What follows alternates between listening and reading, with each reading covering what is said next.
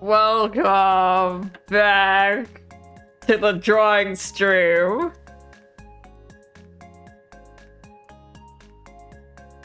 Oh, I guess as a separate video, I should do my intro again. Welcome back to heaven. Welcome back to the stable. Welcome back to me. This is absolutely not the second part of a stream. For those only watching this archive, we just had a 4-hour stream of playing Limbus Company. And this is the second half where we stopped playing Limbus Company and now we're drawing. For things to update you on, I'm currently handcuffed to myself. Both of my wrists are handcuffed. And that's about all the information we have.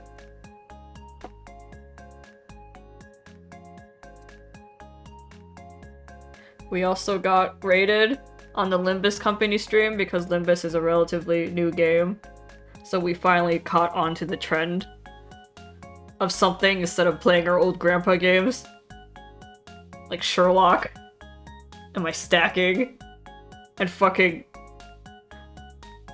my fucking find people game. Hidden object games.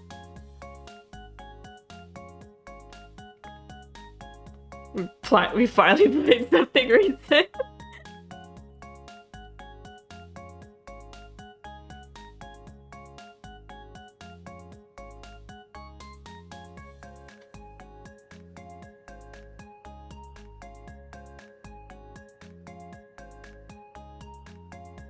We're usually always really in a really super niche area, so we never get rated for anything. The last time we got raided, not including this time, was when I was drawing Aether, and someone dumped their Genshin audience on me. And I was like, oh.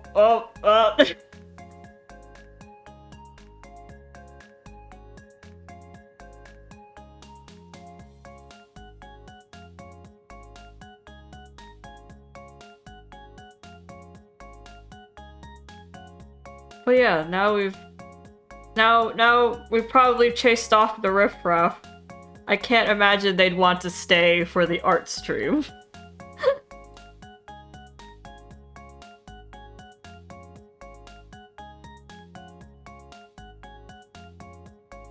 It's weird having new viewers. We're so used to just being the same group of regulars that having new viewers is strange, like we actually have to explain things to them. Thankfully, there's not a lot to explain. We're a very casual niche group. Some of the yokai boys? I don't know, dude. I just draw whatever I want. It's all mood-based.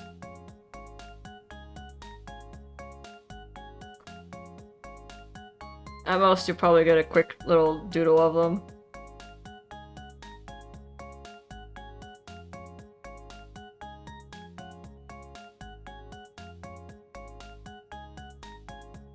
Hold on, my gotcha's on my phone.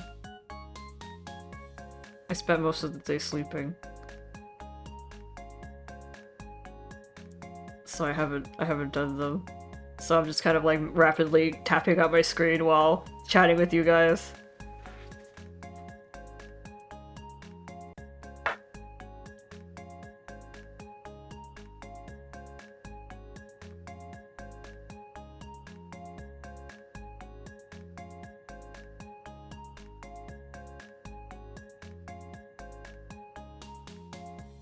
But yeah, I think we're back to the usual crowd.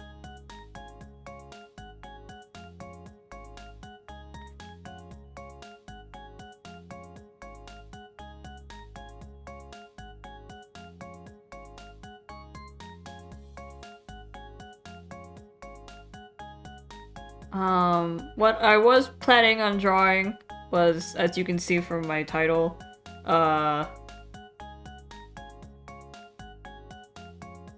I drew...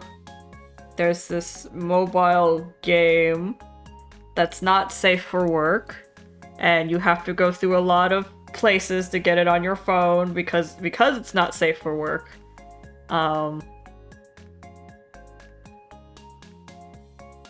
It is it's not a dating sim, but it's one of those sorts. with love interests.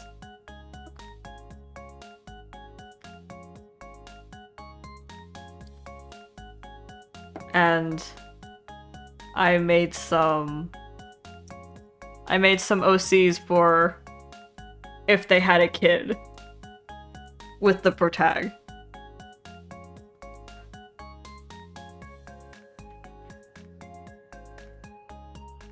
And I have them in my sketchbook, and I thought maybe I'd just doodle them on stream because it's been a while since we had a drawing stream in general.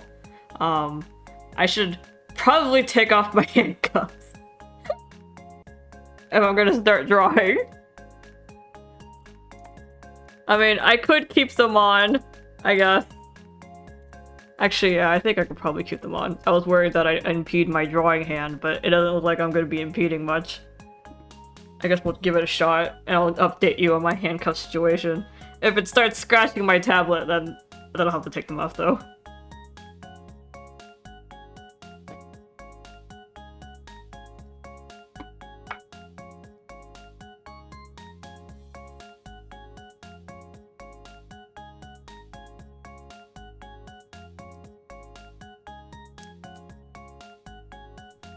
Oh, wait, hold a minute. Wait a minute, the handcuff came on really tight.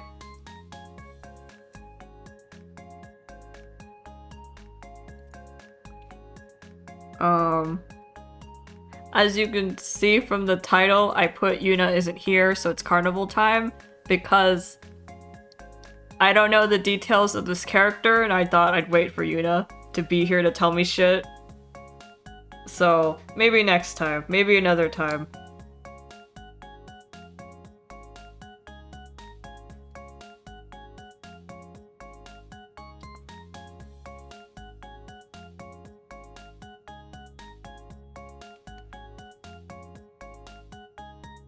So that's why we're doing carnival instead.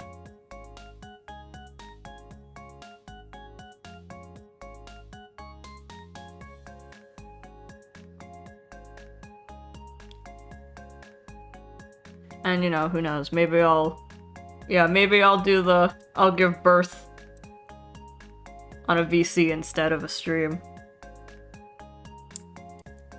And then we can really have a discussion about it.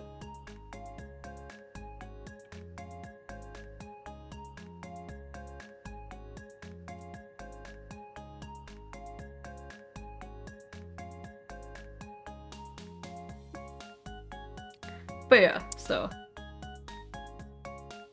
today we're doing Carnival, which is, I remind you again, a not safe for work game. No, I guess I can just say the game. It's called New Carnival. It's not safe for work, but this stream was marked for adults, so it's on you. It's on you. What happens from here isn't my fault anymore.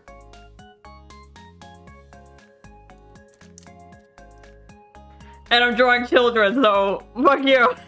It's even less of my problem.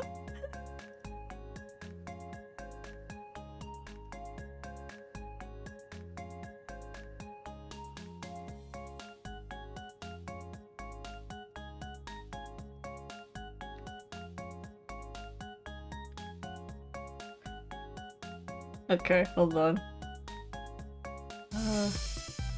Welcome back. It's been a while since I've last had a drawing screen up. I have to edit the chat again, though. You guys have become tiny.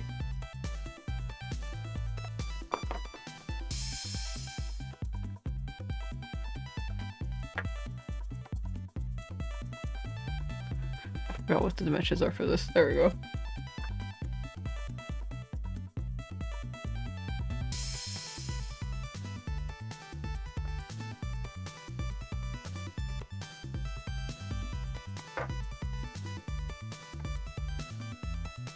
Keep moving my arms around and forgetting that I'm handcuffed.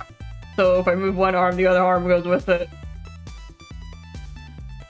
And then on the side, I'm opening up YouTube for music.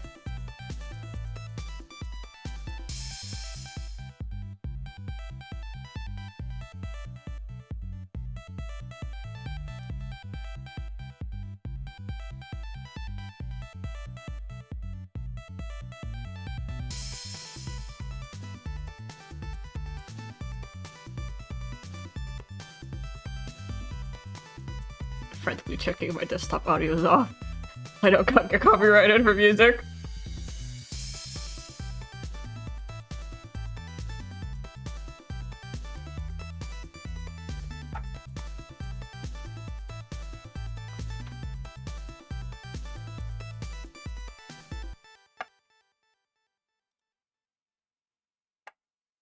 Can I grab boba? Okay, have a safe journey, I guess. Alright, that's 2 BRBs. Just me and you now, Alien.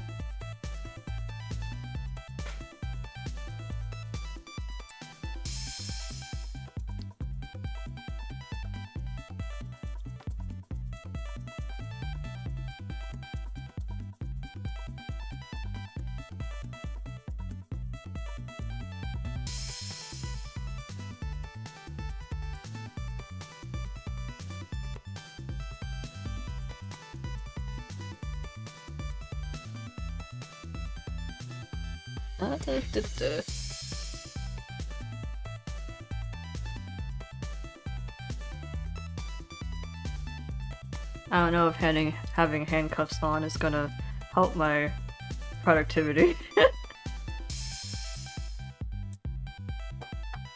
Makes it difficult to type, I'll tell you that much. I've lost my mouse, where'd it go? Hold up, hold up, hold up. Ah, my tablet! Eh.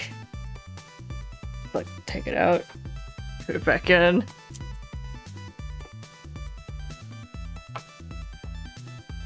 There we go. I think about it, this tablet is old. I didn't think about it because I'm just like, it just does that sometimes. But this tablet's old, I just remembered that. I can't find an exact date on it, but...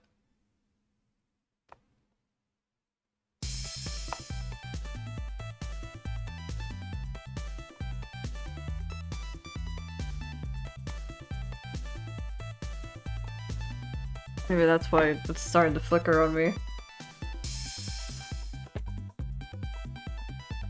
Damn it, do I have to think about getting a new tablet? No, I think my sister has another one that I could rip off of her.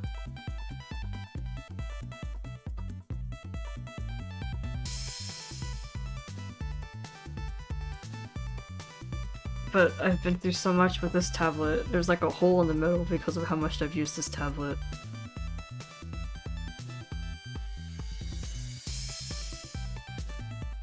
There's not a hole, it's just like really a lot of circular scratch marks right in the center of it.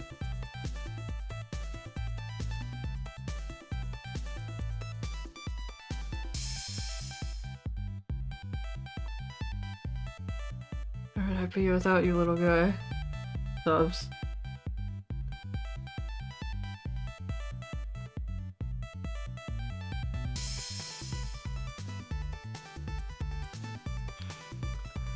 Oh, well, Toshiro wanted yokais.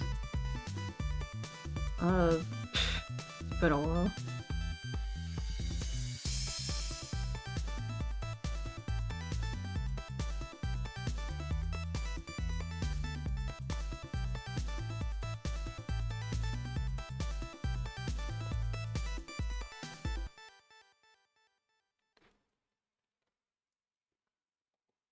You know, recently I saw a picture on Pixiv of Twisted, and you know, it's Ace and Deuce, but for some reason when I saw it, my first reaction was Deuce! And Ace! Like, I just immediately said Deuce, and completely had disregarded Ace, and I was like, whoops.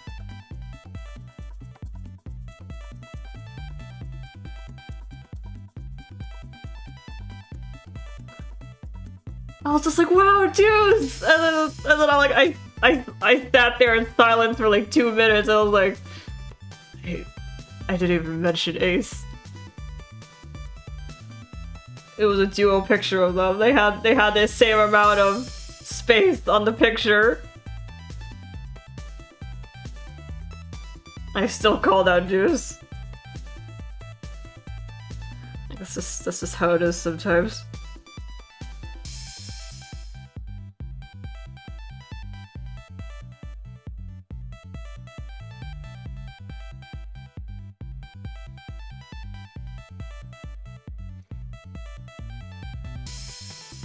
Okay, I might have to take off these handcuffs. But I can't take them off without having drawn at least one thing with them. Welcome back, Moog. I was discussing my discrimination against Ace.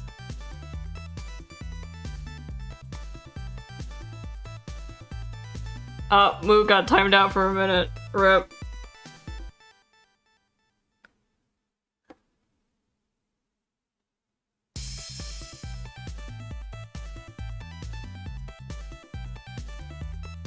Anyways, nice weather.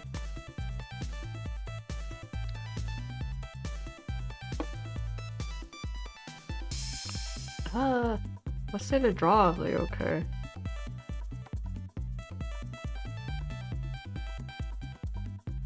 Let's say, what are we drawing?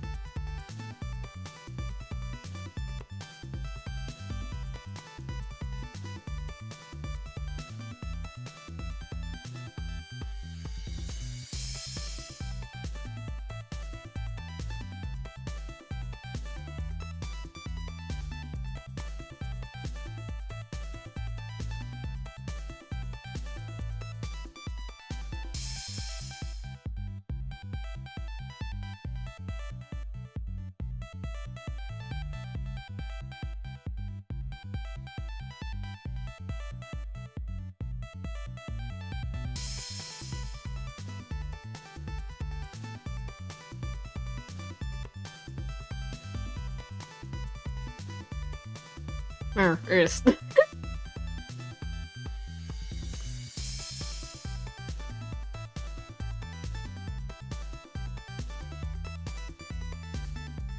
Drawn with handcuffs on, as promised.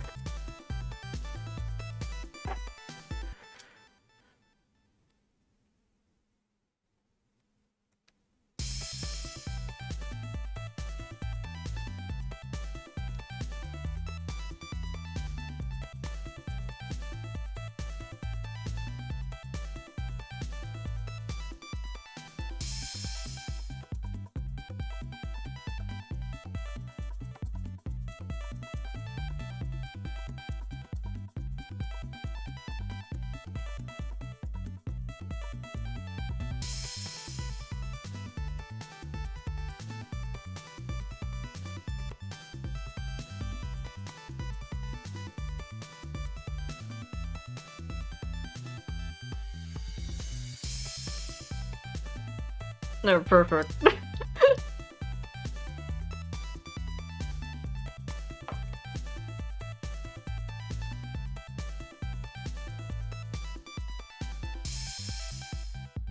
Okay, now I'll take off the handcuffs.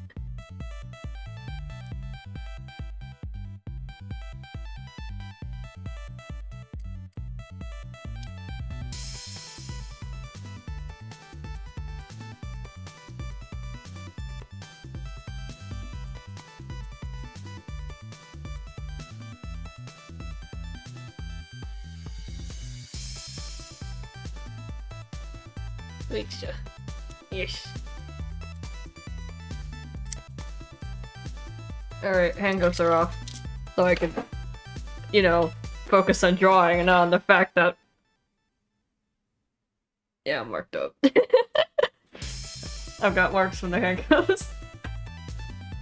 Because if I tend to zone out when drawing, so if I left that, I would have gotten a lot more marks than my eyes, I'll tell you what.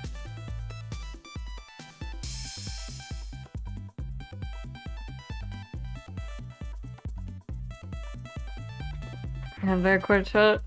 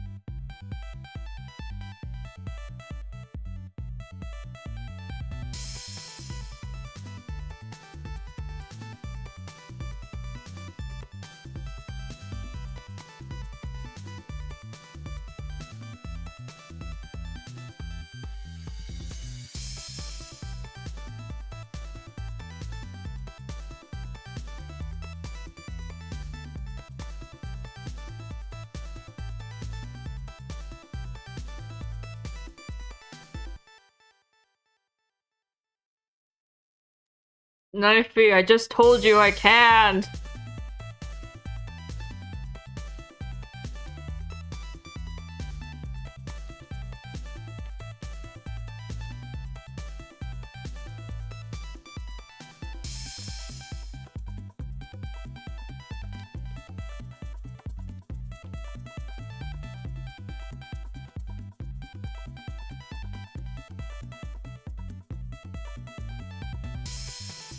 I'm sure Jay draws that enough for everyone.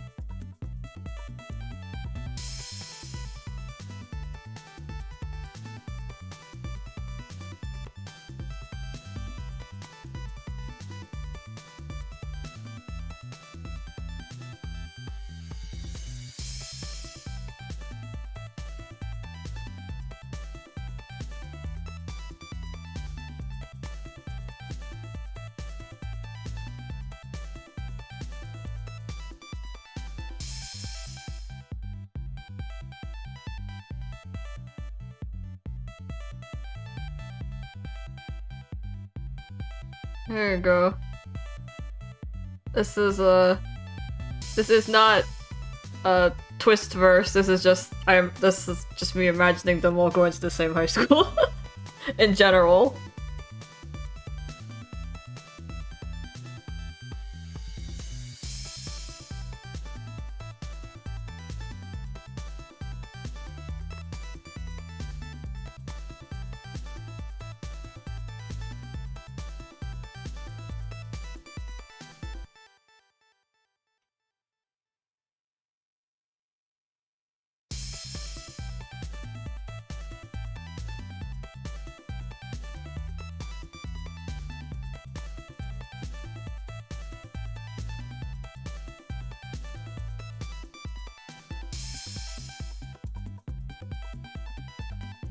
I guess it's like them going to school together.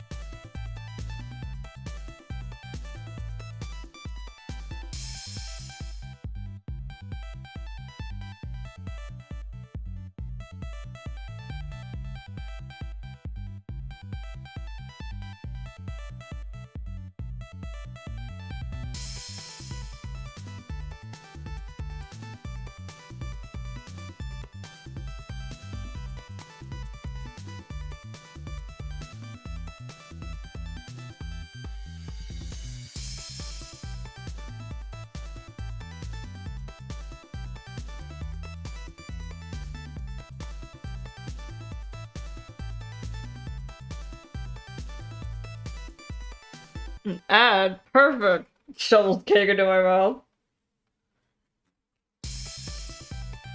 How? Mm. Mm.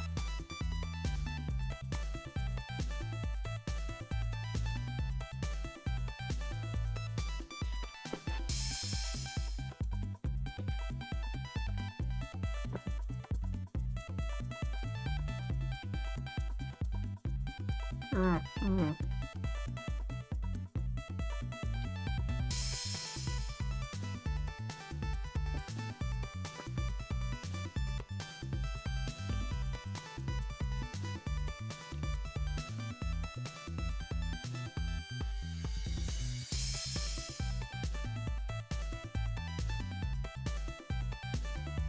Alright, welcome. The name of the game is...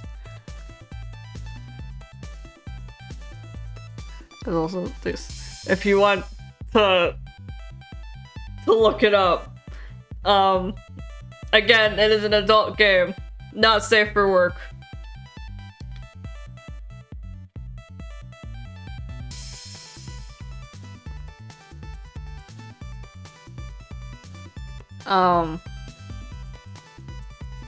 Probably not Google Images. I would say they're either their wiki page, Wikia page, I guess, or their official site.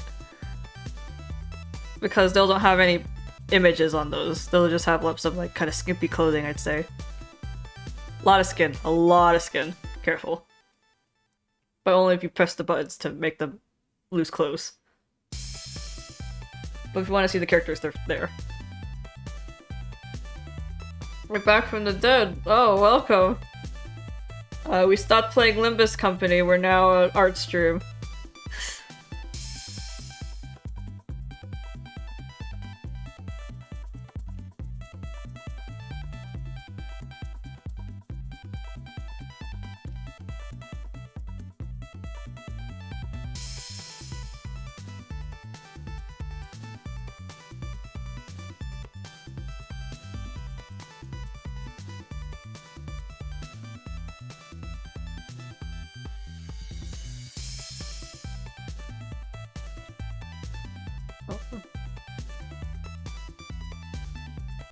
Where the heck's my... Ugh.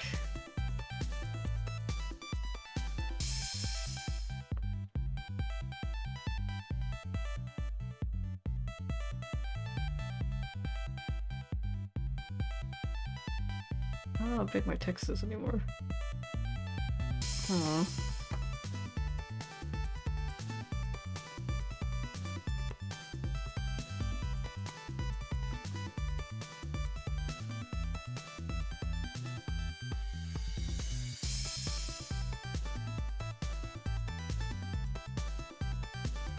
I don't know, did I? Maybe we should go look at the reacts on it. Well, so what happened to the stream? We decided to separate the stream. So there's one half for the Limbus Company stream, and this stream for the art stream. So we can have them in two separate videos when the archive goes up. So if people just came for Limbus, they can just watch the Limbus stream. If you just came from art, you can watch the stream.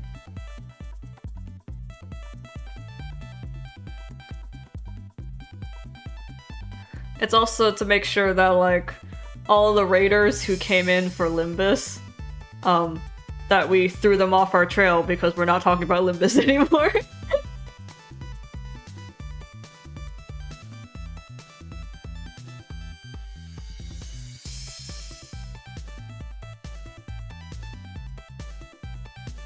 We shook them off. I went on the run.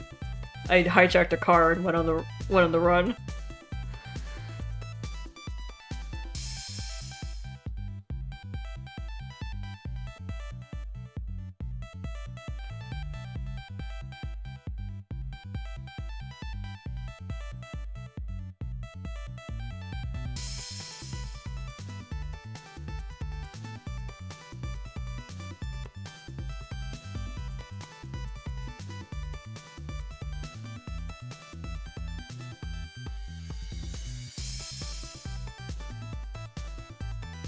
I am very cool.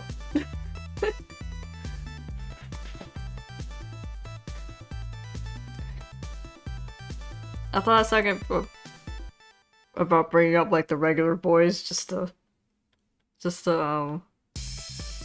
you can see what they look like before I make a child out of them, but it's okay. The children are practically carbon copies of them anyways, because who needs creativity when you're just making love child OCs?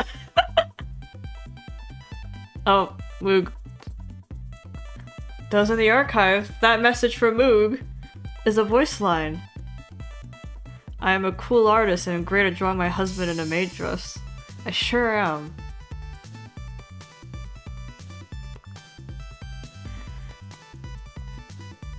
Okay. My microphone's kind of in the way. I like children OCs that look a lot like their parent because it's just like, wow, what easy organization.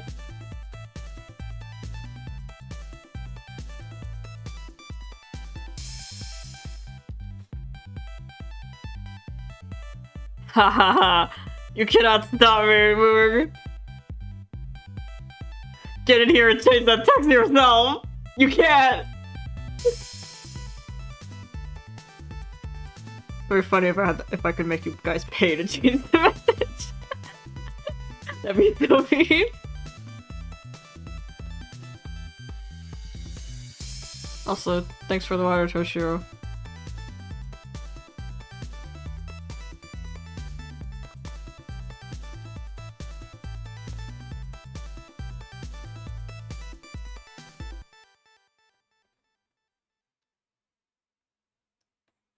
Oh shit. You're... I'll go drink. Oh, butter's up. Goomer? Okay, I'll drink, hold on. I drink. Wait, what the heck's playing right now? Some song just started playing and I don't know what it is. Oh, now I know what it is, never mind. I just took one look at the MV and I was like, oh.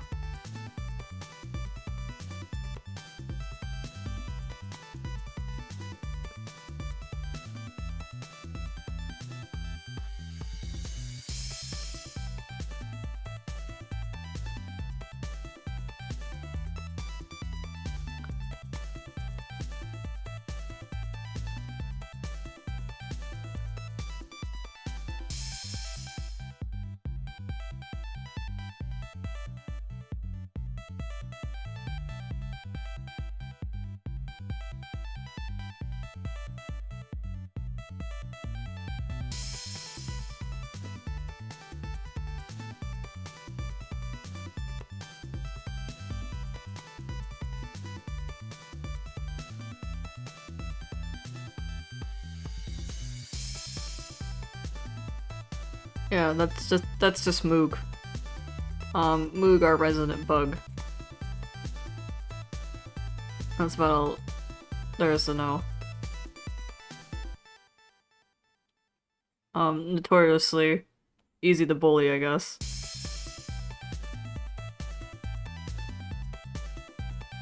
You often find Moog on like the opposite end of a lot of jokes. Butt end of a lot of jokes.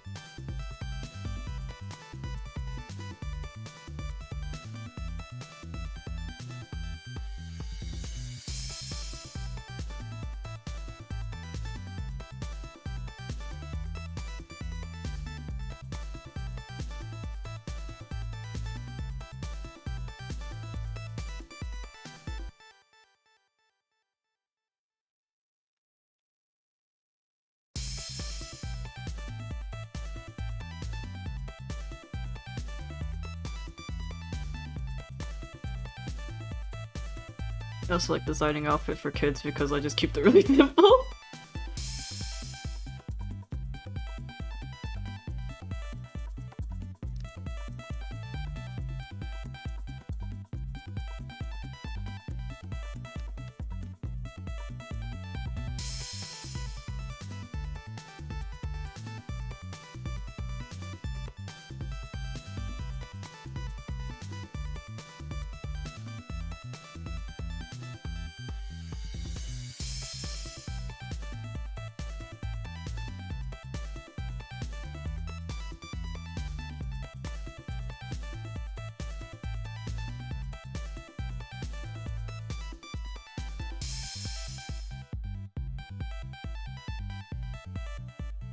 You can assume it with a Goomba, because you're a weak thing to stop.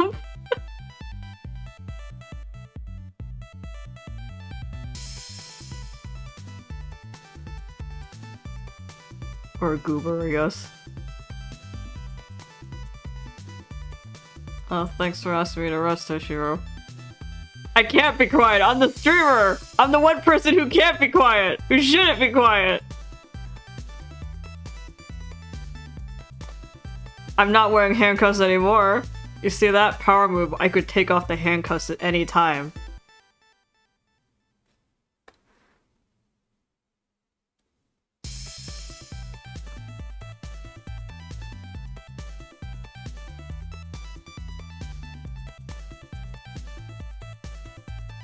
So good, Houdini! Well, look! Maybe Houdini! Maybe I'm magic miking up your ass right now! Shut the fuck up!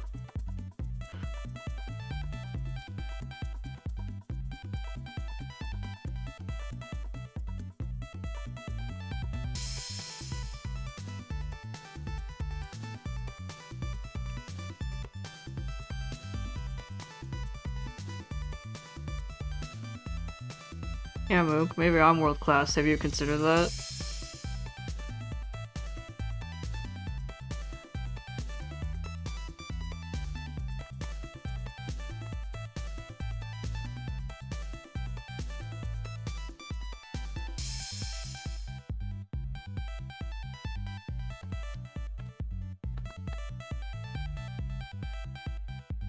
Anyways, this game recently hit its first anniversary, and no, I did not get the anniversary card, and I'm still crying about it.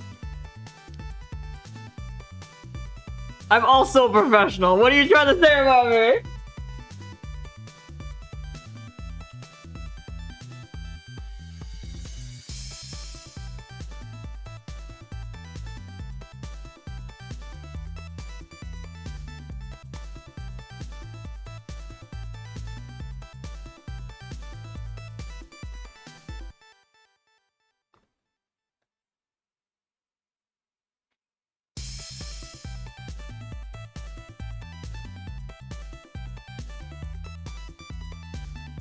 Yeah, isn't it really good?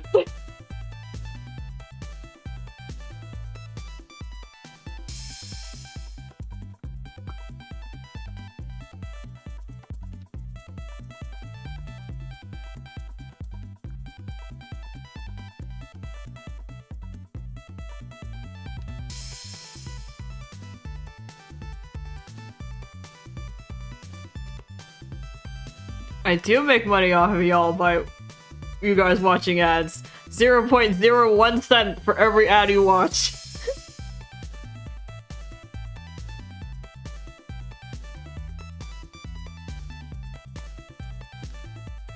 Which is not a funny, that is the truth.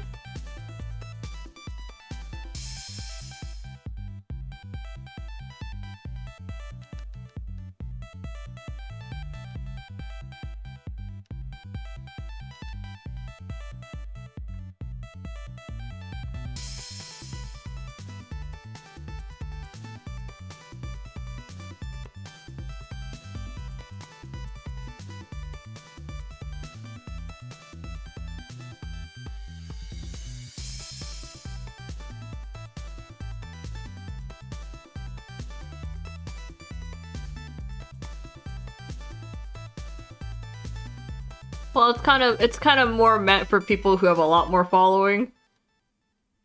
Or a lot more viewers. except we have so few viewers that, like, of course I don't get a lot from it. Cause it's 0.01 cent for every single viewer.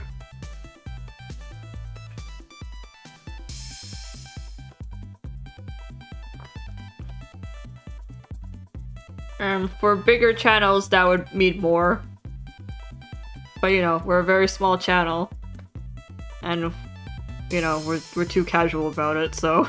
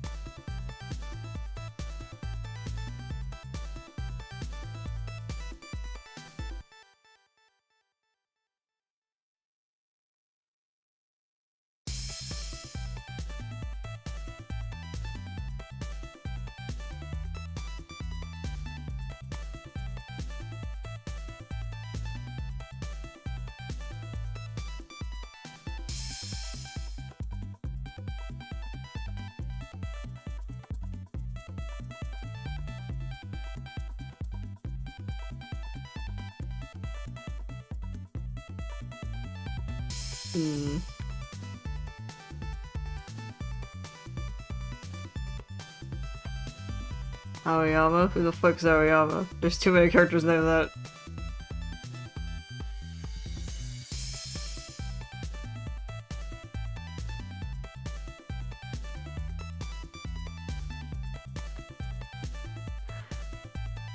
Is that My Hero Academia?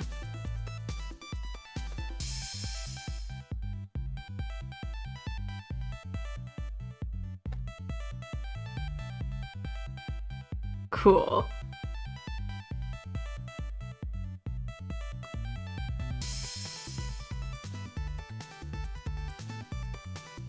I did not watch it.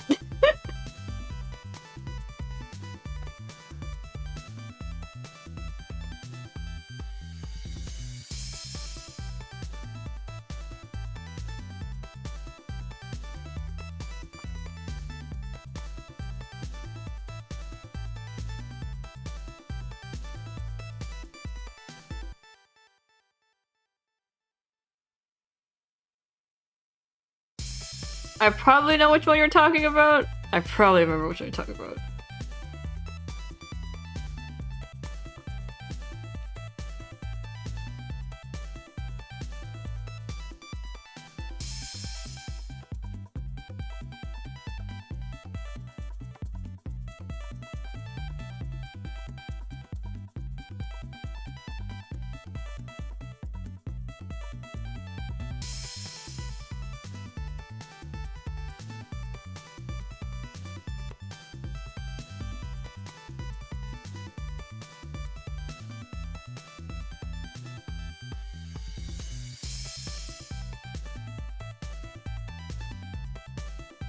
It sure would. You made a good choice there.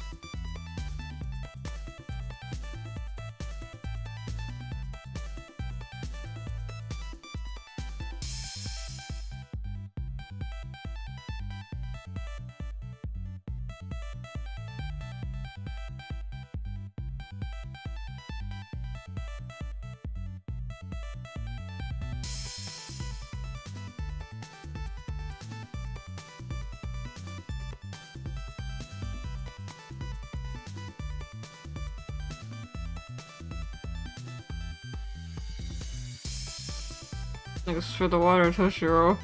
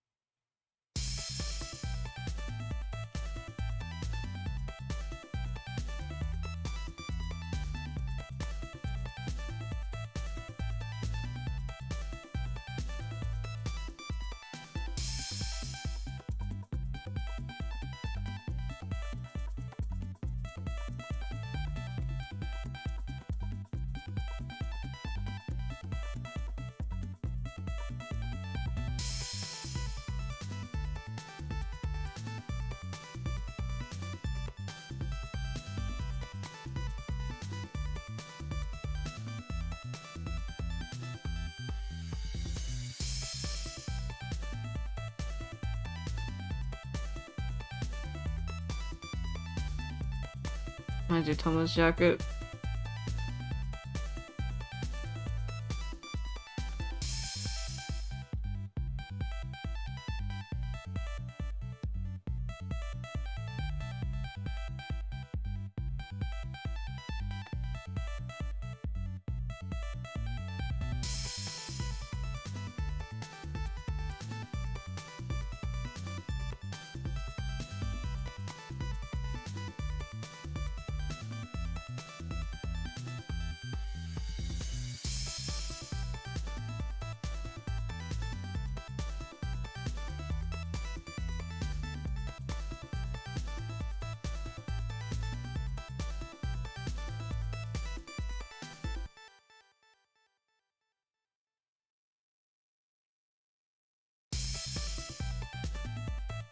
It's probably obvious by now, but out of the characters, this is Yakumo's kid.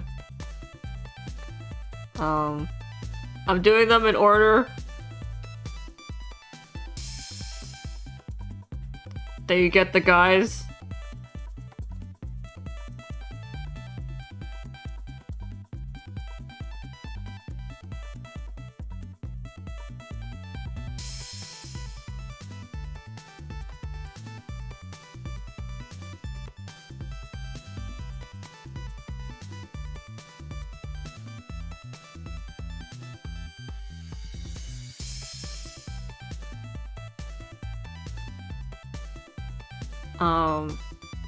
Yakumo's the snake man, so...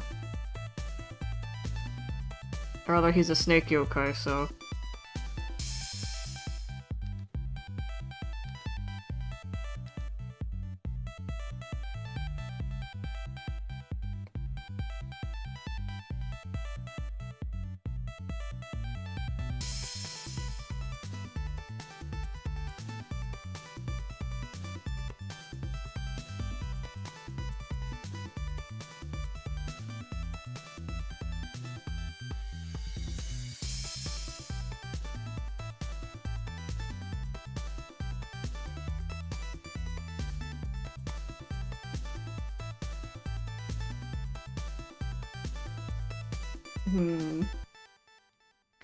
Although I should change his hair a little bit.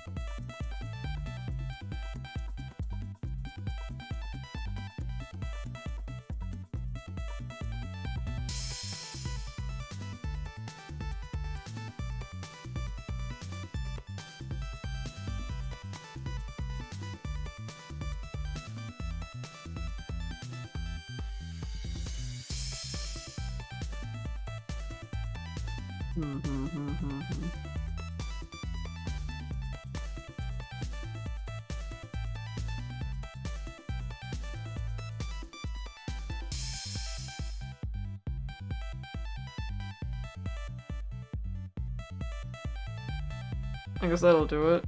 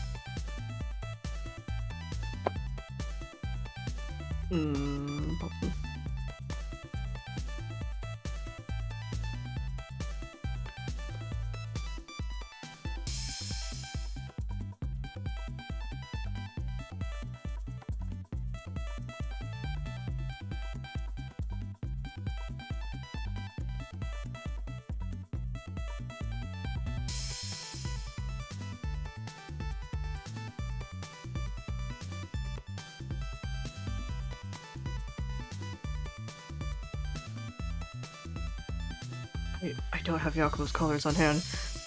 A hard guess.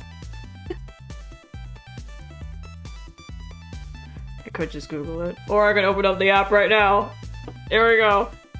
I have Yakumo set as my main screen guy anyways.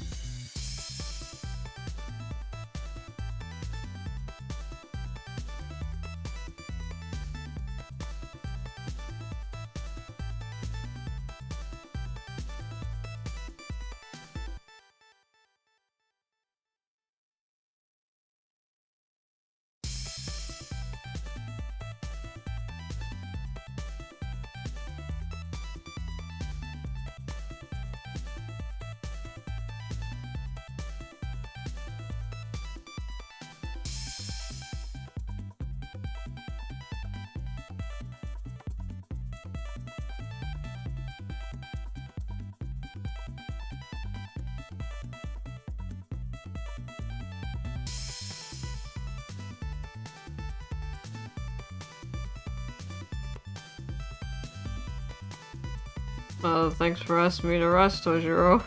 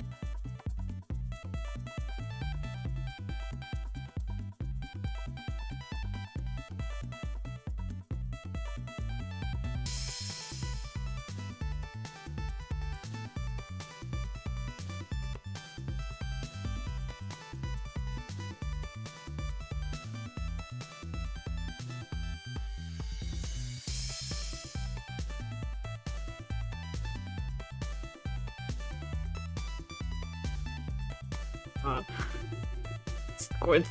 I'm trying to get Yakumo's hair skin color just by looking at him. Ah!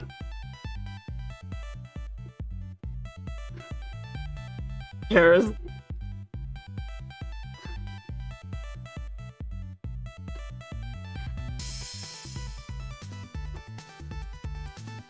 Close enough.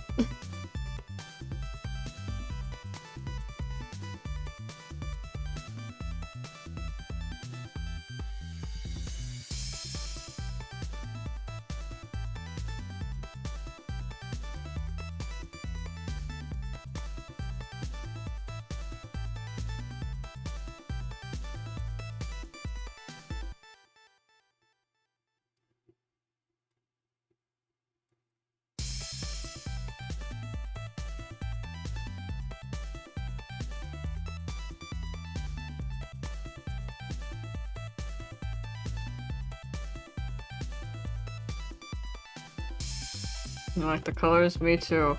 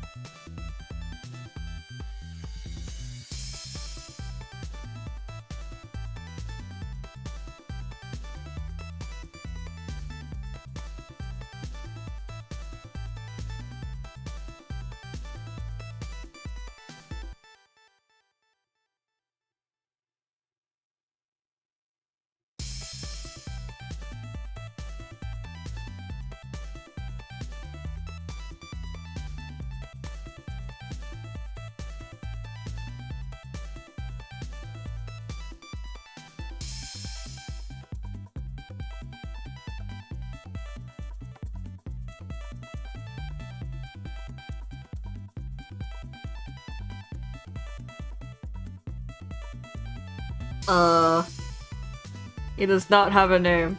I am awful at naming child characters. Or rather, I actually never name child characters.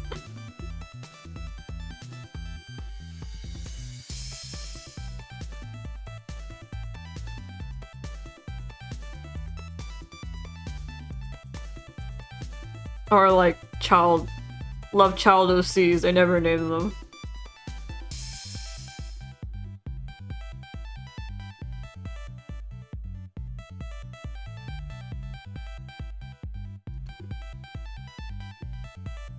I usually just give them code names and call it a day.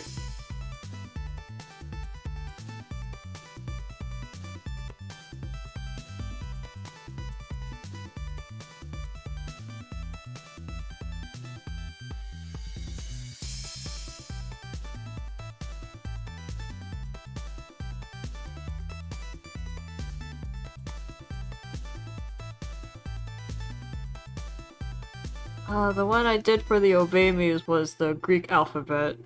I guess this one... maybe gems? Probably gems.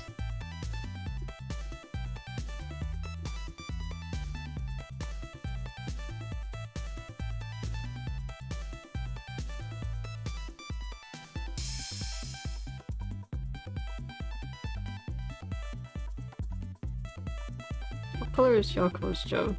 He's red themed, but his gem itself is black. This is a boy, by the way. This is the eldest son.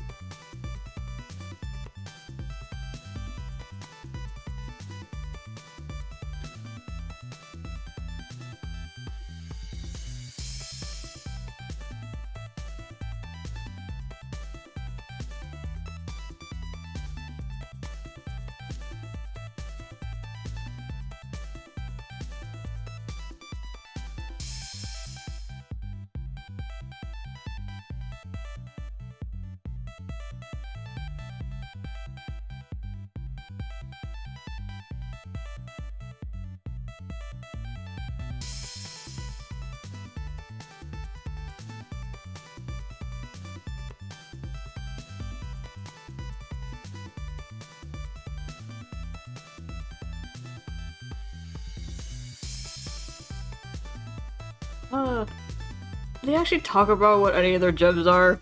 Because all of these guys have a gem on them, but I don't know they're actually like gems.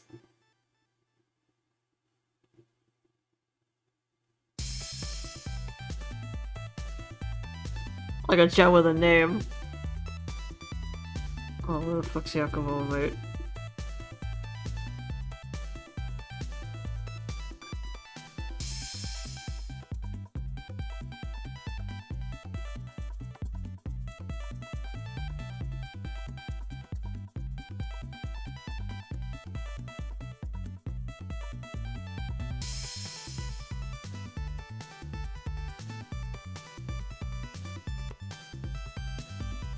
Bye, Toshiro. Thanks for coming to the stream. If that's okay. Like I was gonna hold you hostage here.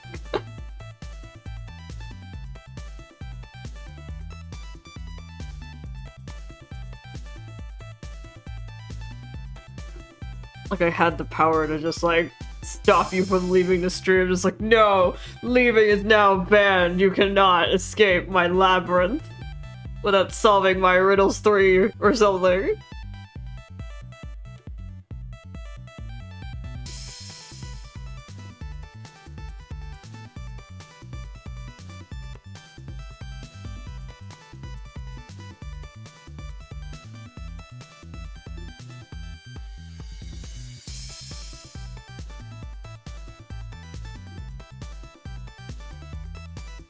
Can you imagine you try to leave the stream and it just stops you? And it's like, no, you have to answer the riddles first.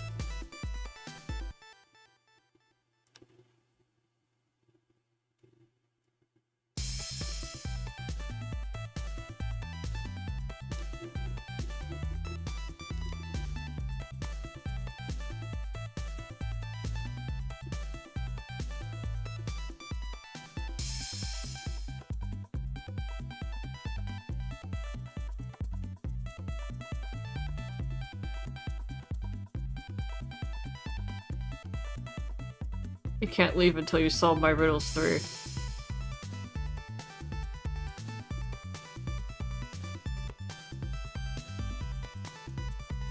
I'm also not smart enough to answer riddles. It's just that you have to hear a lot of them, and then you start picking up the patterns, and you're like, oh, it's another one of these, isn't it? It's like playing Layton, and you're like, oh, it's another one of fucking this, isn't it? When the plot twist comes.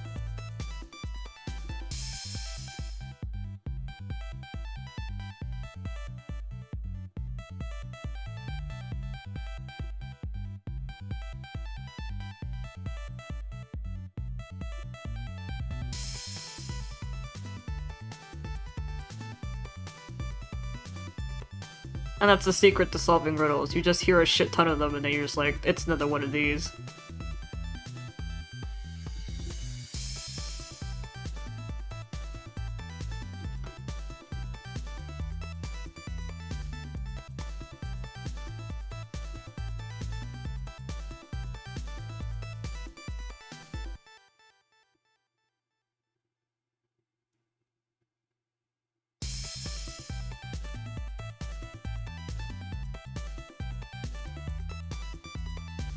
He's heard everything. Can't wait for our latest fake London.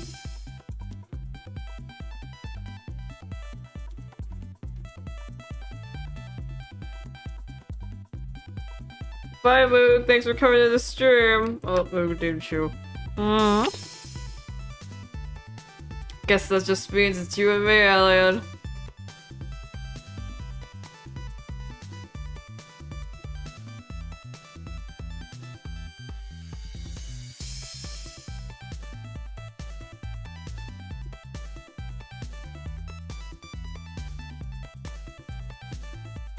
Just as foretold. It's just me and you again. The prophecy, the legend.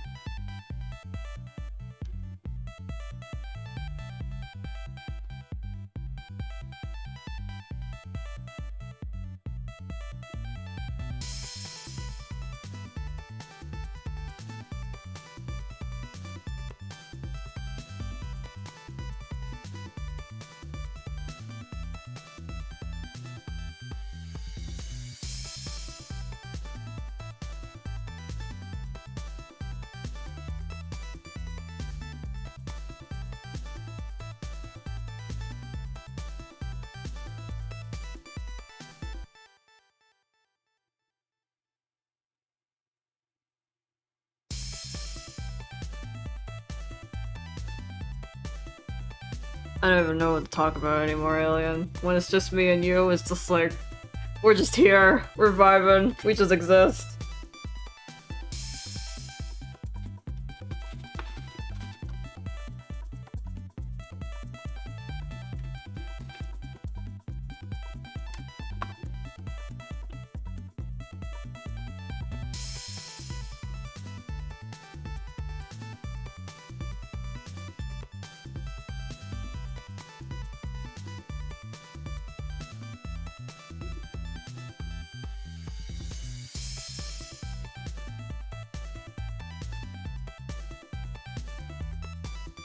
Your brain is off. My brain is also off.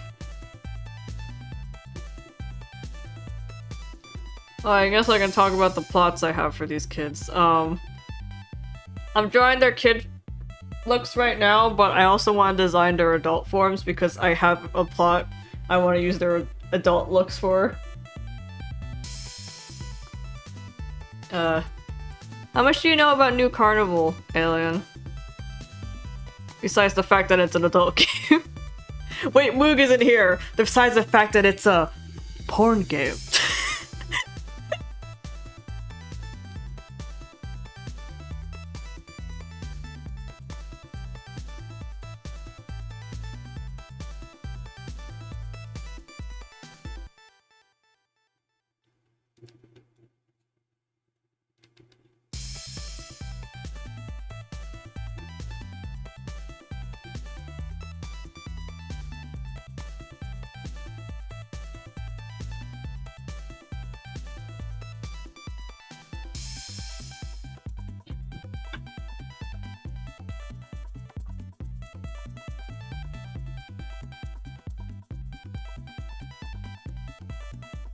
hot stuff. Yeah, that's about it.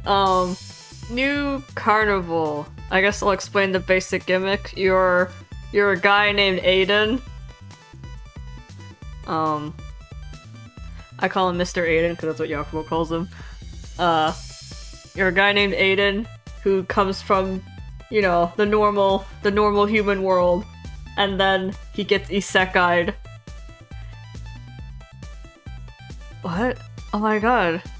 Moog, you're back.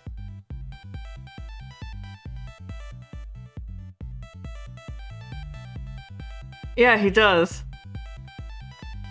I now refund the kiss. I'm taking it back.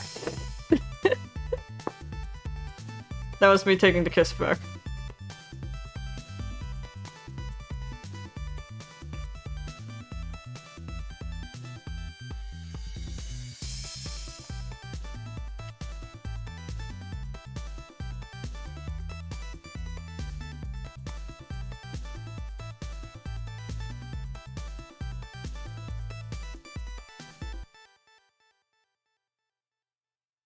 Anyways, we're discussing, or rather, I'm explaining to Alien the plot of New Carnival. So I can explain Alien the plot I made for the children.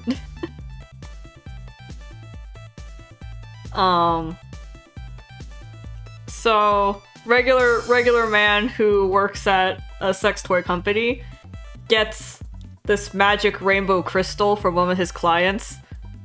Because the client's like, can you put this gemstone on my toy? And he's like, what the fuck? But okay. So he touches it, and then it isekais him to fantasy world.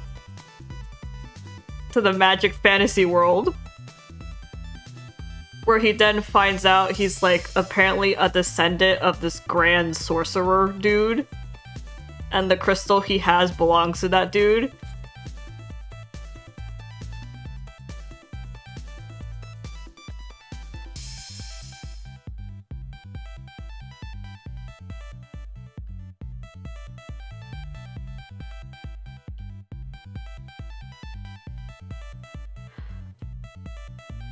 So the reason why all the guys are kind of all over him is because of his special magic inside his body, that he got from being the descendant from Mr. Grand Sorcerer Man, who apparently was kind of an asshole, but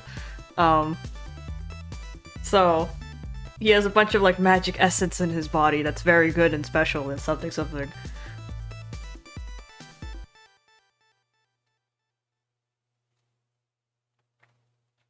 And that's why the guys have to do stuff with him. But anyways.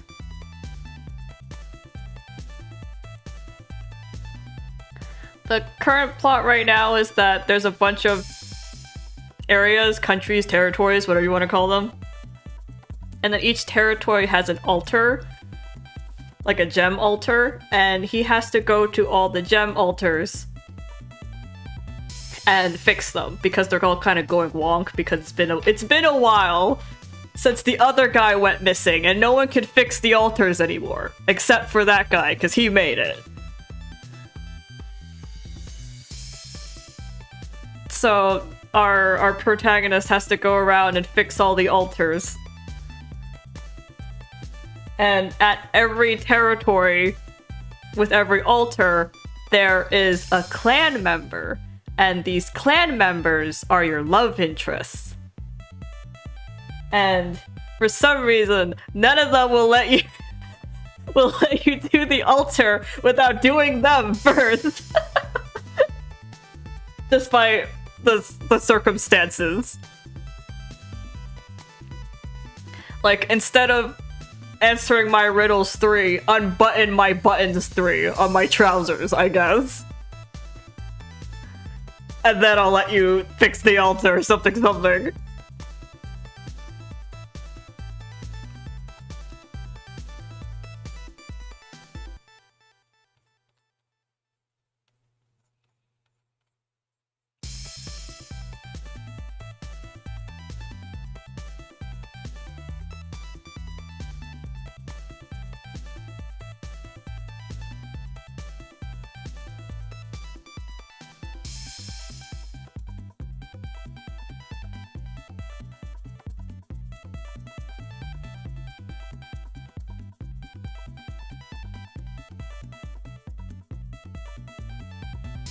I know how you feel, but it's the porn game. You just have to leave it be.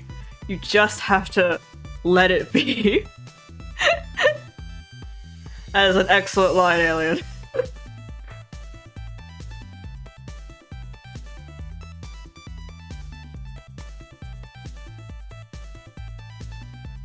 Anyways, so these clan members, you can tell when they're a clan member because all of them have been born with a gem on them.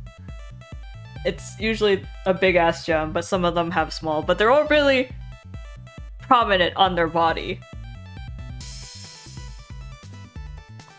So you can tell when they're a clan member because they've been born with a gem on their body, and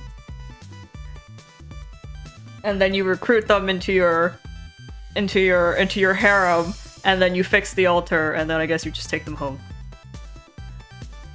Open sesame. How about you open me up? Or, depending on the guy, I guess he opens you.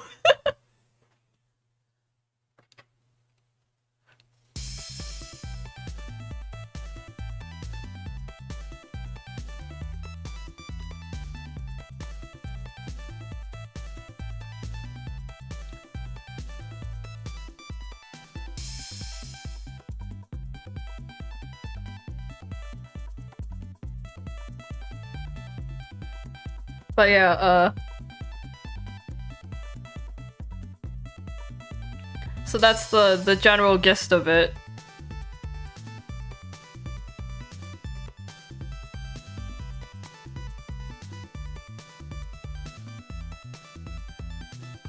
And then all of these guys are really varied. Like, some of these guys have been there, like they've been around since the first guy, since the Grand Sorcerer guy, since your ancestor. And then some of the guys have never met the dude. Like, they were born relatively recently and they're like, I've never met the man, I was just born with a gem on my body. And there's some guys like, I remember when the last guy was here. You are nothing like the last guy. And they tell you often. Looks at Kuya.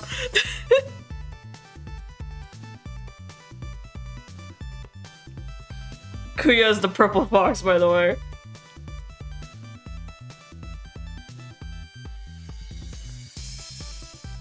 Like, some guys remember the old guy, not the old guy, the Grand Sorcerer guy, your ancestor, who they served. And they're like, you are nothing like him, because that guy actually knew how to use magic. You just have a lot of magic in your body, but you can't use it for shit. You're just some dude.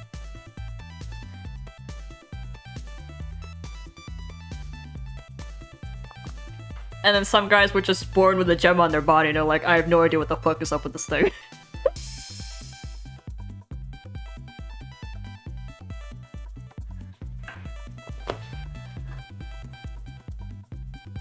I have no idea what the fuck is up with the thing, but it's making me miserable.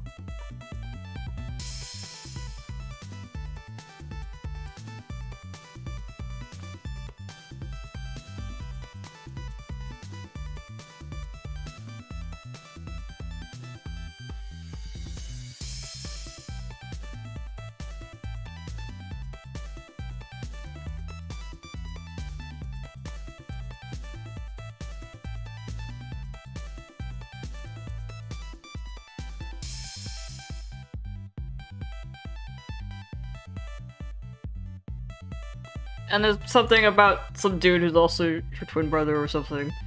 Supposedly self-proclaimed.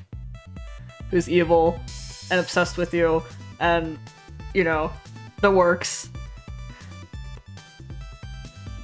But I don't know much about that guy because there isn't much to know about that guy. He only appeared kind of recently. And that's about it for story. Yeah, you have a self-proclaimed twin brother. Who's evil and obsessed with you.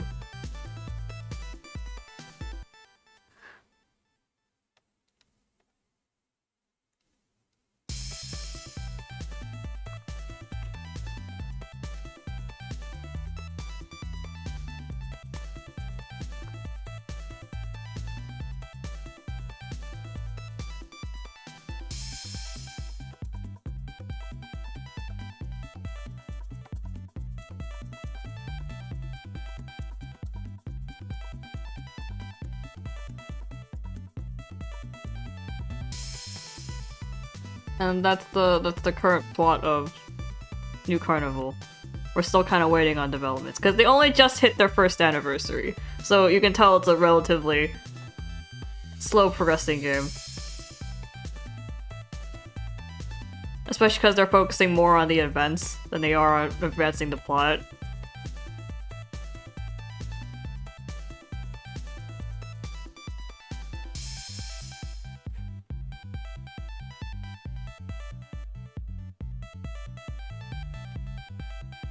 I know there's a ferret in the game. There is a ferret in the game. It is not named Pomo. It is named Topper. But guess who calls it Pomo anyways? Me, bitch! This dumb bitch!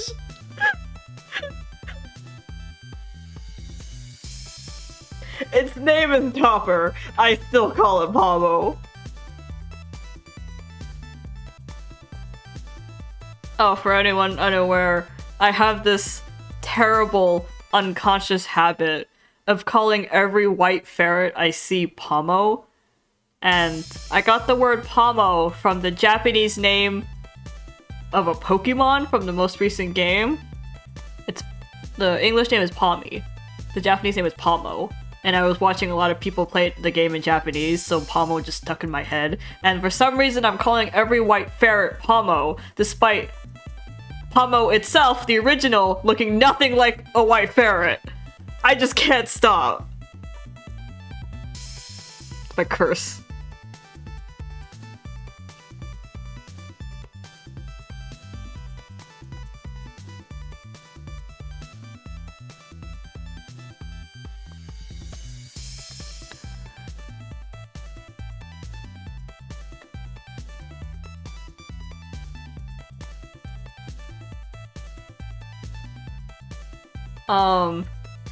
As for how many guys there are, there's 1, 2, 3, 4, 5, 6, 7, 8. There are 8 of the main love interest, and there's 2 other guys who are also there. You can sort of count them as love interests, but it's more... Most of the fandom likes pairing them together instead.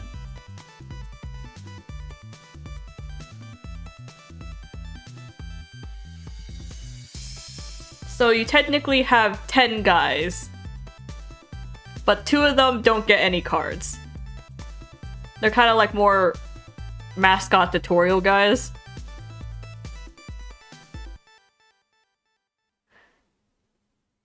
Because they can change into like little mascot animal forms.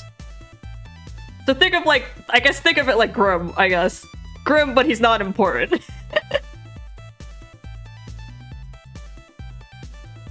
Grim doesn't get any cards, but he's still there.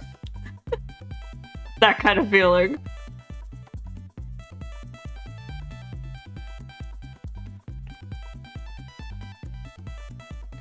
So I didn't design any kids for them because they didn't seem like the type to want kids. So there's 10 guys. There's 10 guys total. 2 of them don't really do anything because you don't get any more cards of them. So just there's 10 guys.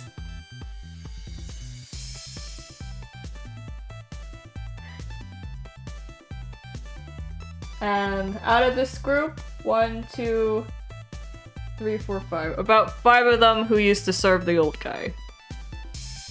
Or used to know the old guy.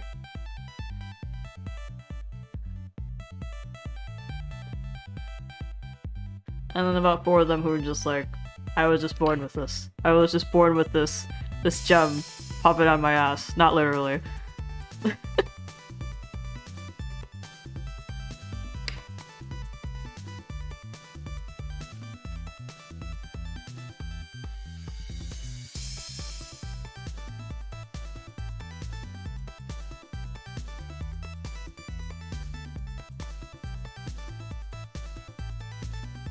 Well, it is good that Grim has gotten cards recently. What else are they gonna do for the anniversaries?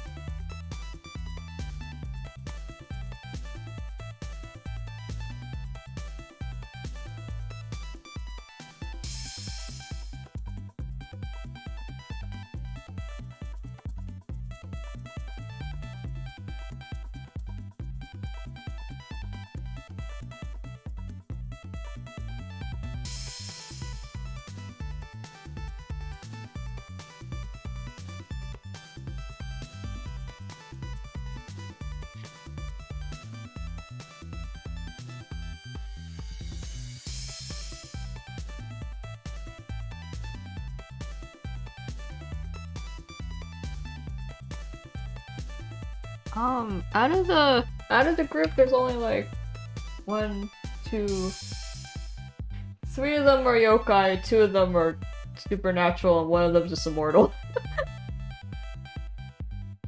Out of this lineup, there's only like three humans. Oh, one is a robot.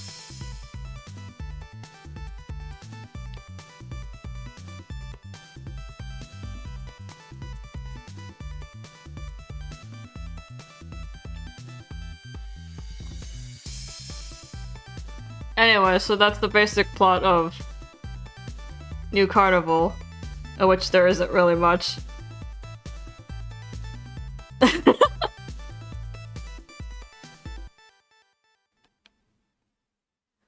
Yeah, there's a murder robot.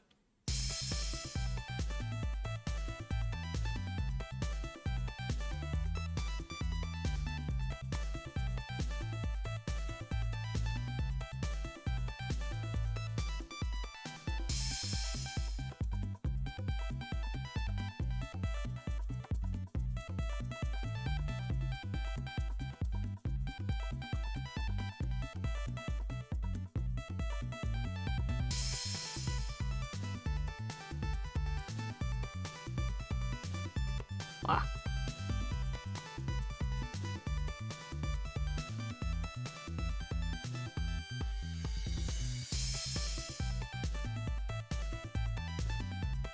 You like Snake Eyes' design? I love Yakumo. Out of all of them, besides your twin brother who's just freaky like that, out of all of them, Yakumo has the most vibes. I love him. He's also the first guy you get, so vibes. Especially because he gets like... He's not handling it well that you're getting this many other guys.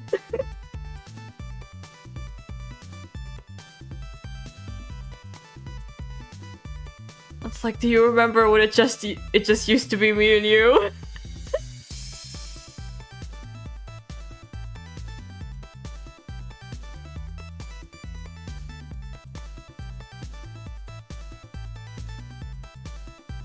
He's also the resident cook of the group.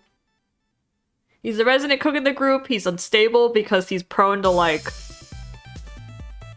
having like not violent outbursts, but like his energy gets out of control, and he kind of like gets kind of upset, angry when something happens. Typically when you're in danger.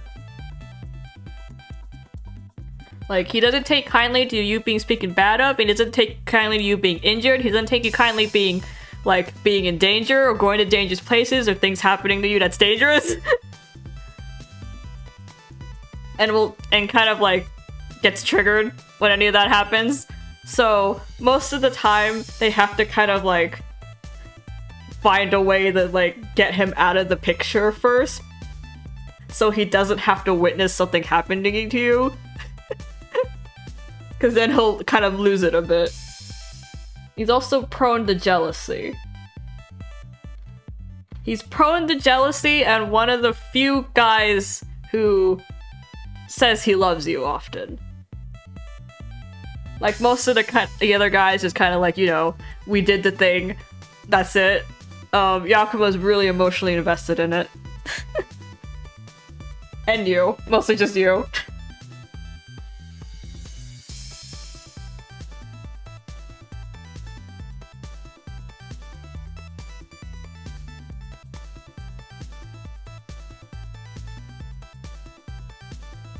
He's like the, I guess the type of him, he's like the cute inexperienced one.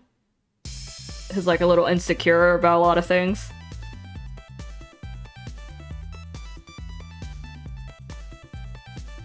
So it's like, it's easy to dominate him, but he also has the ability to kind of overpower you when he gets really emotional.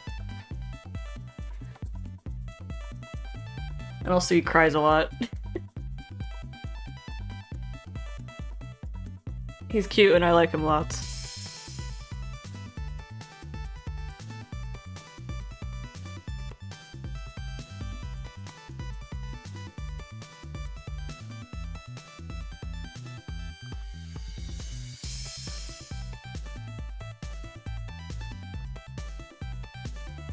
So he's the most vibes out of the group.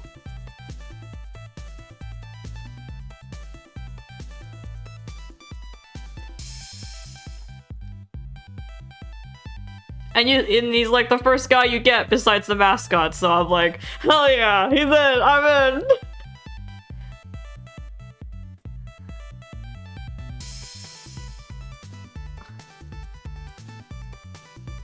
No, Teddy, I think Teddy likes bottoms more. Yakumo's a top.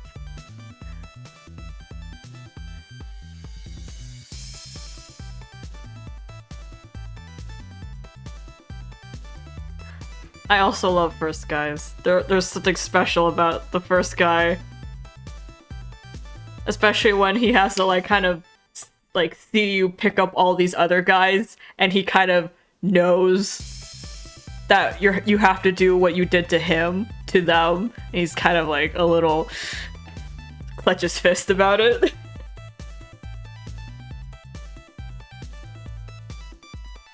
Like, he only has you, but you have so many other people kind of thing.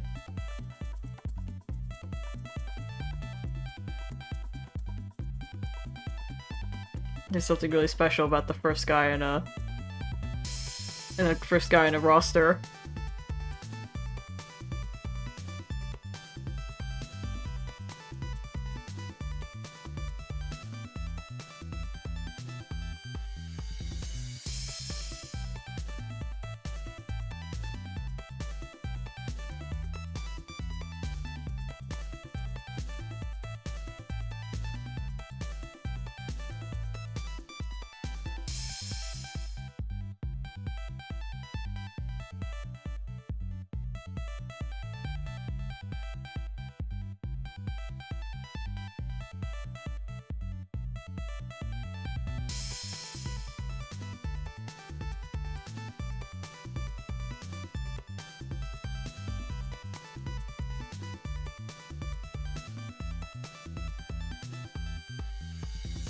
I put a lot more detail into this one because I was zoning out.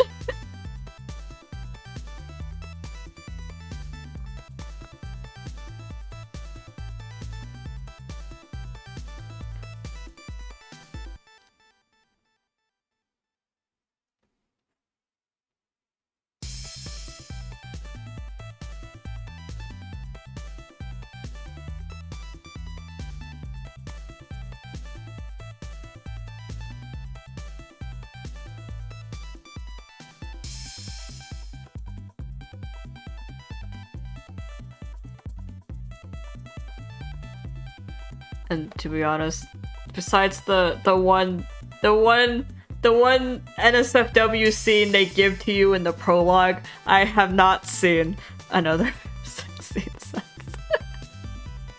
I mean, I could have. They unlock with your cards as you upgrade the intimacy on them, but I just did it because I was like, nah, I don't really feel like watching them right now, so I just don't. Got a porn game, I'm not even here for the porn.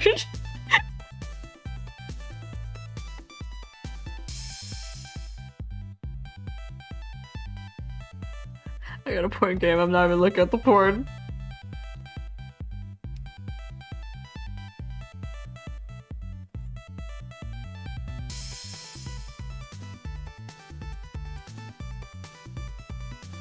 They also have a censor feature in the options.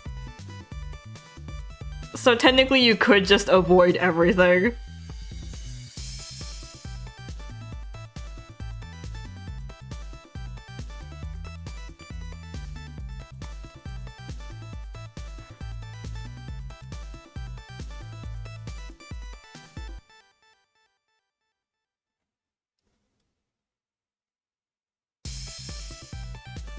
They are nice. Because most gachas kind of focus on skimpy outfits for the ladies. I was like, whoa, it's my first time seeing someone go all out in skimpy outfit, guys.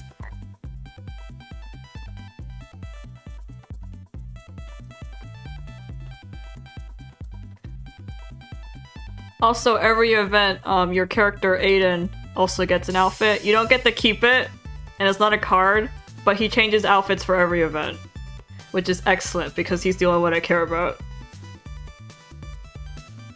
So I get to see him in a new outfit every event, which is excellent.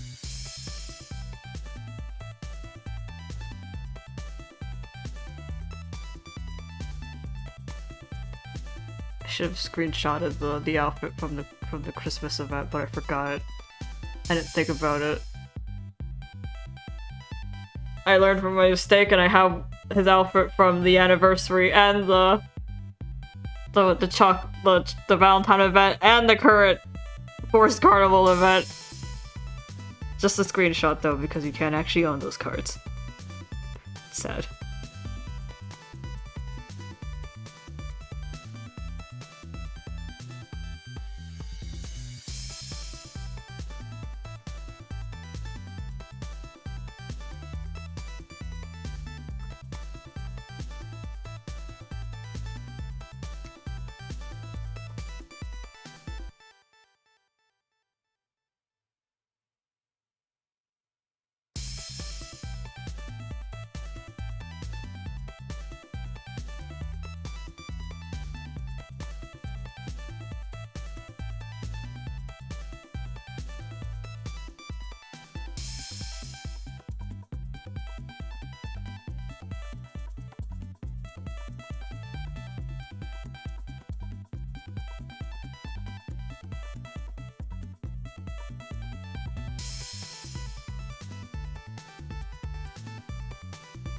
Also, yeah, my favorite character is indeed the main character. He has an astoundingly cute smile. Or I'm just really into his smile.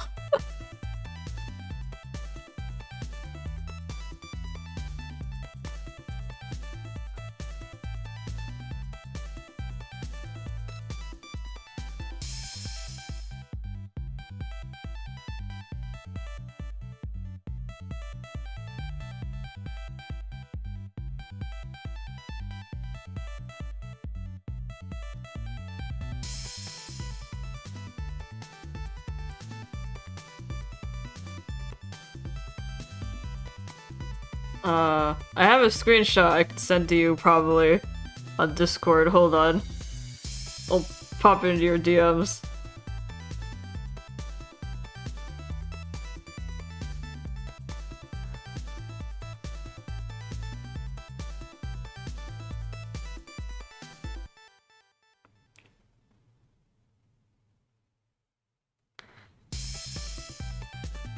There you go.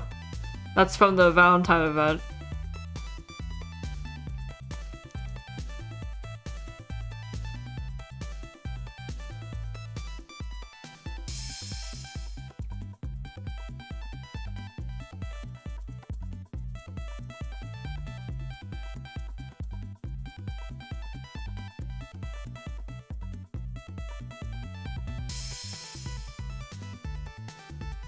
Every time he smiles, I kind of squeal. Oh yeah, I'll send it to you too, Mook. It's he's not naked. So it is safe.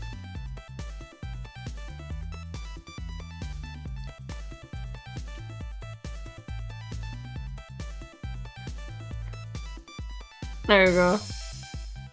That's from the Valentine event. When he gives the guys Valentine chocolates.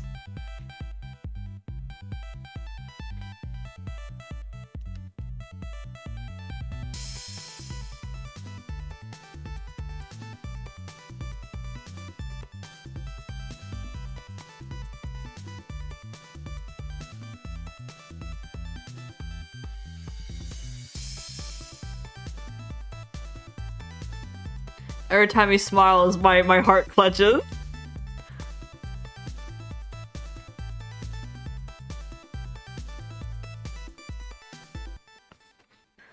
I wanted his card so fucking damn bad when the event's anniversary rolled over, but I just didn't get him.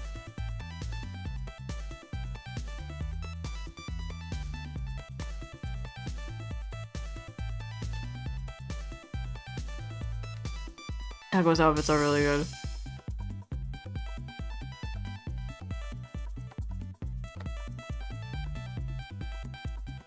And I'm so terrified that, like, he's gonna get, like, Mr. Aiden is gonna get another outfit eventually, and I'm just not gonna have the gems for it. So now I refuse to pull unless I refuse to pull. I refuse.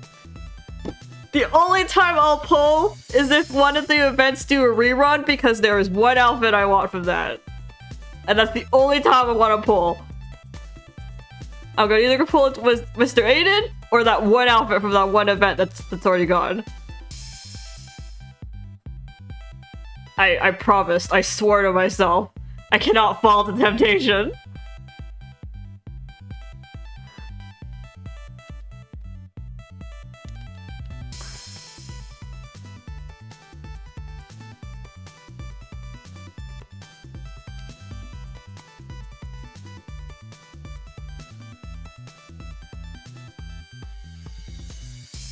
And Mr. Aiden's usually smiling anyway, so I think he's real cute.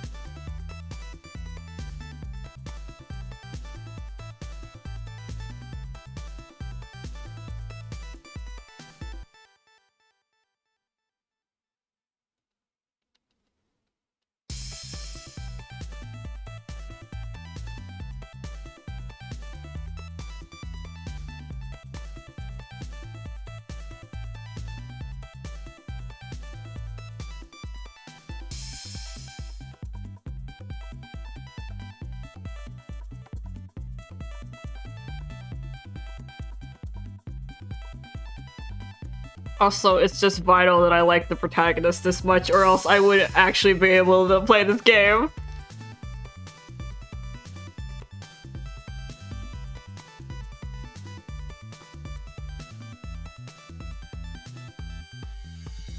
I want his card so damn bad.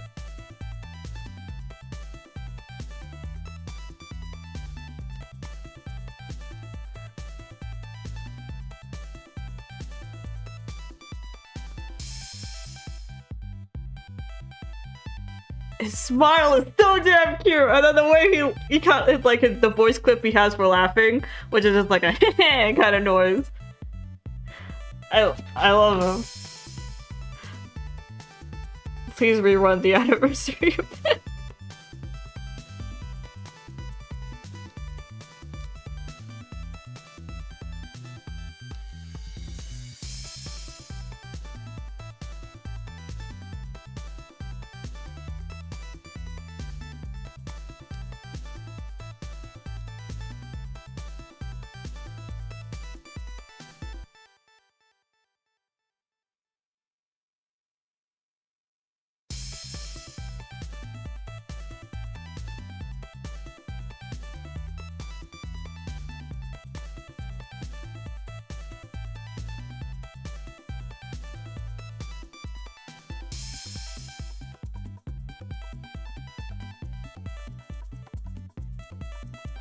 He's also an orphan.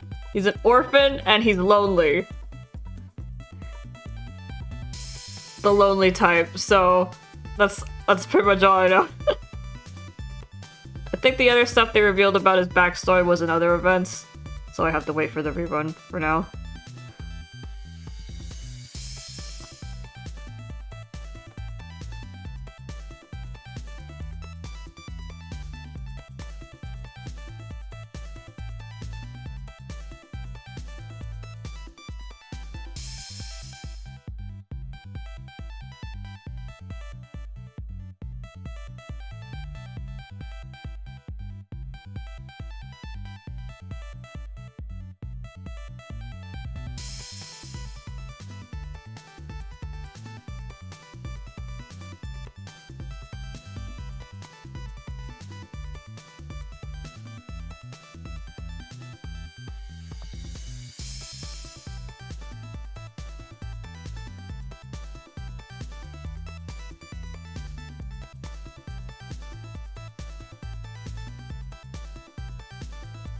Whose kid is this? This is Edmund's kid. That's the blue-haired guy.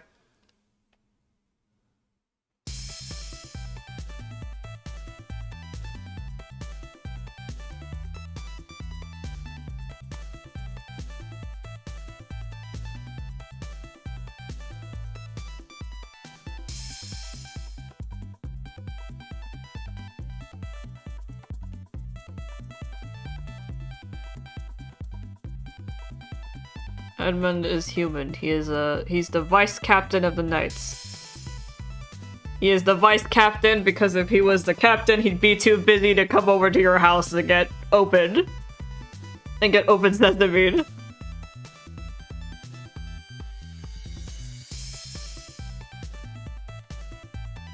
That's just my theory. I don't know if that's actually the reason why.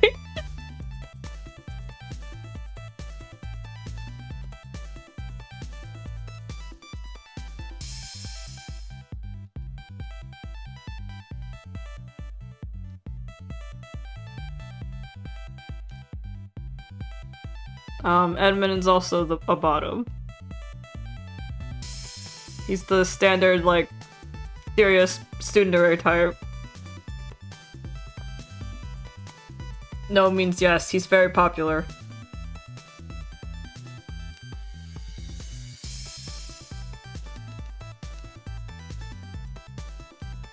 Like, as far as bottoms go, I think he's the most popular one.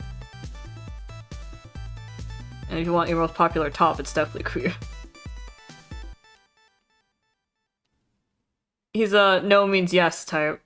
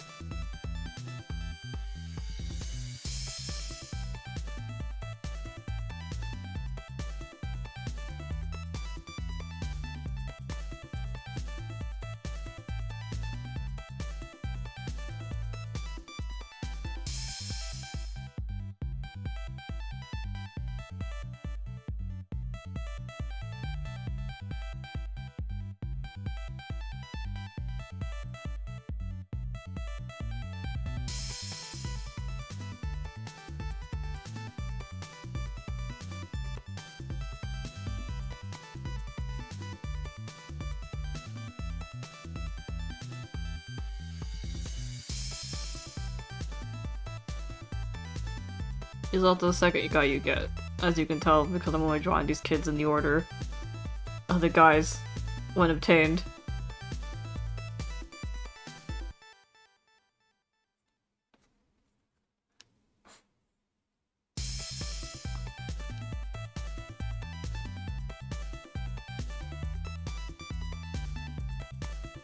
Because if I put them in any other order, I confuse myself. I'm like, wait, who was the next after this kid? Like, if I actually had to, like, decide them out of order, I would not remember what kid was what. So for my sanity's sake.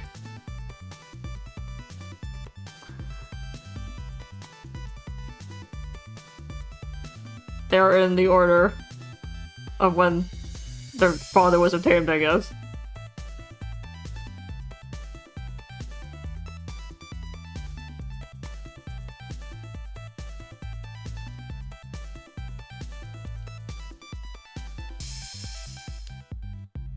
I don't know if that robot can have a child, but if he can do the do and finish, I am assuming he can. I'm assuming he's got something there. Unless it's fake. I don't know. I don't know anything.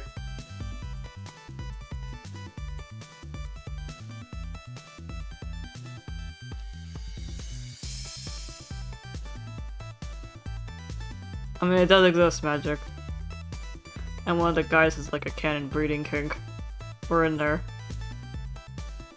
Who's the guy? It's Kuya. No one asked me, but I thought I'd answer you anyways.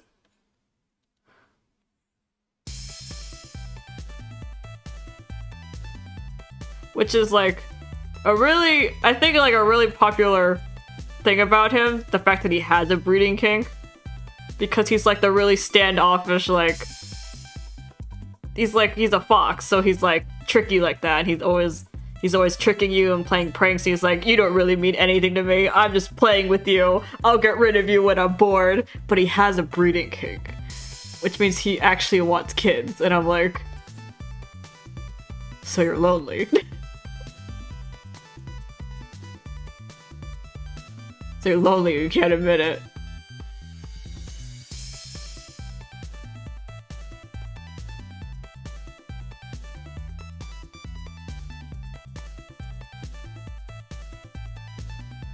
You can't just look at the kinks as they are, you have to look deeper.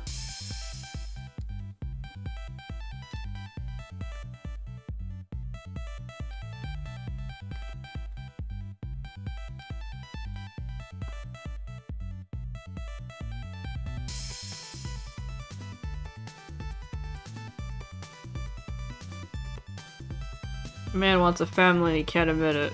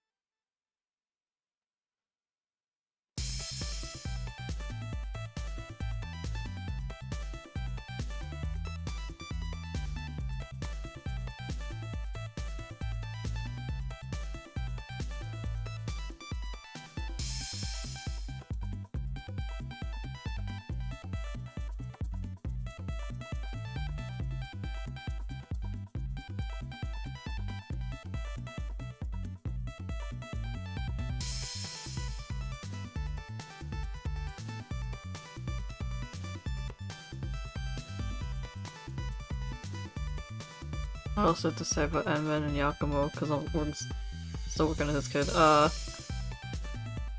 remember during the Valentine event, they don't have the concept of Valentine where they are, so Aiden has to explain it to them. And the point both of them focused on was like, yeah, like Aiden's like, yeah, you make chocolates and you give them to the person you like, and then Aiden's focus. Not Aiden. Edmund's focus is that like chocolate. I could have a shit ton of chocolate, and then Yakumo's focus is just like, wow, giving chocolate to the person you like, and I was like, oh, Yakumo.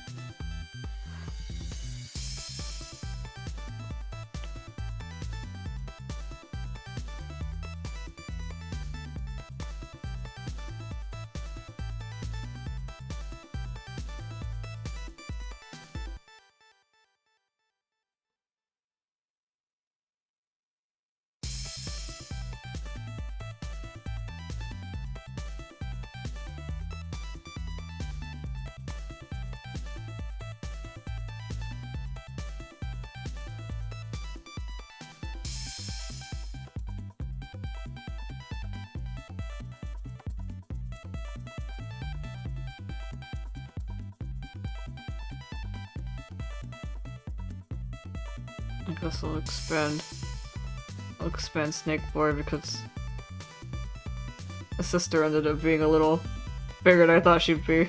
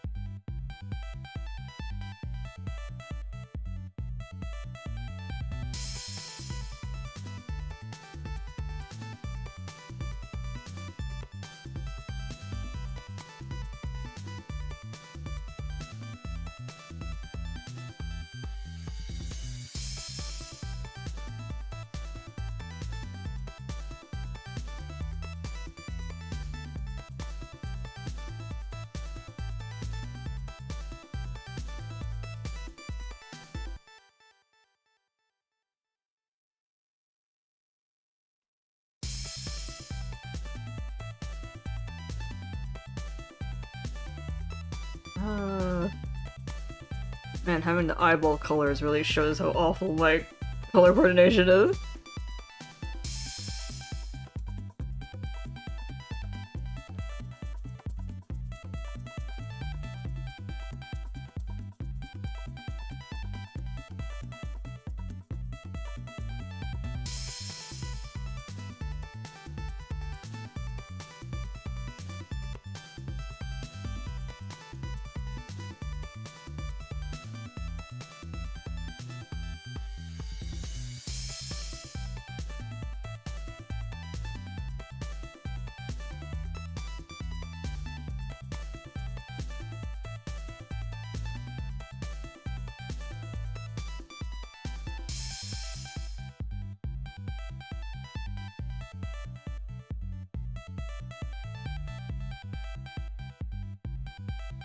Yeah, her outfit's kind of like a little bit Alice themed.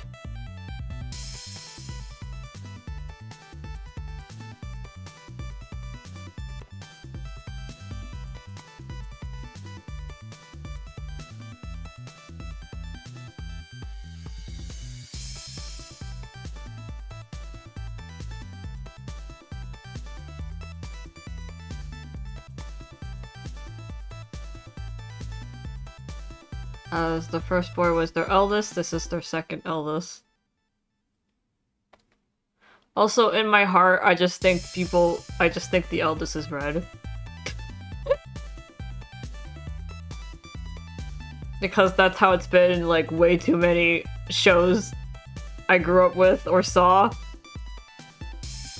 The older sibling is usually red. Or the leader, which is usually the older sibling. And then also my own older sibling. With red being her favorite color and the color she uses for everything. So just in my heart, an older sibling is red.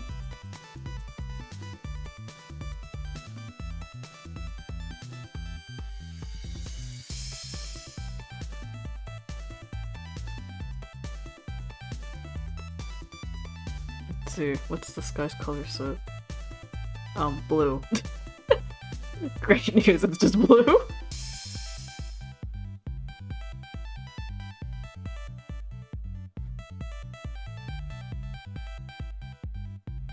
But different shades of blue.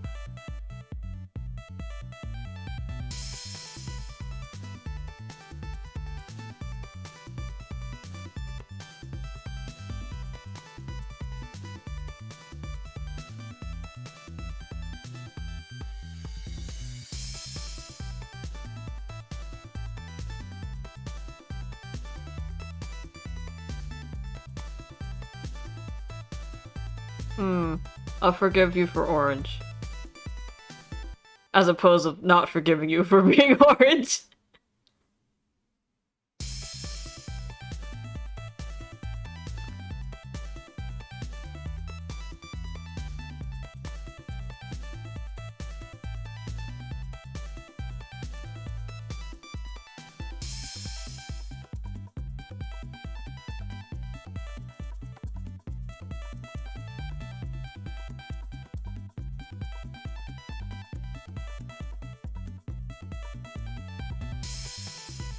I am too kind. You deserve much crueler.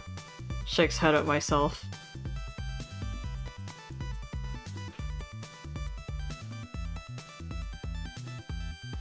I feel like I could squash you once and for all.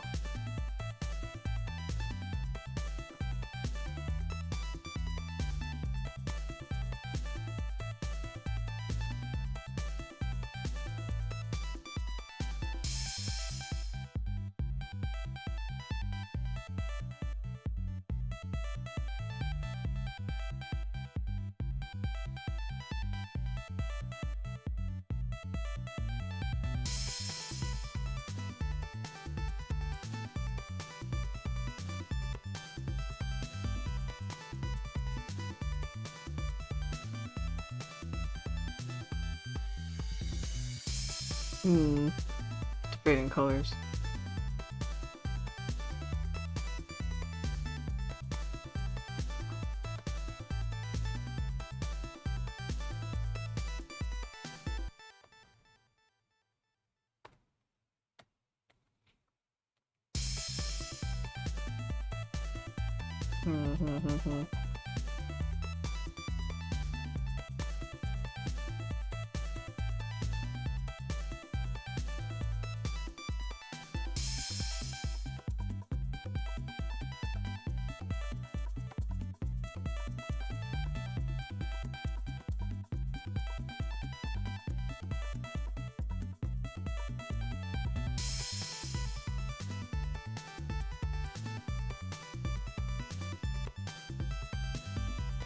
I can match her with.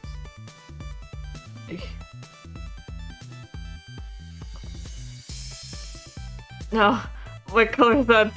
Ah, whack!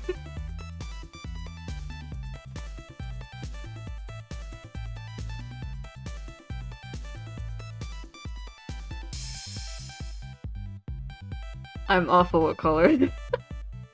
As someone who draws like exclusively in black and white.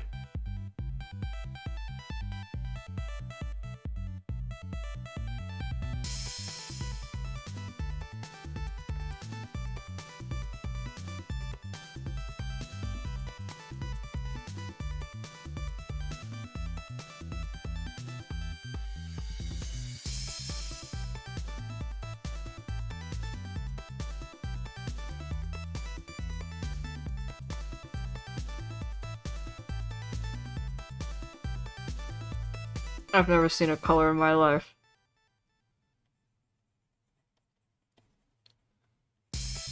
I think it's just witchcraft.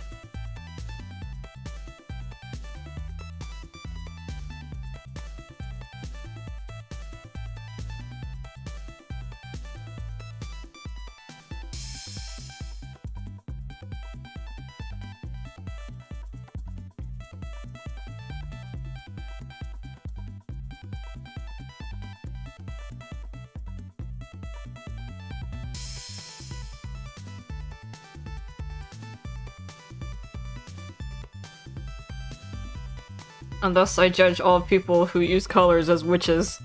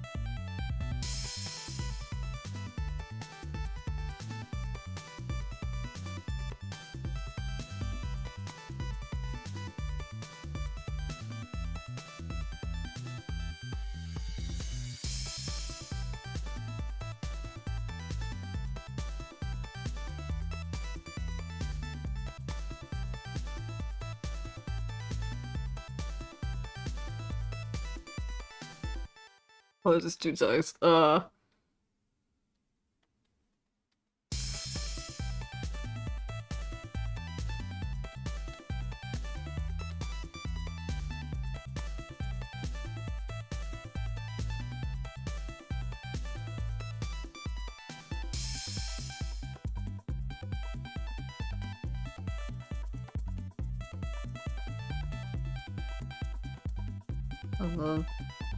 Sure.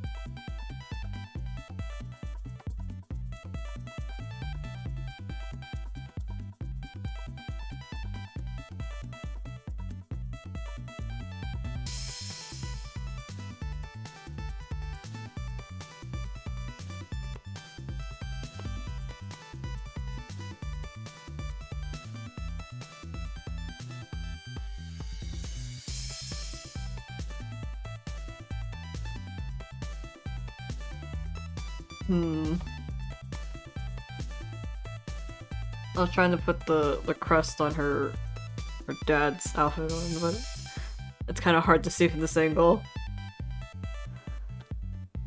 I guess we just put on a ribbon.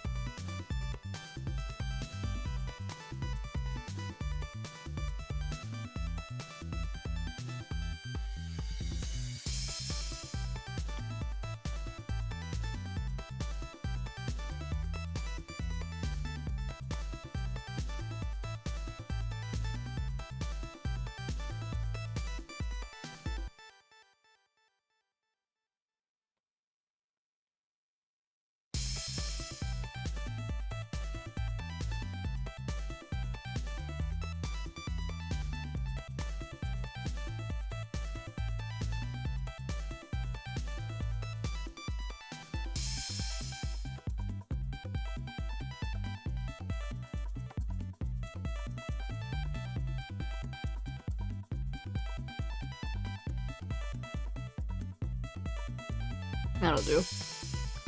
That music stuff again. Damn it. Yes, I want music. Keep going. I'm listening.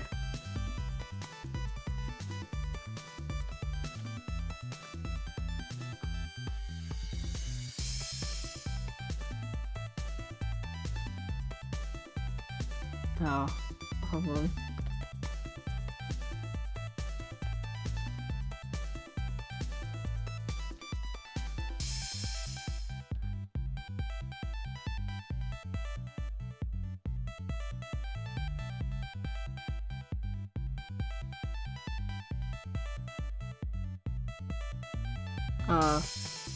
He is Edmund's a normal human. There's not much to say about him. Oh yeah, Yakuma's a snake guy. So he kinda got like, you know, discriminated against for being a snake man.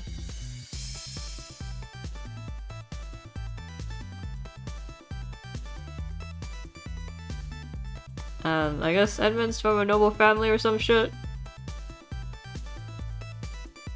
That's all I know.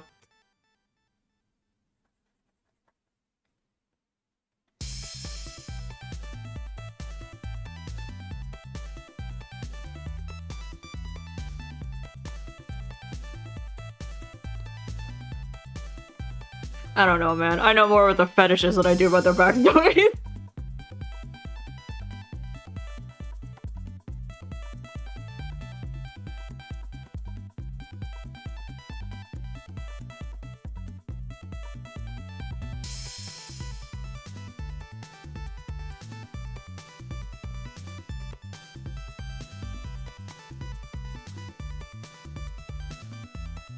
But that's just the nature of a game like this.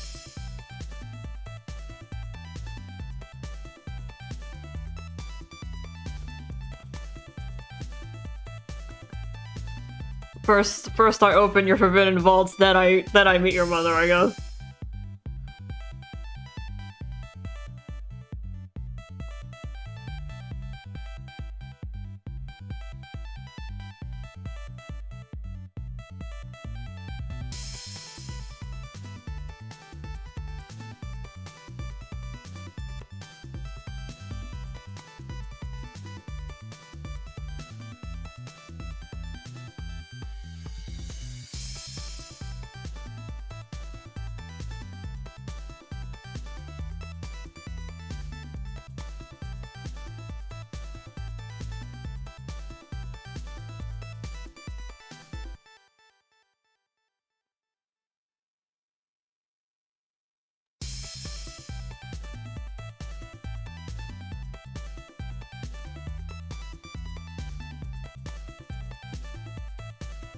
So there we go. Edmund's good.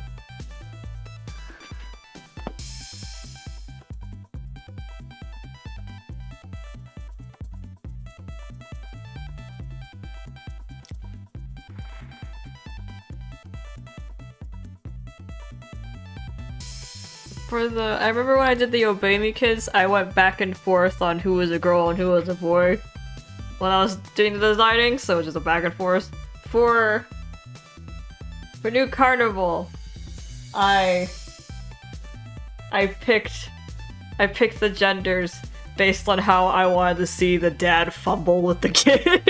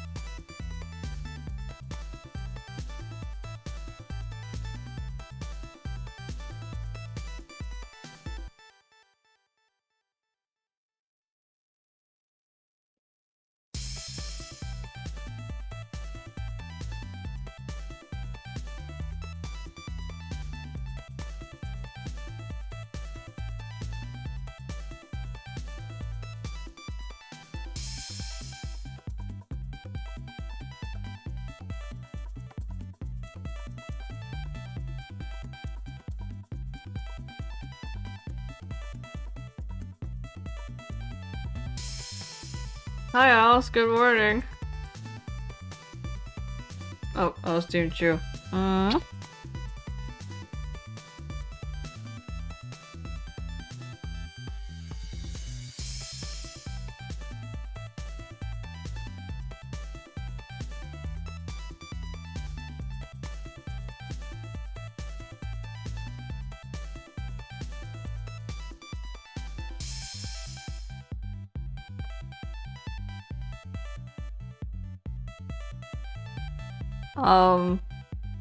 Children OCs from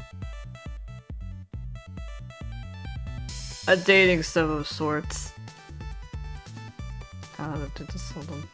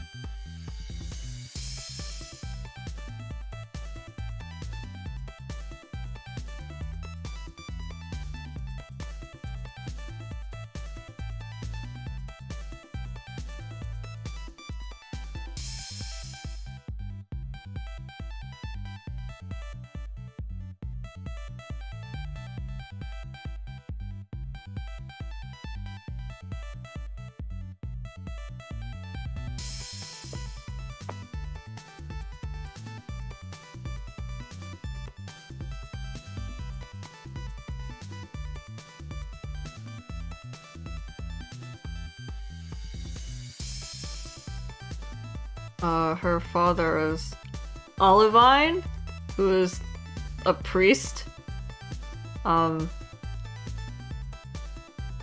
He's a very popular man, apparently. He's kind of like Barbara. Essentially, like the idol of the church. And is that popular as well. And he's a nice man.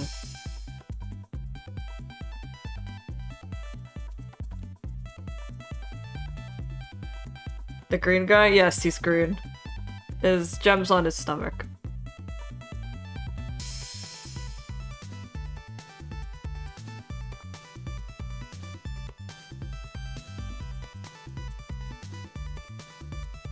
So when I met his kid, I wanted her to be like,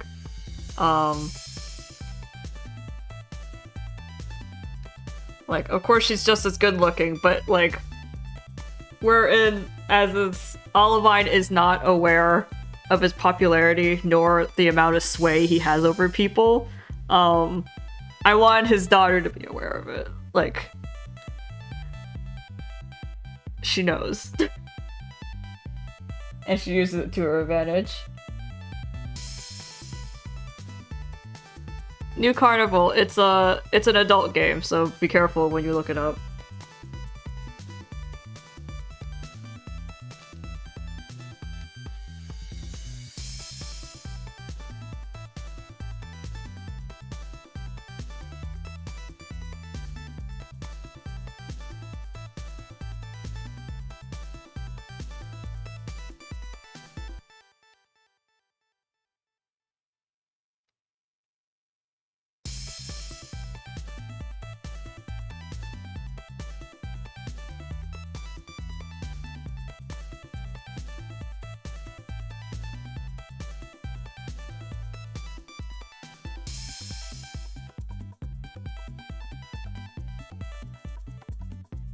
Excellent. I don't have to explain anything to you.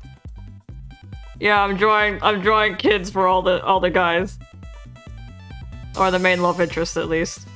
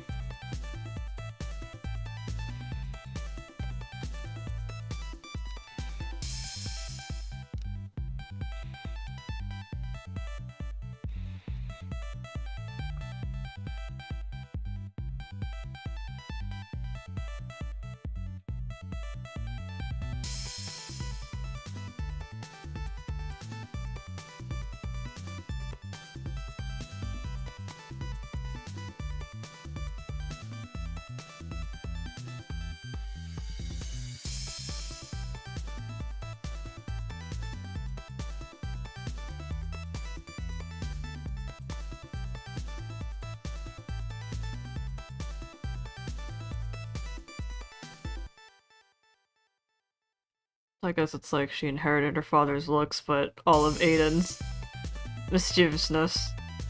Mischievousness?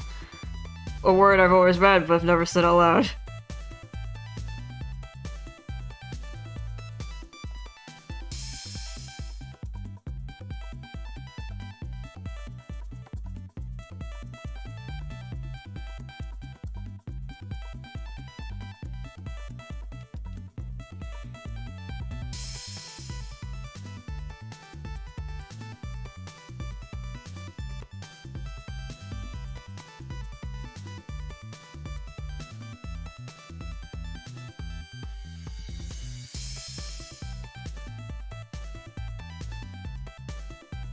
You went to the guy in the woods? Good enough!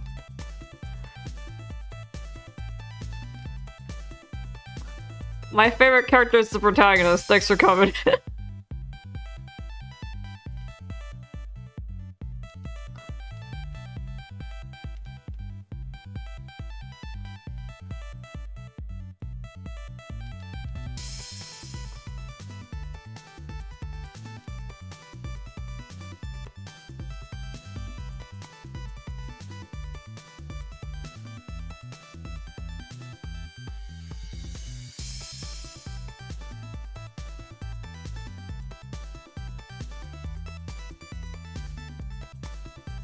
I like him because he has a cute smile.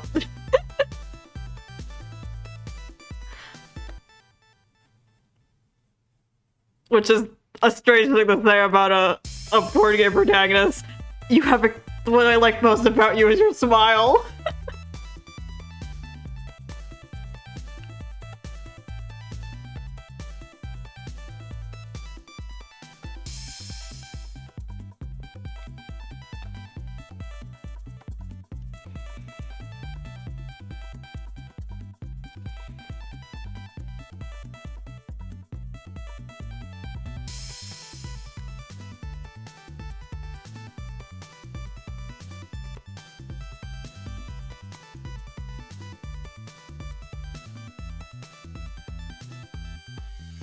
I do. I can't get attached to, like, I can't care about the story if I don't care about the protagonist. Like, cause like, if I care about the protagonist, then I can get all the way invested, cause I'm like, God, I want you to grow up safe and happy and healthy. And I want everything to go well for you. And I'm gonna do everything I can to make sure that happens.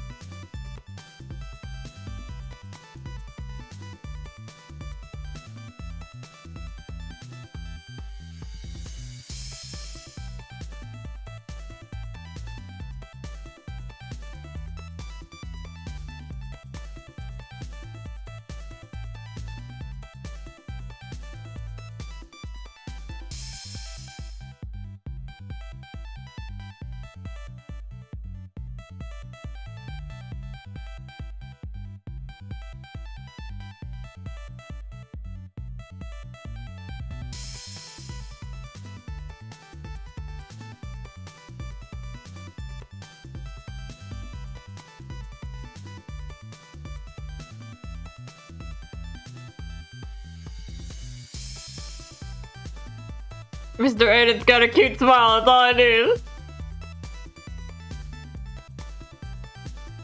God, the first time he grinned, hook, line, and sinker.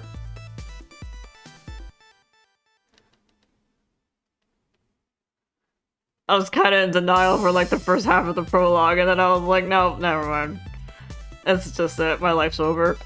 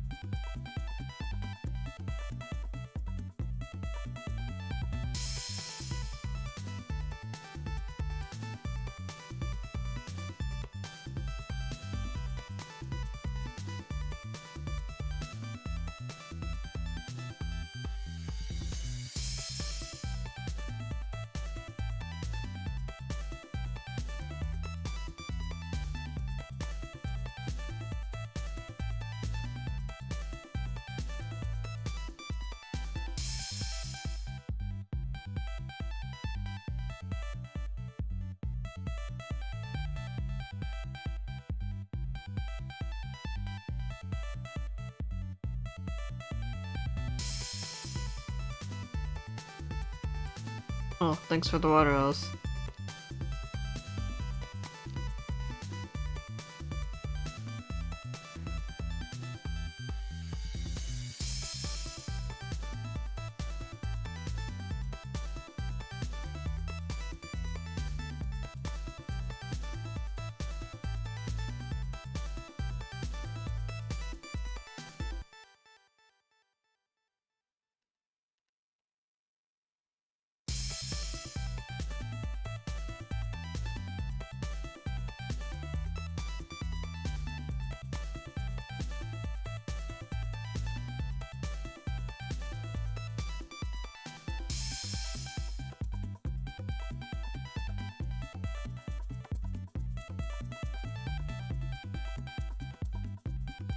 Yeah, she's the priestess daughter.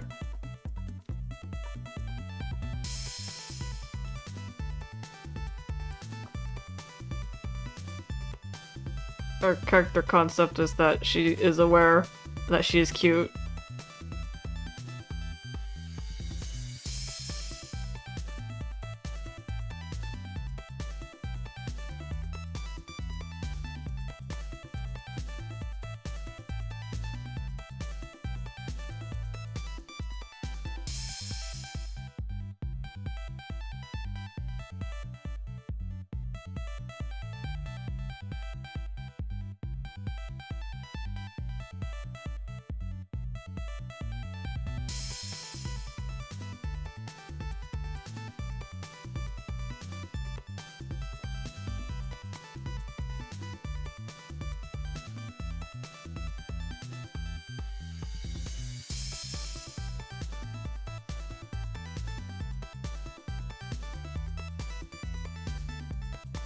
She's like, she's fully aware of all of her virtues, is the type of character she is. Of all of her good points.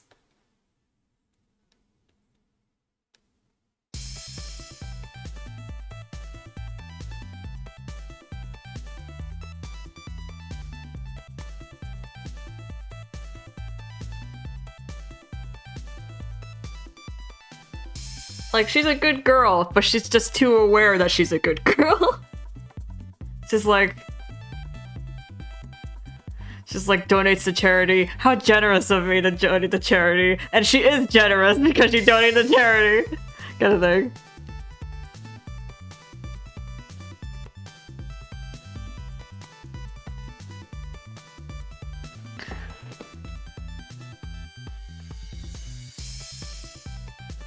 Where it's like, it's so cool of me to help people in need, and then she actually does help people in need in like a really thorough and good way.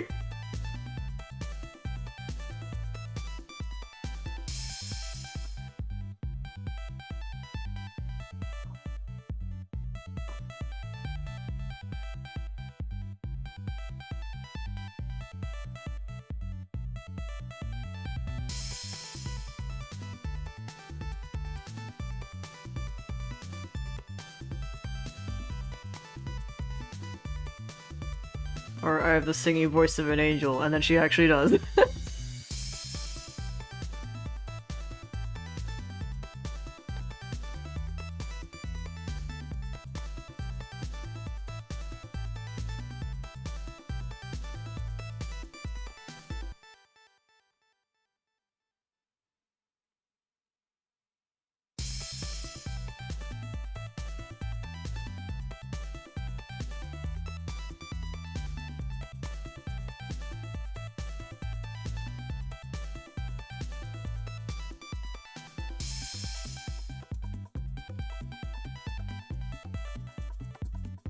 Path Force in the Night.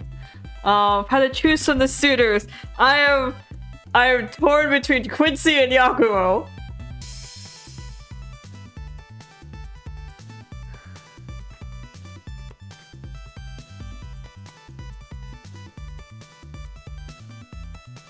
Yakumo has vibes and Quincy is just like my type.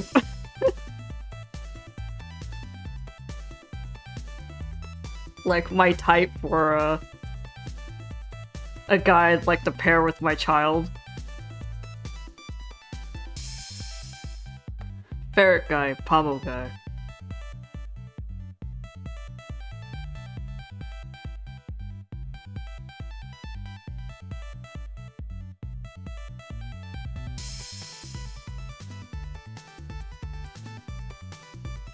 Good characteristics. Quincy is the guy from the forest. He's yellow. He wears green, but he's blonde. He's big, he's buff. He's a top. He's got the biggest...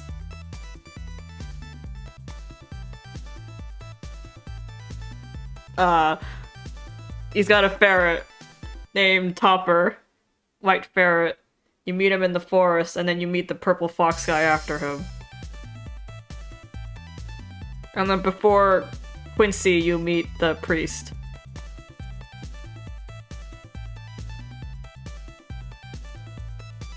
Yakumo is the first guy you get. Snake guy, he's in red and black.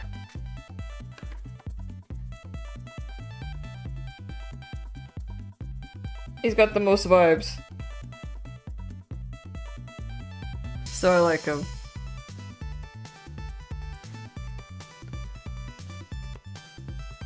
The stats I had. Yeah, he has the biggest.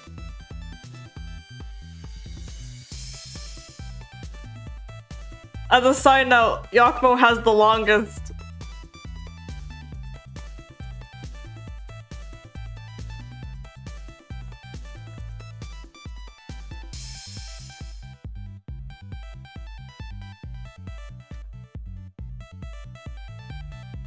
You know?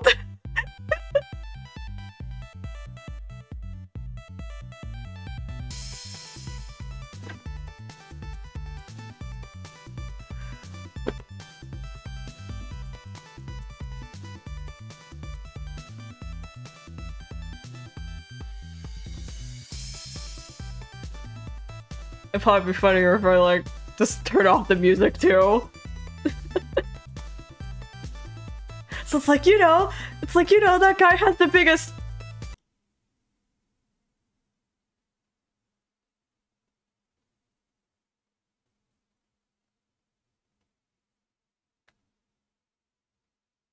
And like, I really like the fact that he's gentle, but he's also rough.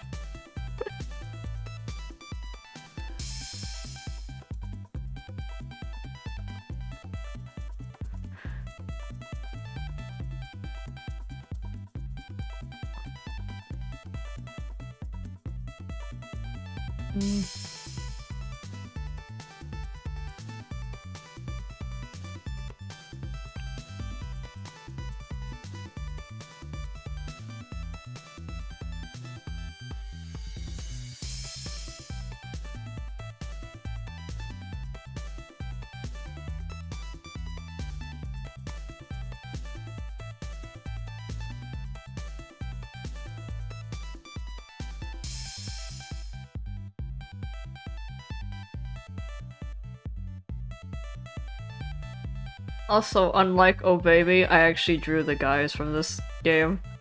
However, I only drew them in chibi form because I only need like a rough understanding of their existence. So I can draw their kids right.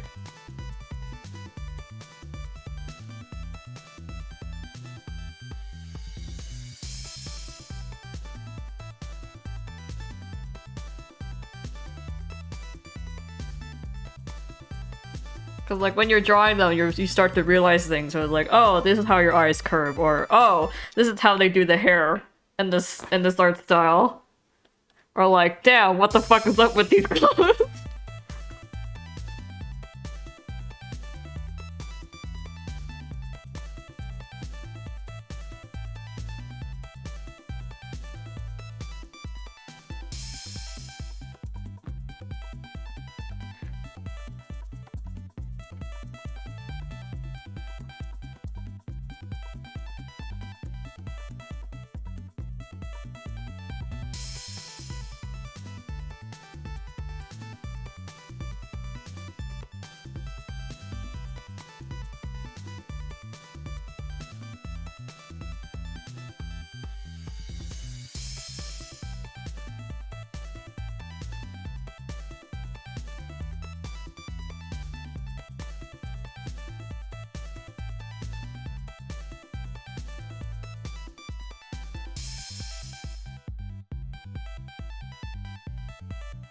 Also, the silence I had was me trying to find like a different word, but it took too long for me to figure out an alternative word that I realized the silence itself just became the alternative word. So I just let it happen.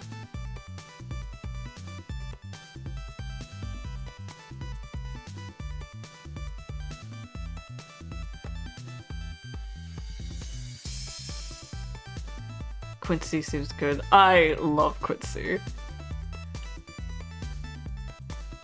I don't know. I have a type for like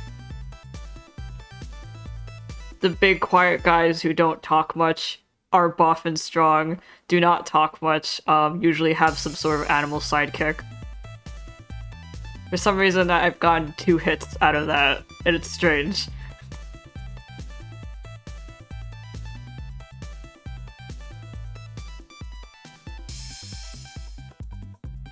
Soft rough, yeah.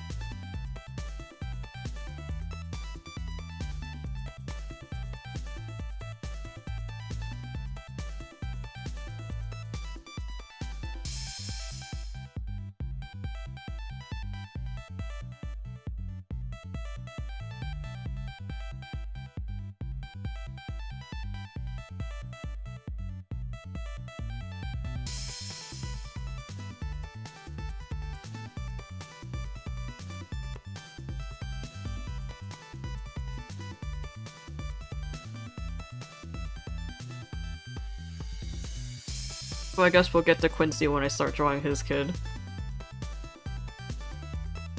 Things to say about Edmund. Not Edmund. Olive. Fine. He's a freak.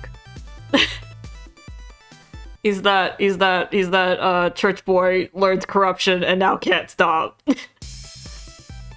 Trope. Church boy sins and can't get enough.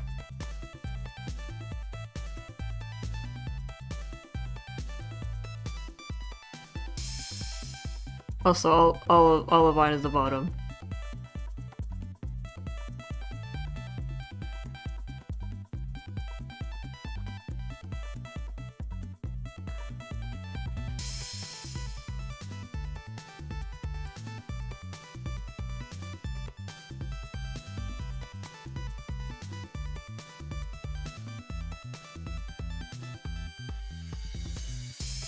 Yeah, the boys are really good, given the fact that I'm not here for the 60s.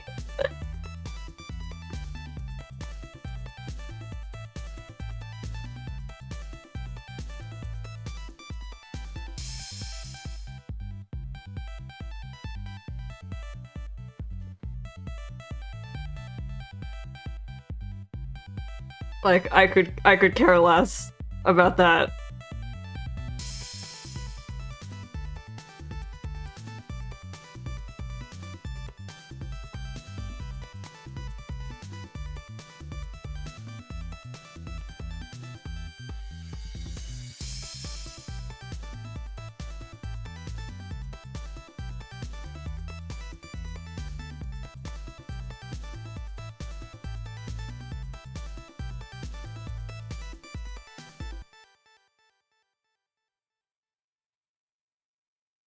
The Kitsune guy? His name's Kuya. If you wanna look it up, Kuya. Spelled like that. He's the most popular top right now. But the most popular bottom being Edmund, of course. That's the Blue Knight guy.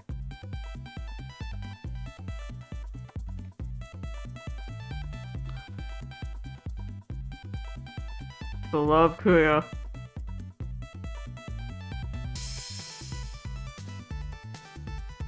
People like Kuya the same way people like Diabolic Lovers. Guys who don't give a shit about you.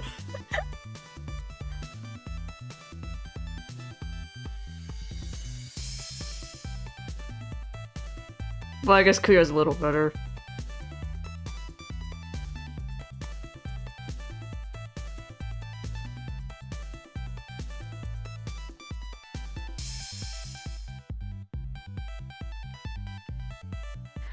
I like Jade more than Kuya because Jade's got that, you know, like that dumbass young kid vibes to him still.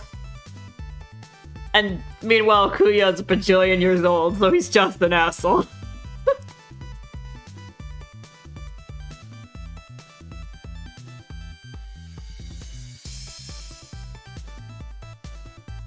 He's that I've lived for too long and I'm bored of the world kind of asshole. I mean, I still like Kuya though.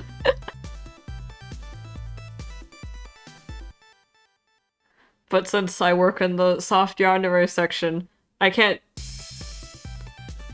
I require confirmation of affection before I feel like it's okay for them to beat the shit out of my character. He does not beat the shit out of your character. Disclaimer.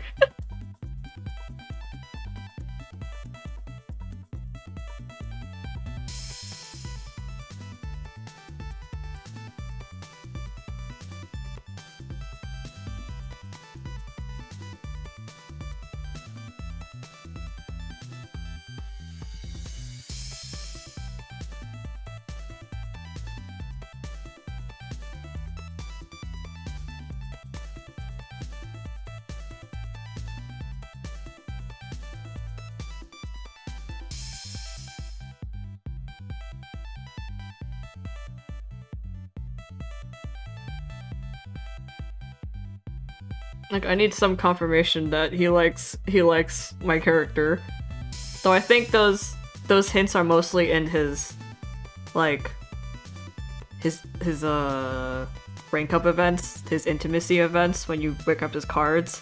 And given that I only own like what, a couple of Kuya cards, and I don't read the sex scenes, consider me uninformed and uneducated on the inner workings of his mind.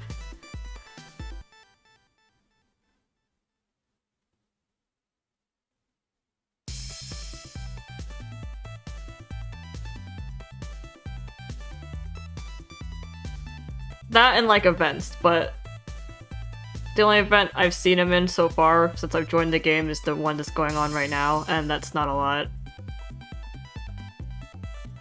That's more like his general worldview than it is his opinion on Aiden, Mr. Aiden.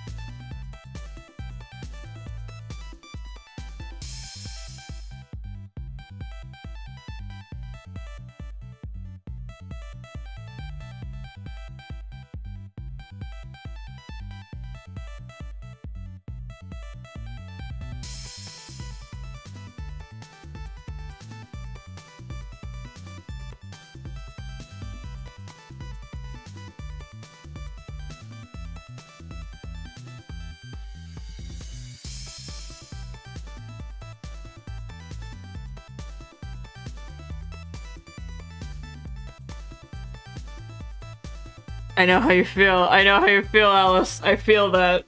But I also get this vicious satisfaction of, like, ruthlessly seducing a cold type guy and then leaving him high and dry romantically.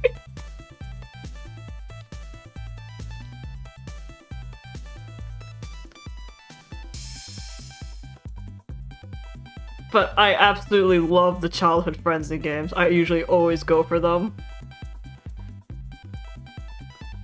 If they're there, I will go for them.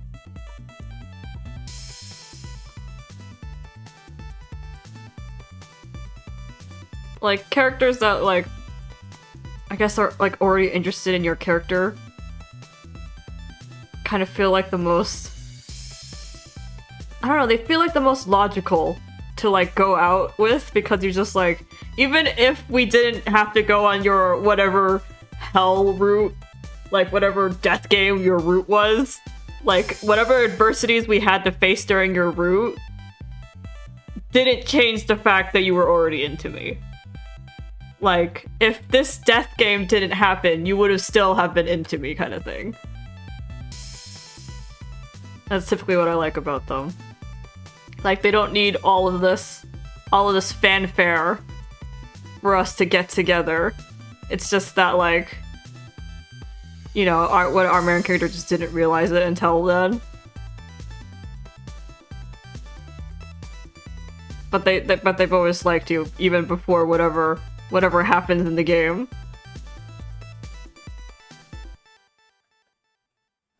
And like all their route has shown them is like that they might not have time to take it slow like they thought they did, and that's what pushes them to confess or something.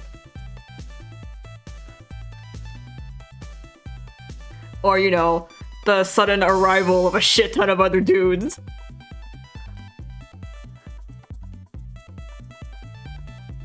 That might spur them into doing something. So it's really, it felt like it was inevitable.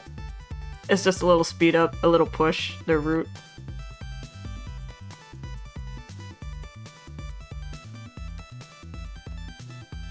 So that's what I like about characters, like childhood friend types or characters that liked you from the start.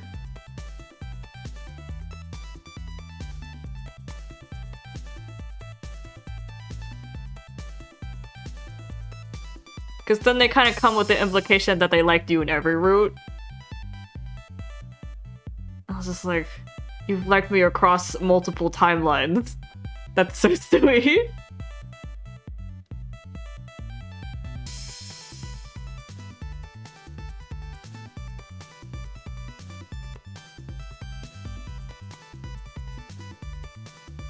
Shut up, I love Liam for a reason.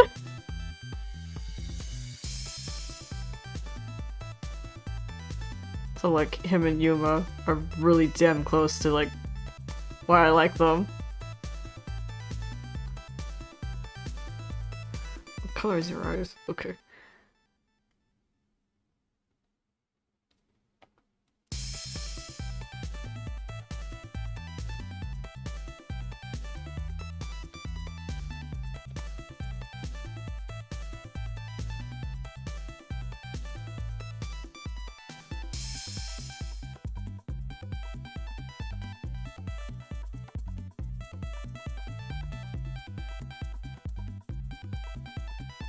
I love childhood friends. I also love childhood friends because it lets me focus on things that isn't seducing him. Like, I know this guy loves me. It's just that so I can focus on whatever else the issue was.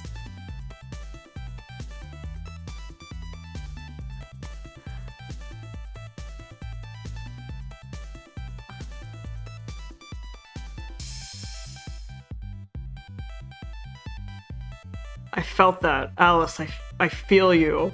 Why do I feel you this hard?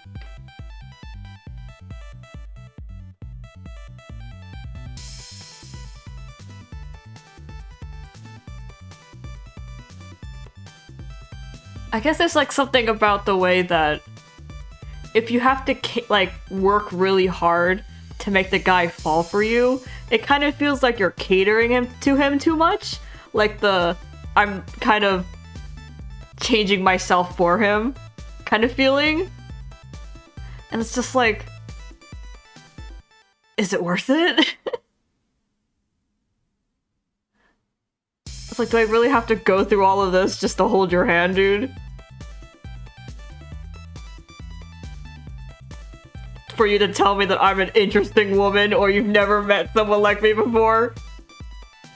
You hit on me and I said no and you're like, huh, interesting. Do we really have to go through that?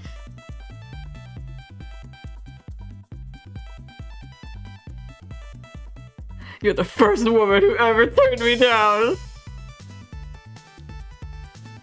Interesting. You're an interesting woman.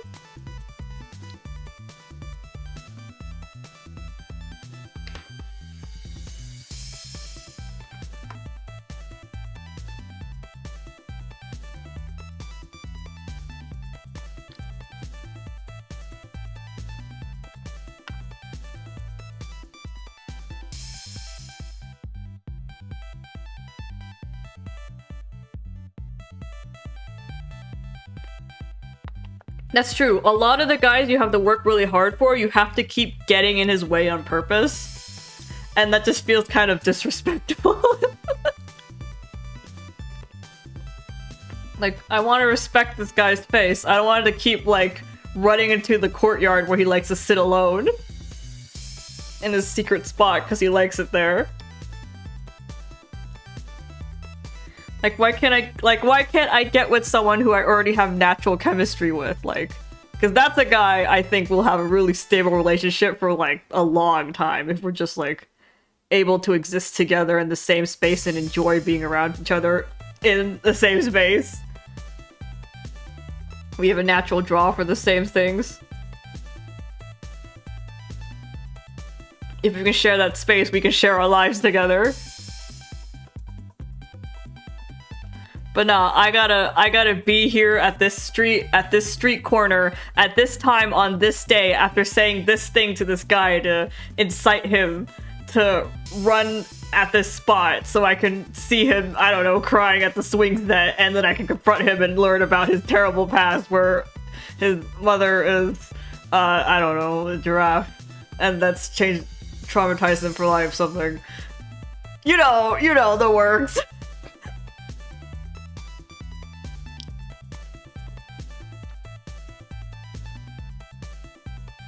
I guess it's like, it's less like, I like an easy target and more like, I want someone who I'm already naturally inclined to, who's already naturally inclined to me. Because that feels like the most safe, the most comfortable, most cozy. Because the other guys, when you have to really fight for them, you feel like in the future, I don't know, that you're gonna keep fighting.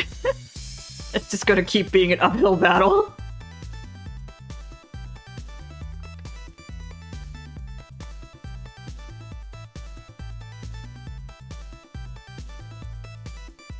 Like, if you were my bodyguard and I didn't get kidnapped by the Demon King or something, you would have never fallen in love with me kind of feeling.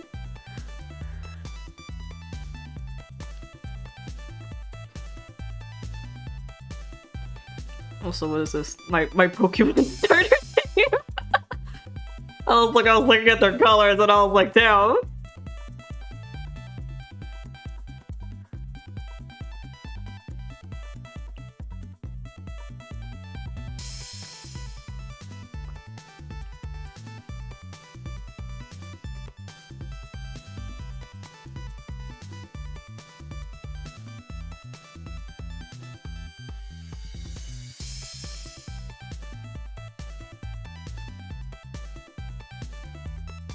Here's your fire snake, your water bunny, and your green horse. I didn't know what else to call her. She had a lot of hair, so I was like, oh, horse. Here's your grass horse.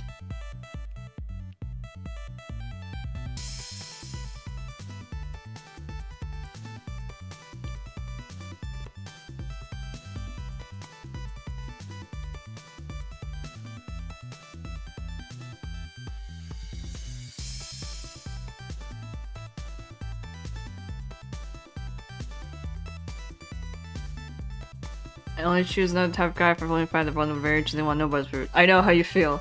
I also do that.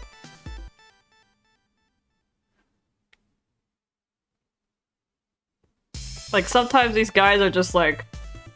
Sometimes they're worth it.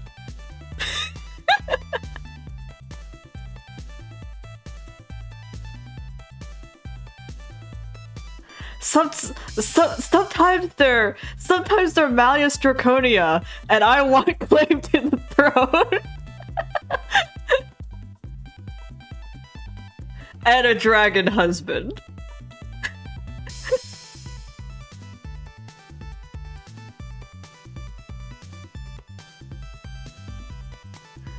It's that feeling.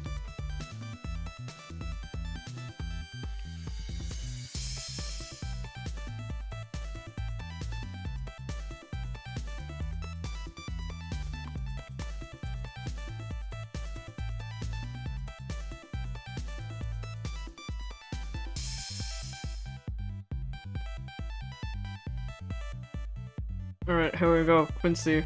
Fan favorite. I mean, fan favorite as in me and Alice favorite. We're the fans.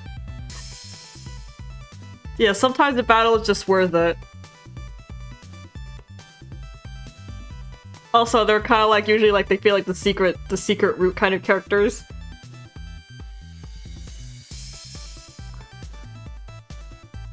I was just like, hell yeah.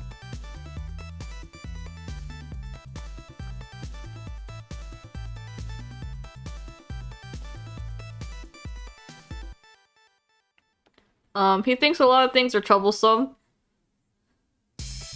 As in, like, it's a pain in the ass. So he doesn't usually do things. He sleeps a lot. He's a hibernating bear.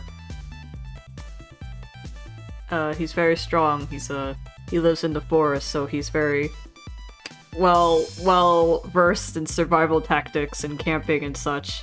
And living in the forest in general.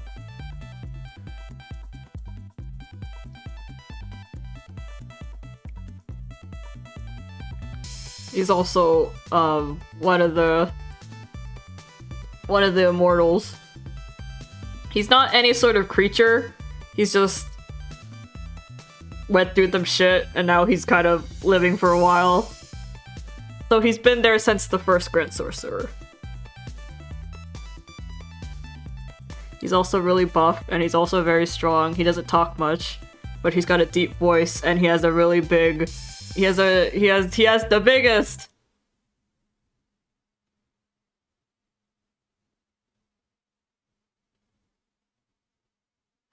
And Topper's really cute. How do I know he has the... He has the biggest... Because Aiden talks about it.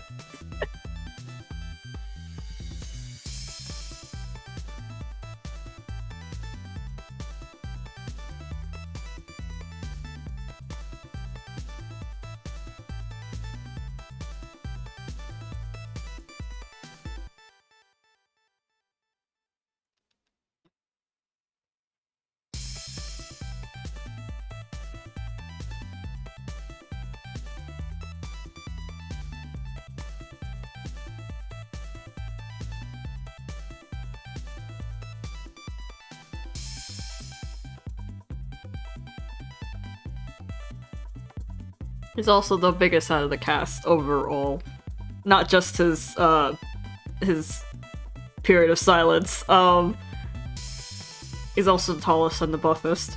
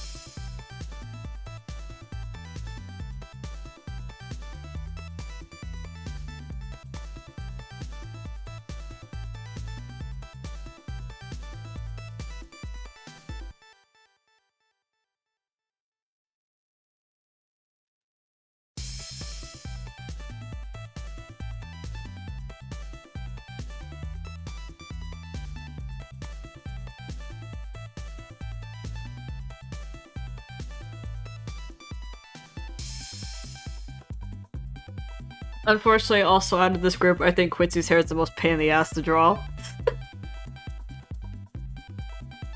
So, even though he's my favorite, I can't really draw him a lot. Guess I love Yakumo forever now. Yakumo's easy to draw.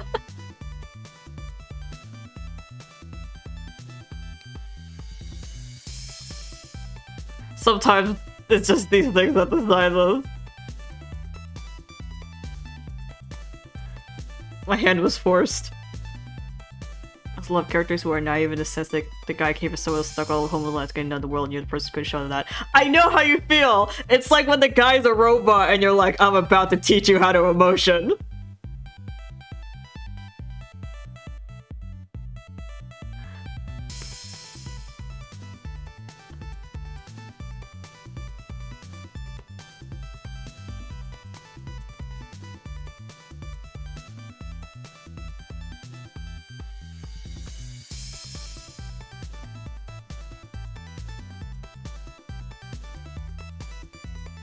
Yuma kinda has that. He is technically a sheltered genius boy who's learning how to make a new normal for himself.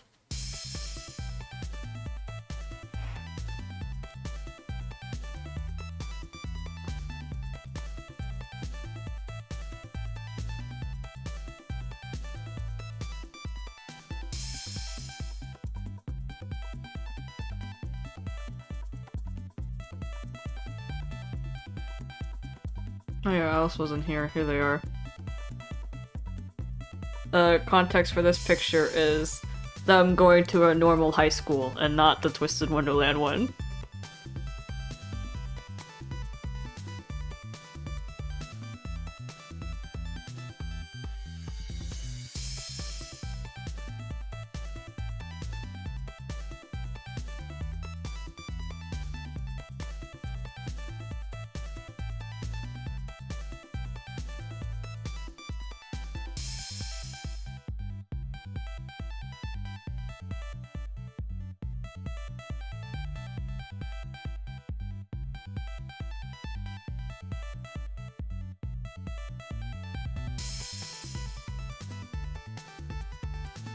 It's also a cannibal, but it's fine.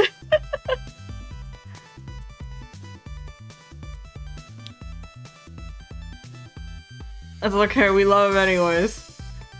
We love him anyways because it's not like he... I don't know, it's not like he makes a habit of eating people, it's just that he kind of sees them on the same... Like, we're all the same level of creature. Is how his mindset works?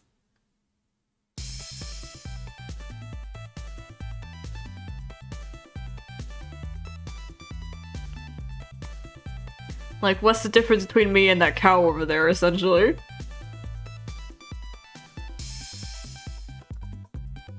And he also doesn't see himself as, like, above other creatures, which some cannibals do.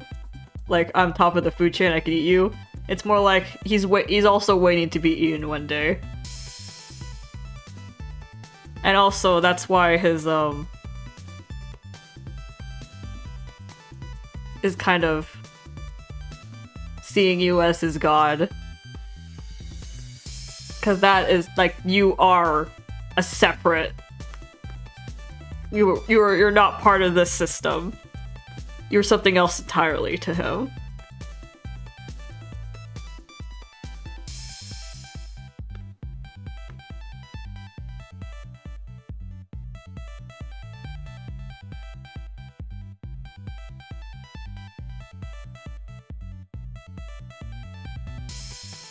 I like him a lot. I like him a lot. My Pokemon. My Pokemon. I just turned the Pokemon to chicas. I just show these, I just have people guess which Pokemon they are.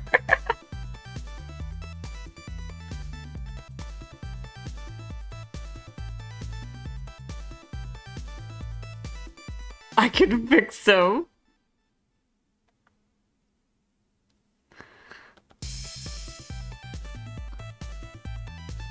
I can fix him. It feels like the same level of trope as interesting woman.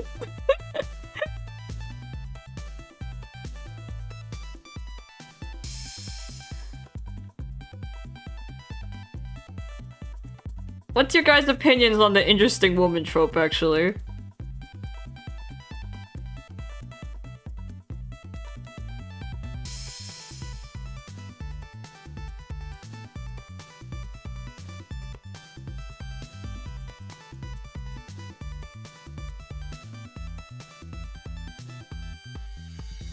Do I need to explain the interesting woman trope?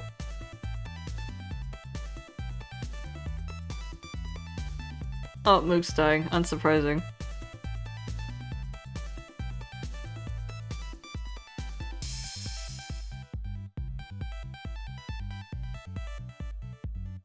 Elaborate. The interesting woman trait. It's essentially... Do you know, like, flirty guys in a dating sim? The one who, like, hit on every woman he sees, and probably slept with every woman in history. And then they... And then, like, they meet the one girl who, like, doesn't fall for him 2 seconds flat. And he's like, you're different. That's the kind of interesting woman trope, so it's like something like that. We can probably look it up.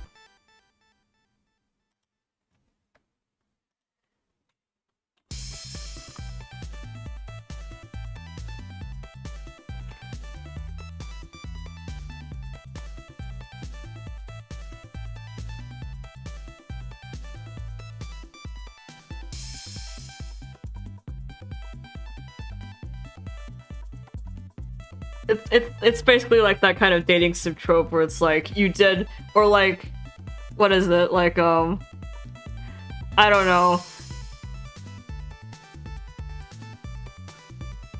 It's like also like the trope of like, basically you're just different from everyone else in one aspect, and they're like, you're interesting.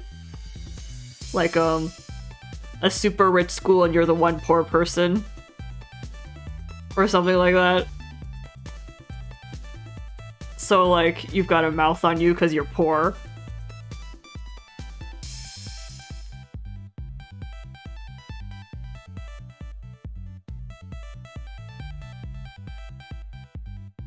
Yeah, you're different from other girls.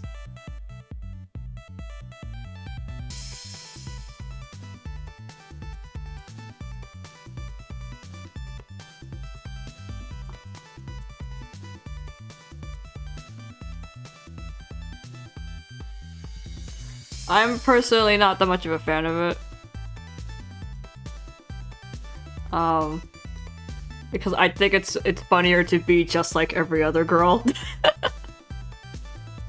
I think it's funnier to not be an interesting woman and still get the guy.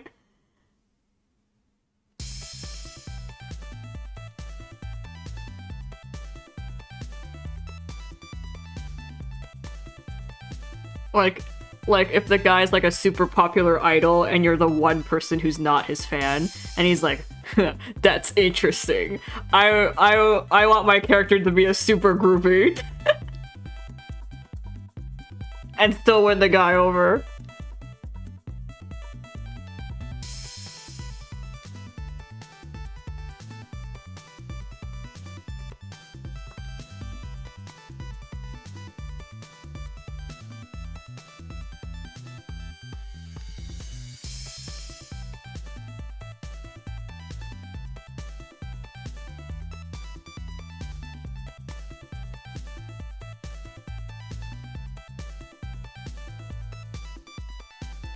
Absolutely not. There's only one. At any given time, and the moment she's taken, another woman must take her place.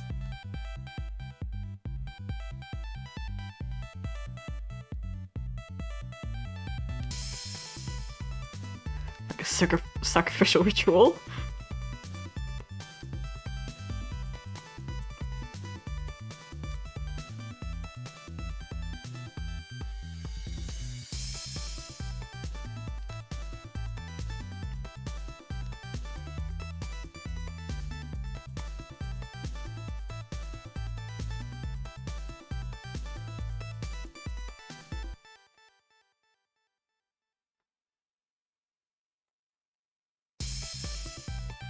Okay. We'll be here, Alice. We'll always be here. Moog will not be here, probably, but we'll be here. And wherever you really care.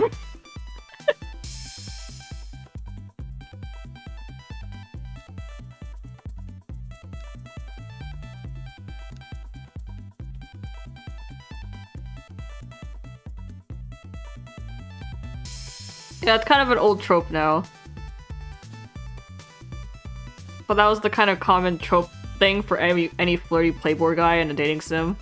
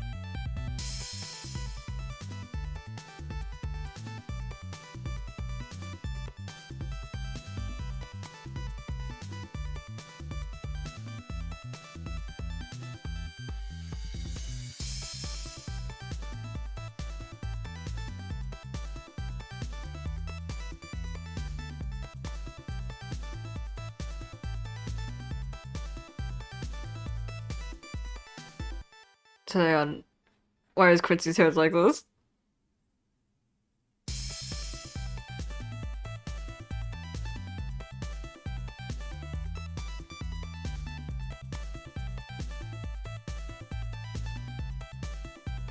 That's because he lives in the forest and has never seen a hair cleaning product to save his life.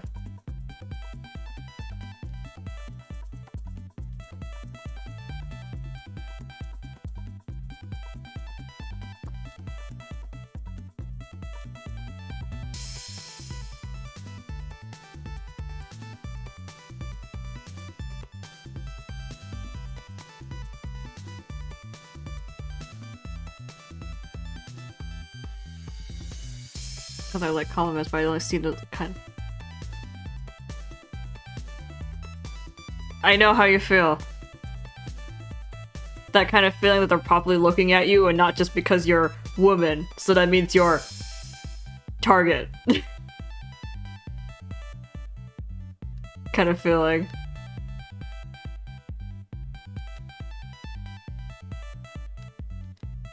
Like they're genuinely interested in you and they're genuinely pay attention to you.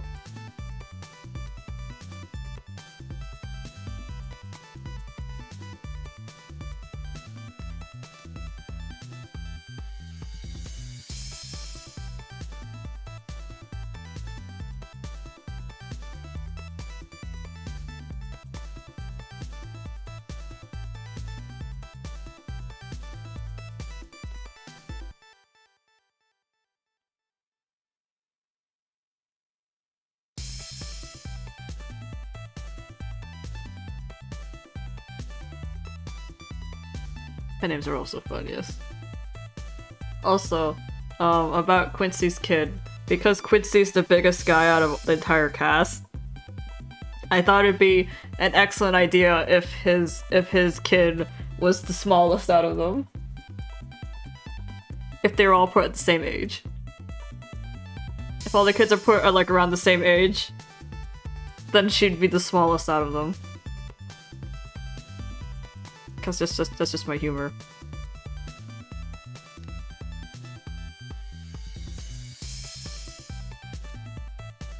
Alright. Come back soon, Moog. We'll be here. We're only like halfway through the guide.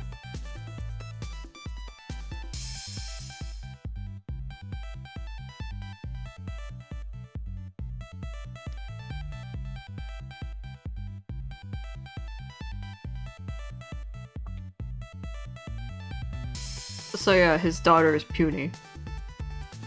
And when, I don't know, when she was born, he probably could hold her in one palm.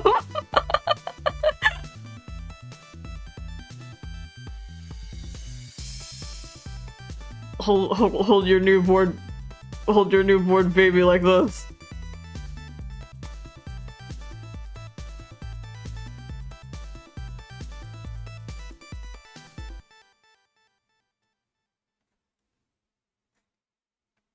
That's how I held her.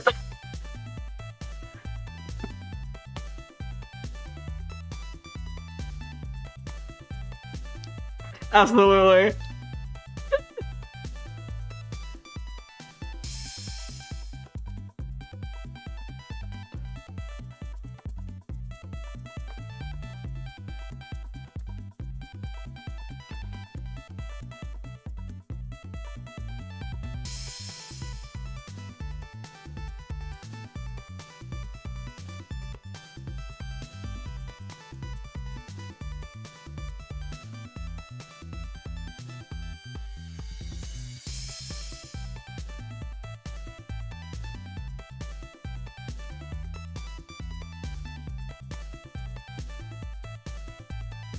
Anyway, I love Quincy.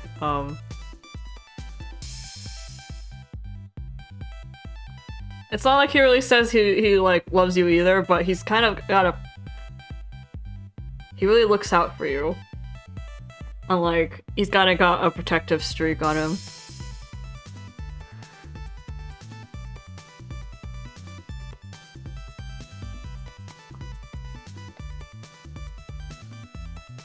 And he comes through even if it's troublesome.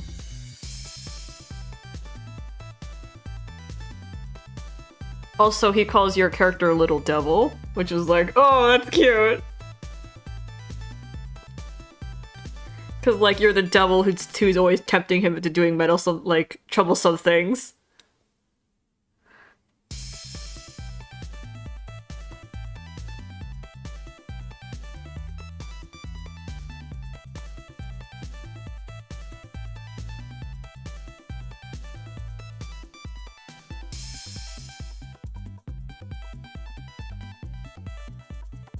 He takes good care of you though, so I like him a lot.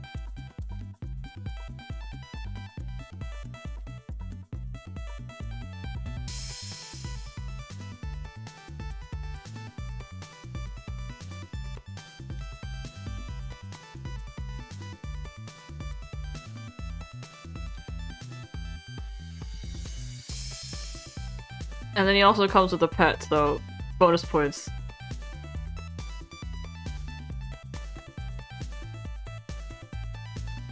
Also, the kid little angel, that's adorable, actually.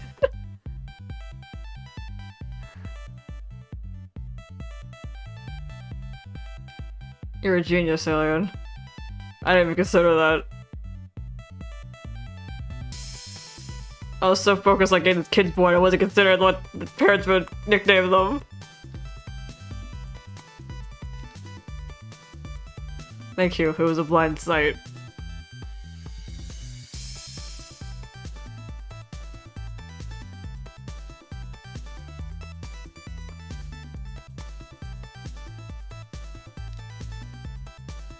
I'm absolutely not relenting that she was like a fucking pea in his hand when she was bored.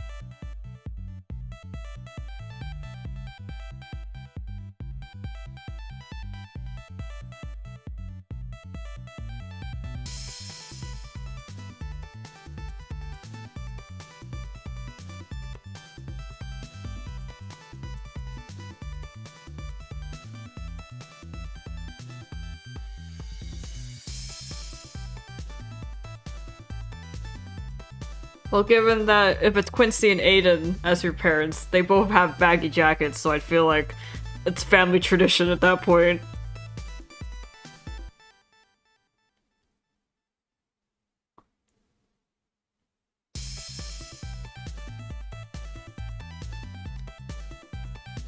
One day you will grow into this baggy jacket. And when that day comes, you'll become an adult or something. That's the stupidest, right of adulthood.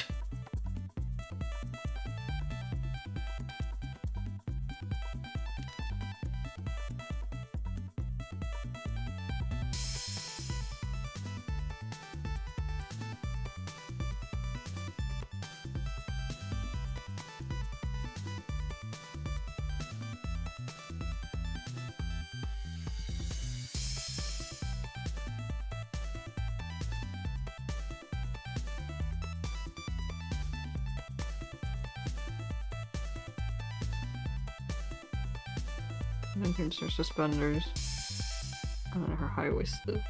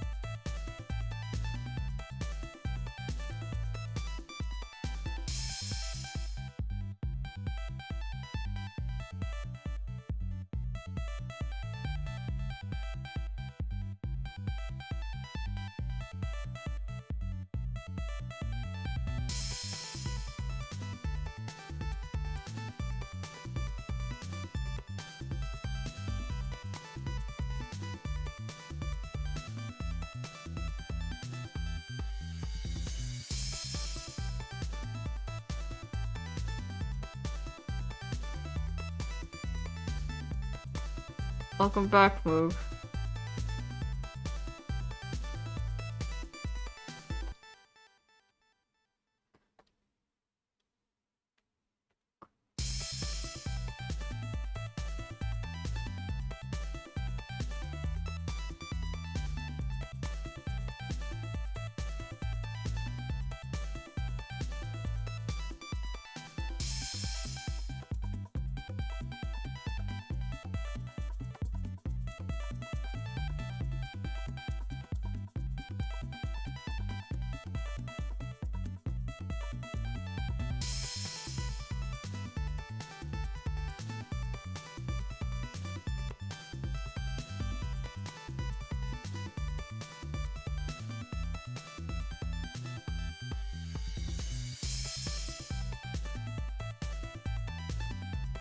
Oh my god, will you make it, Moog? Is it time to try and beat your record? I guess if there's one thing to try and stay awake for, it's my streams.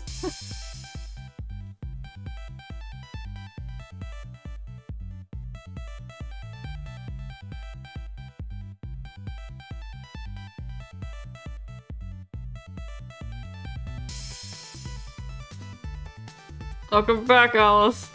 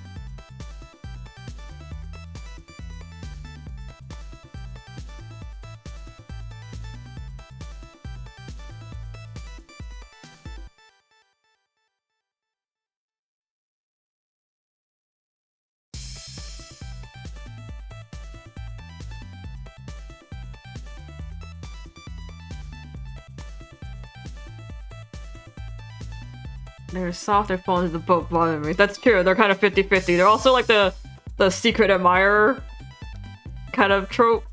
They also have the potential for that, so it's like, it depends. It depends on the specifics of the quiet guy.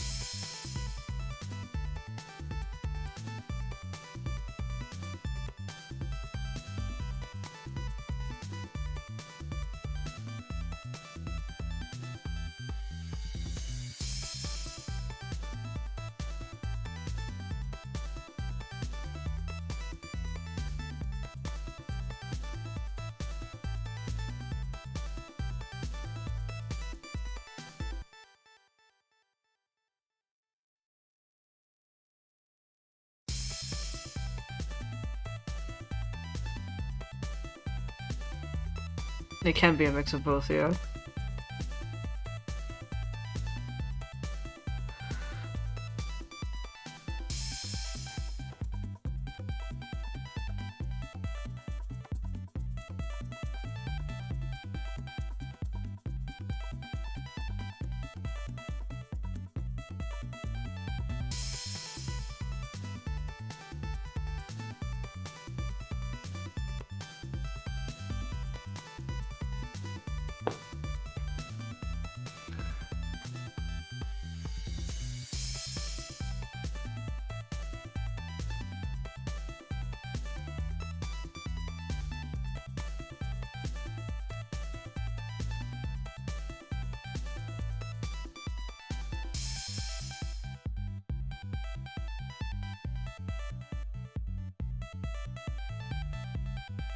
I like the guys that you first have to like, I love you very guy. I'm like, Matsumi! Matsumi's the best. He's so fucking funny.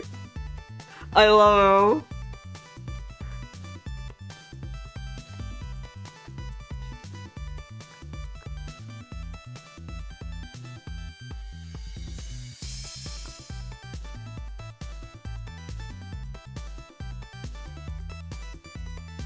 And then you also have your childhood friend from A3, the Yakuza man who also likes you. He's also excellent. He's also the standoffish cold type. But he's very biased towards you. I love him. I love Sakyo.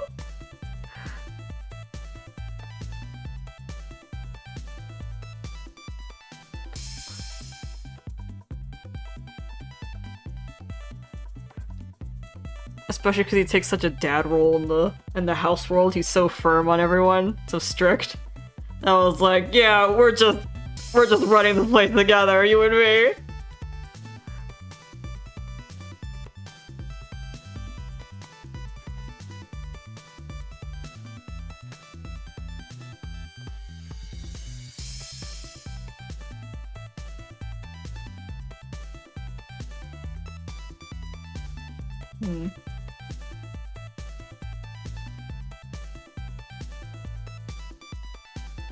Oh, this is good.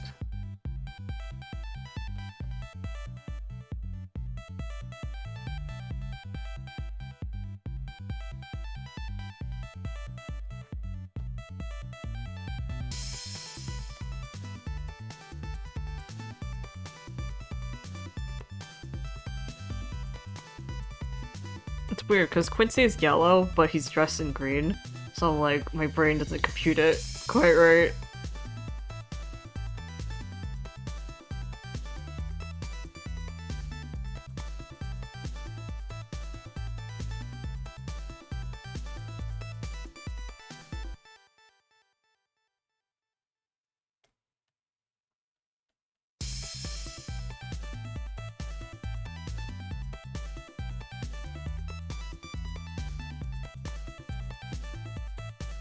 Cause like Olivine the actual green gem, but like Quincy dresses in green. I'm like, was Quincy green?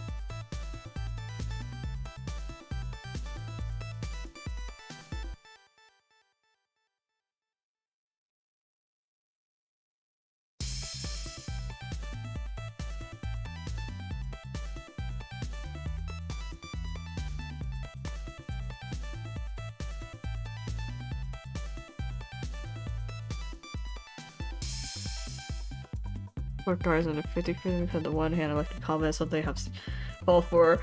You're a different woman. Interesting woman. I just love saying interesting woman in general because like immediately I feel it. I'm rolling my eyes.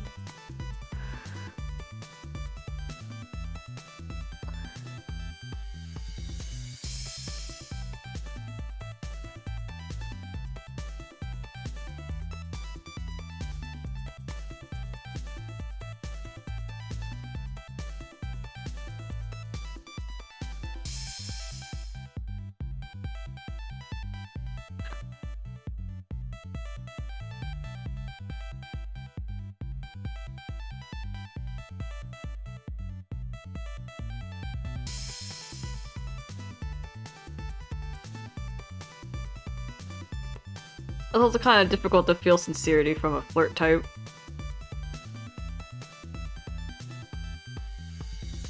But on the other hand, a flirt type, like, who fell for you, upon, like, first sight, and he just doesn't know how to approach you otherwise, is really cute. Or, like, flustering a flirt type is really cute. Like, has literally no idea how to approach you other than, like, how to flirt 101.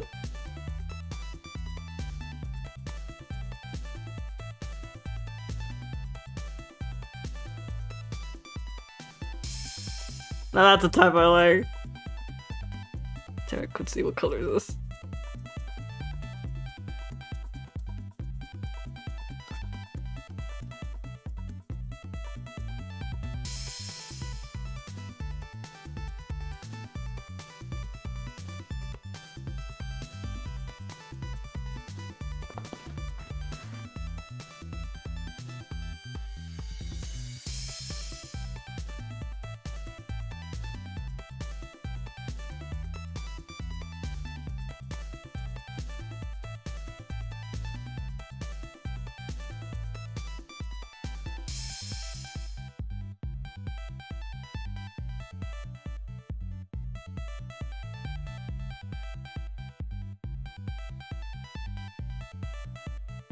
Oh yeah, I turned the tables on him.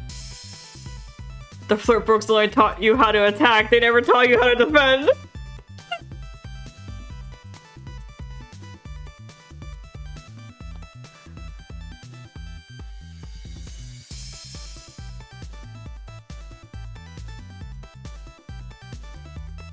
Get fucking wrecked.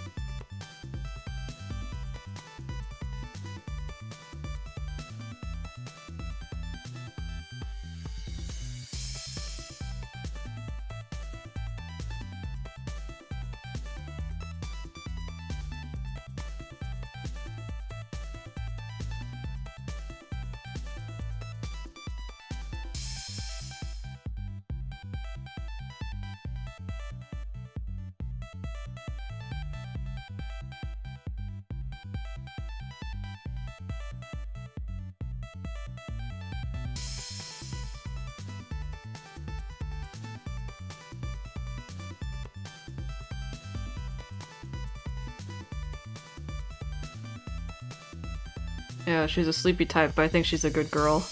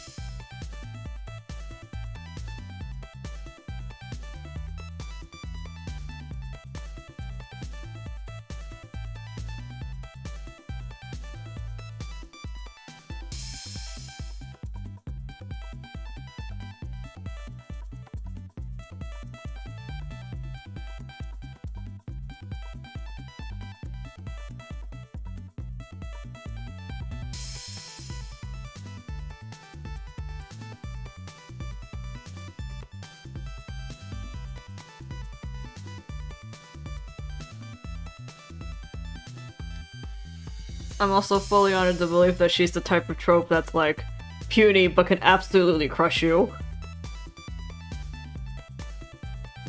Her strength stat is far beyond your level.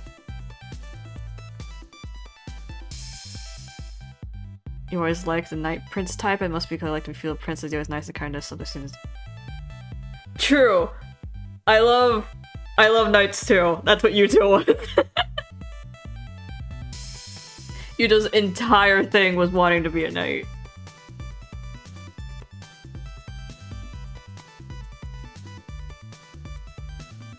Because they're so, like, focused on the protect and take care factor, they don't feel like they have the kind of passion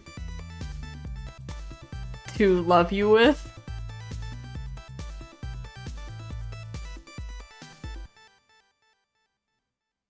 Like they're too stable an option, and you're looking for some excitement. And they also just never feel like it's their place to step out and go for you.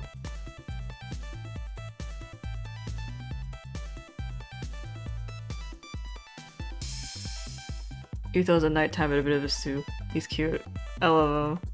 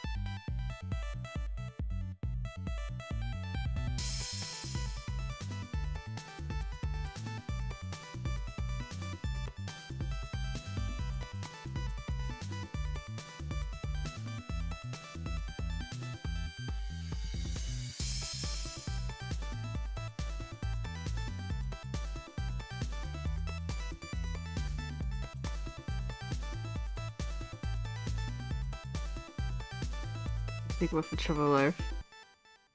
That's true.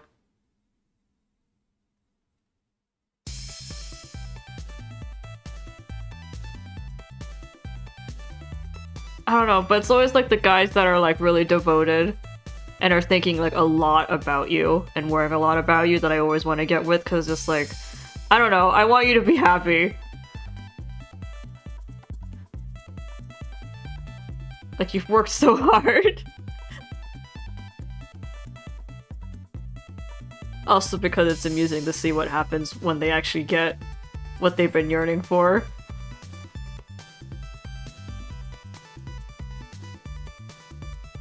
That's also another reason why I like yanderes who actually get a darling who likes them, because I think it's funny on how they just kind of try to navigate through that.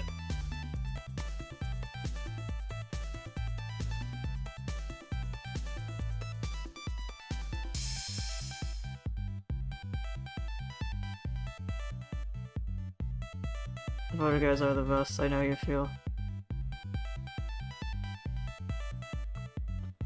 They're also the type of guys I'm always thinking about when you get an ending with another guy, because it's just like, is he still... He's not still into me, is he? I feel really bad.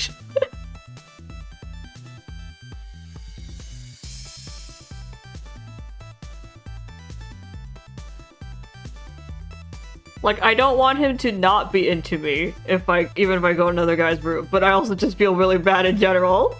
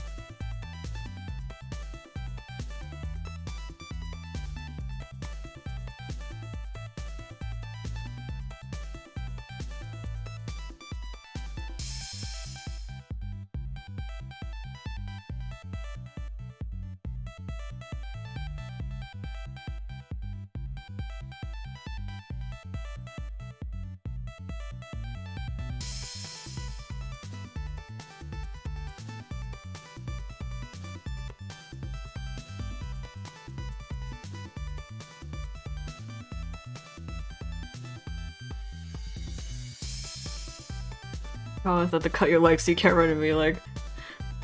That's true, I know how you feel. It's just they were too widespread. Especially in like our community, the English community, English speaking community. Because people always had to be like, you know, because they're yanderes, we had to be like, no, they're terrible, and I need a disclaimer on my blog that they're bad, and I'm only writing them for the horror aspect of it. So they kind of have to go all the way in the horror aspect of it. But you know, some people are just... Well, some people just like can't register affection until it's like all the way into the extremes. Like they can't register the small gestures, and that's kind of why some people gravitate towards yanderes, because they can't quite pick up on the small things yet, or reading into people's actions. So like, I liked making them go big or go home, like just going big, because that's like the biggest show of affection that I can physically make, I think.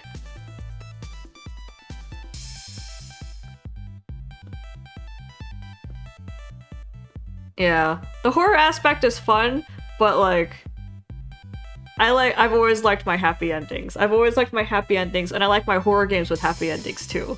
Like, I like playing a horror game and then being able to get with the ghosts. You know what I mean?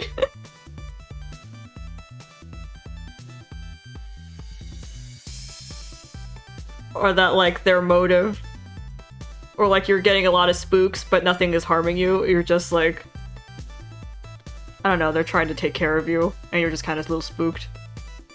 I like that kind of thing. I love happy endings, yeah.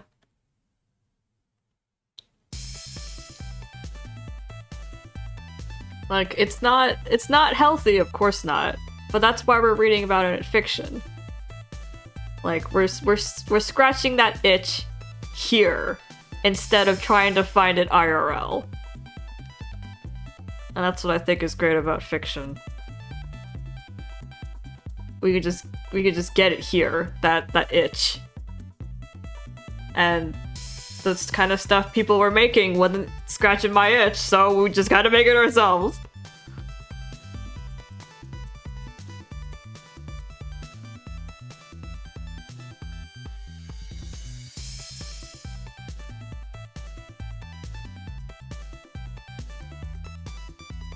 I mean, some horror types, but usually just them and just a little soft yandere.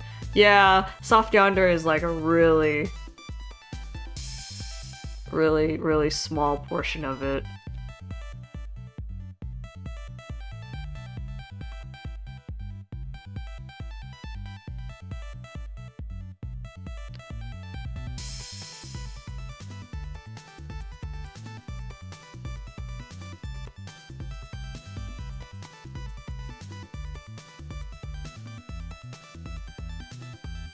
Oh yeah, we've just been talking about it, but we're all from a yandere, a soft yandere blog server that I run.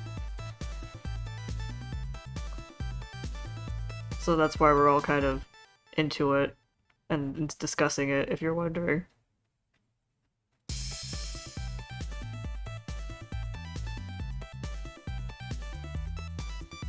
Or a gathering of soft yandere likers.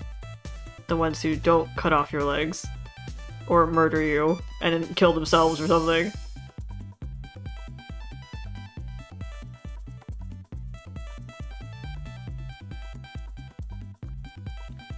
I mean, yeah, I've been poked.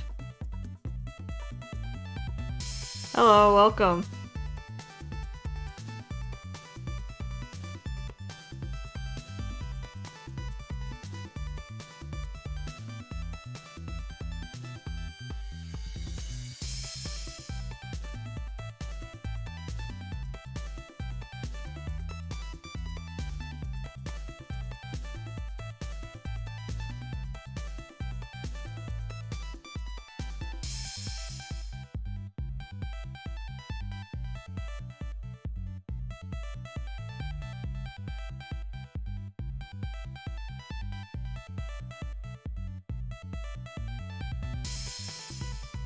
First time in the stream, that's... or Getting into a stream, that's pretty exciting. Welcome. Welcome. We're talking about yanderes.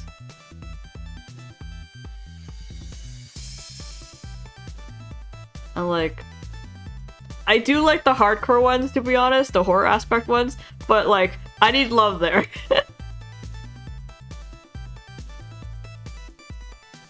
Like, I want it to be that, like, it's out of love.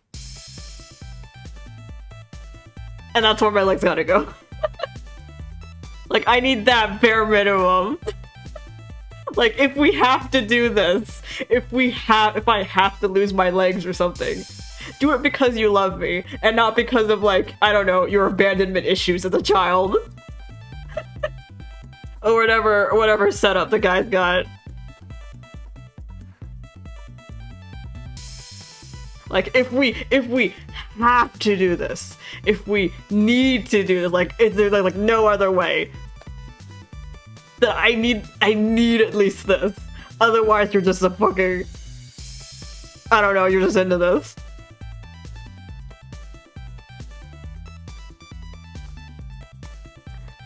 I don't want to be your trauma vet. I don't want to be your trauma vet. I want to be here because you want me here.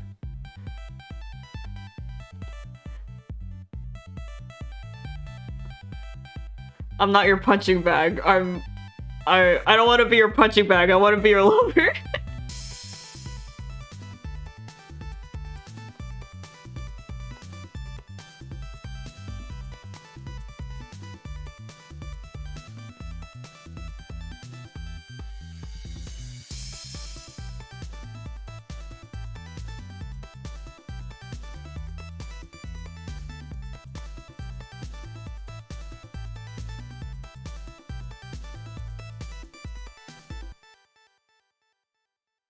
It's not like, yeah.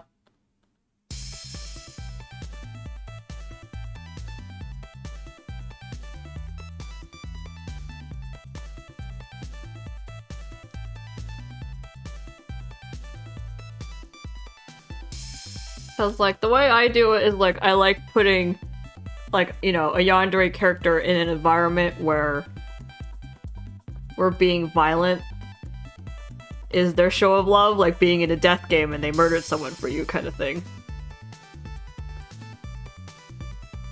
And that's where I can get my violence, my violent kick, my bloody kick.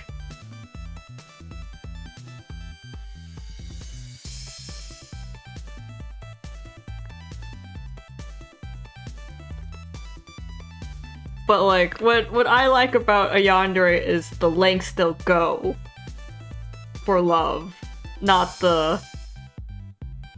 And like, for me, that would be like trying to maneuver around whatever world setting they're in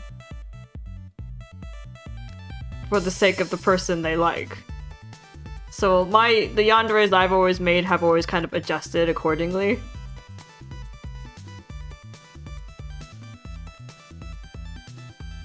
So like they're more like manipulative or protective than they are violent.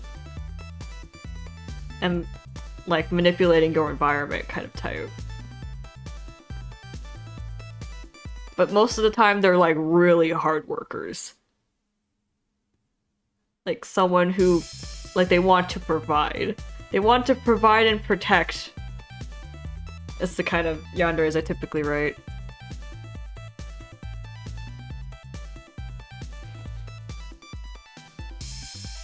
I want to find my Tumblr stuff for a while, been too shy to actually watch you. Well, hi, welcome, we're here every Saturday. And I'm always up for talking about yanderes on stream.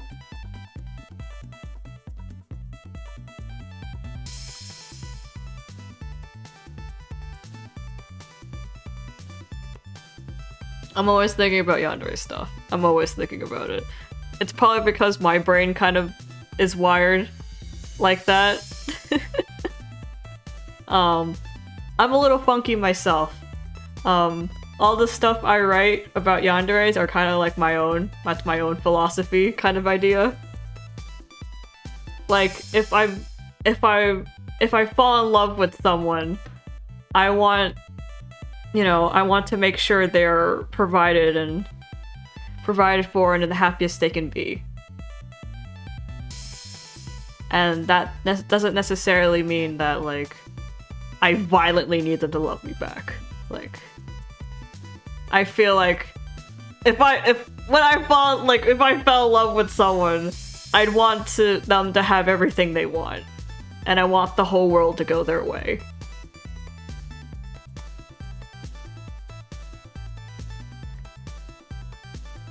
Yeah, we have a YouTube channel where we keep all the archives of the streams. So yeah, that's my philosophy. So it's like, the person I like, I want them to have the ability, like the comfort and stability and the like enough fallback that they can just do what they want. And I want to do my part in making sure they have all that wiggle room.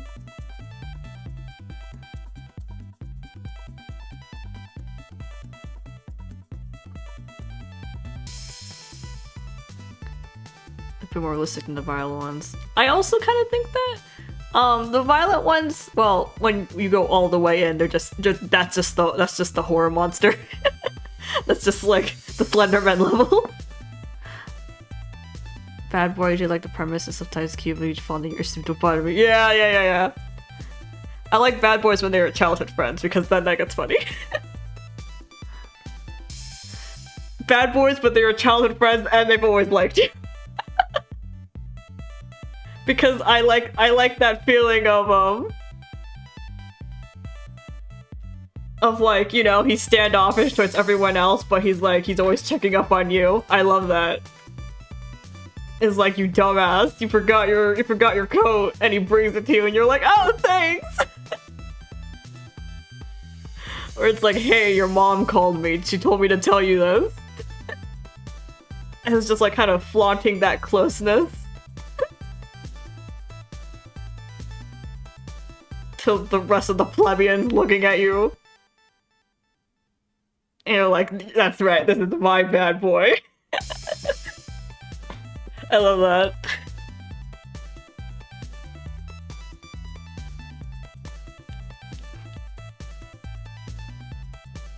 It's like, eat shit. This guy's my edgelord.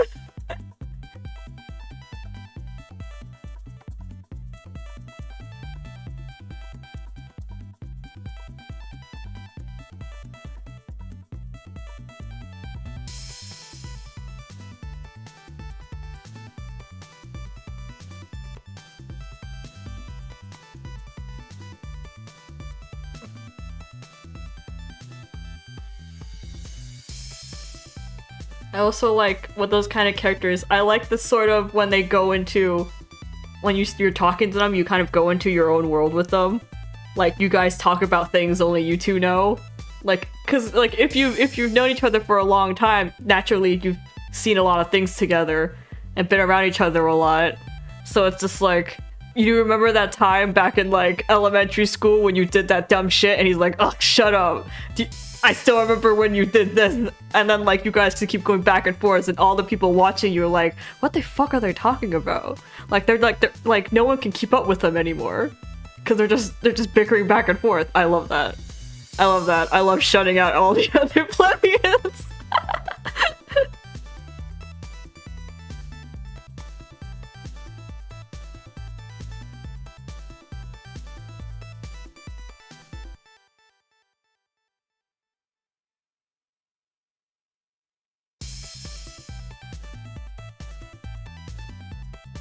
It's just like the kind of show that you two know each other really well, and that you've been together for a very long time. I love that kind of thing, no matter what kind of character it is. But Bad Boys are especially good because, like, they have this air of like, I don't care about anyone, I don't pay attention to anyone, I don't even remember your name kind of type. And then he's like, not only does he know my name, he knows my blood type, he knows how many times I've gone to the hospital because I don't know, broken my leg falling out of a tree and in my backyard, and all the times he's been there trying to catch me falling out of my tree.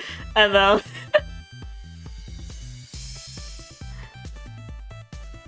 he knows the clothes I have in my closet because we've stayed over each other's houses over time.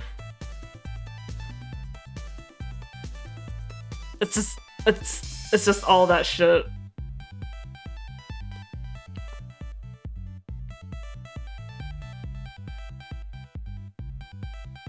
It's the flaunting thing. It's the look, he does care. Just thought about you plebeians. He's only got room for one and it's me. Get fucked.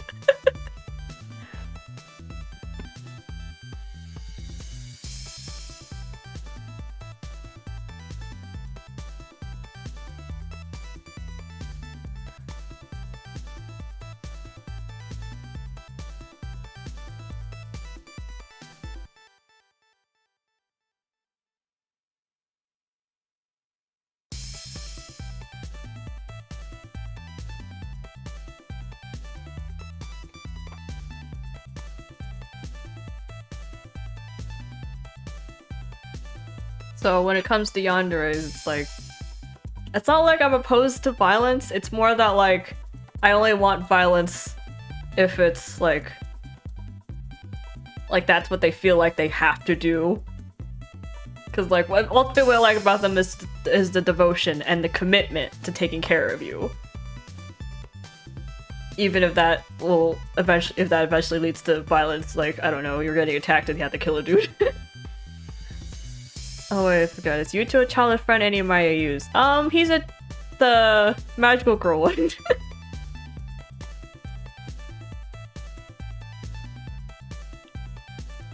You're childhood friends with both Yuma and Yuto in that one.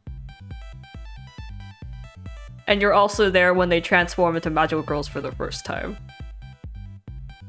So you get to make fun of them forever.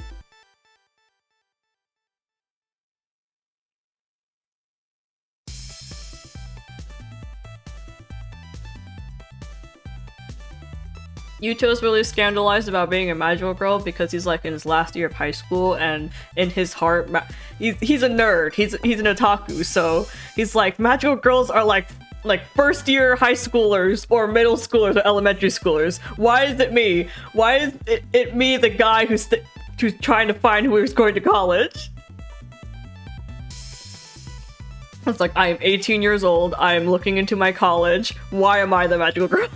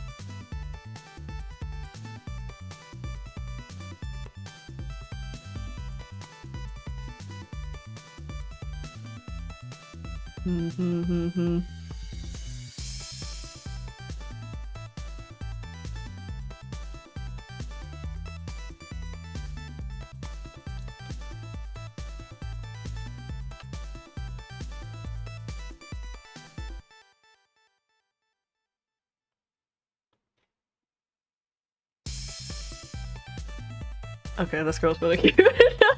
I like her. I like her hair that's everywhere. Like, I was kind of like looking back at them.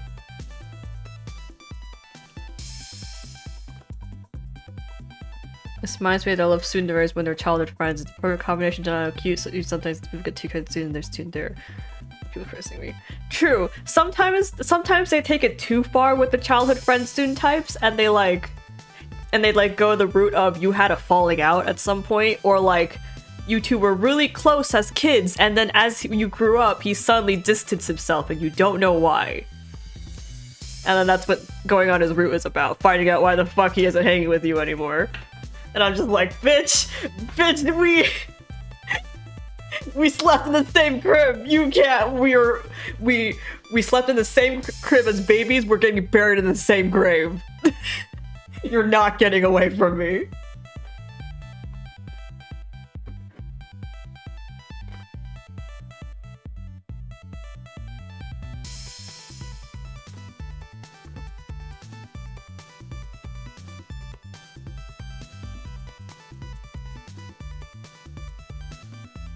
Yeah, the balance between like the something and the dede part are usually pretty skewed. Like, I need a lot of dede, or I need like the dede has to be like worth whatever the front part of that dede was. Like, I don't want this guy to cuss me out, leave me hanging, abandon me at every turn, and the only dede I get is that he kind of like, I don't know, lets me stand next to him sometimes.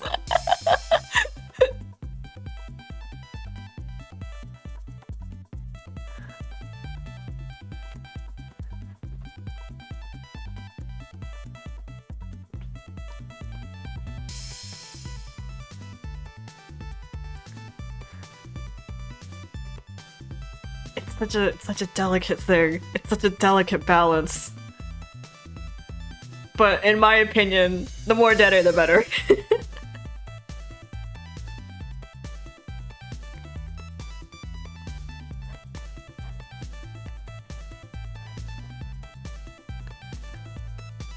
Like, more of whatever's in front, like, if that overtakes the dede part, then it's gonna be generally, like, not that much worth it. Or a vampire that loves you would kill you over a simple mistake.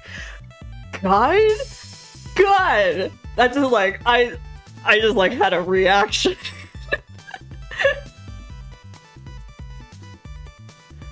It's like, was it like a vampire, yandere?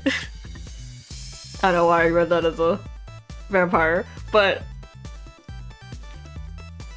that's true. There are so many types like that. Like, they say they love you, they go through all this shit, maybe they even have you confined, and then like, I don't know, you sneeze on his phone, and then he's like, okay, you were trying to contact someone, I'm gonna kill you. I'm like, dude.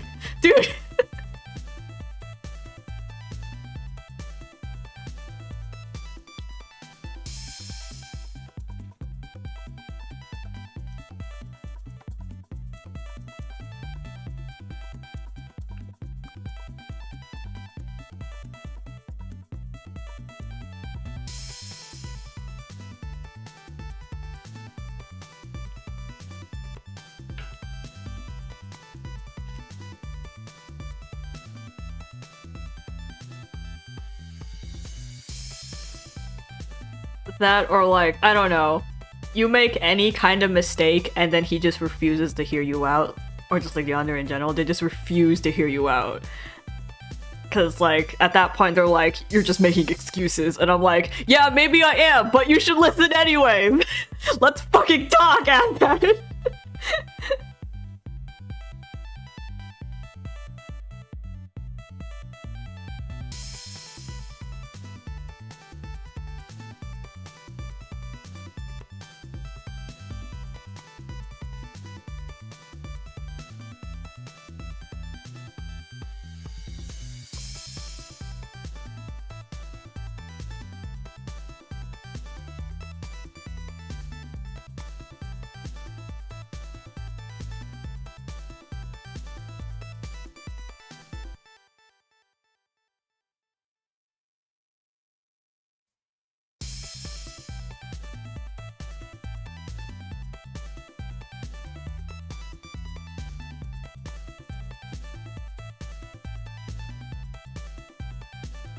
It's true, it's just like, I don't know.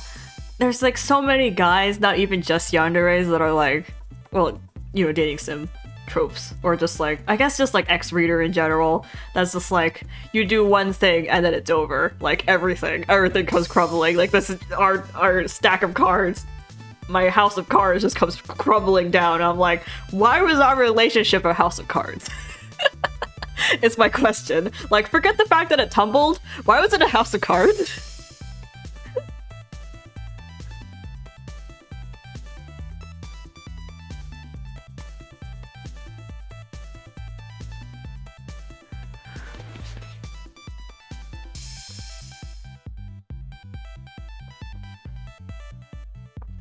And then, like, when it comes to a yandere, it's like, not only do I want them to make sure that our relationship is, like, made out of titanium, I also want them to put a safety net around it anyways, like,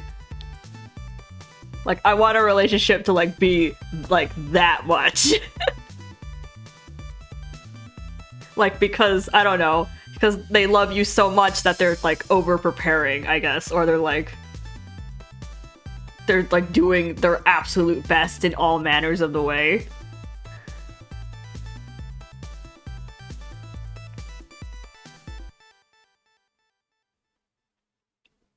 And again, fictional yanderes are like...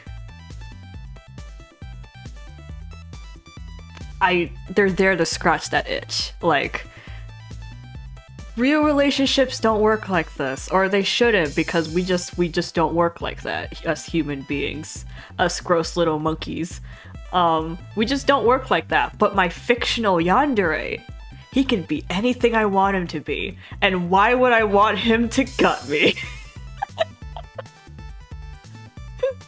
I could imagine any kind of guy, and the kind of guy I came up with is the guy who's gonna cut my legs off for sneezing on his phone.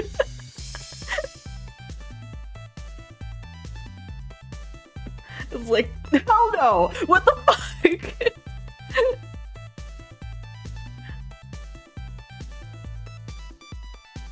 It's like, why can't I make this unreasonably perfect guy in my fantasy? It's my fantasy. It's fiction. Who the fuck gives a shit? I'm not making some other dude do this. I'm just being like, hey, this guy's kind of neat.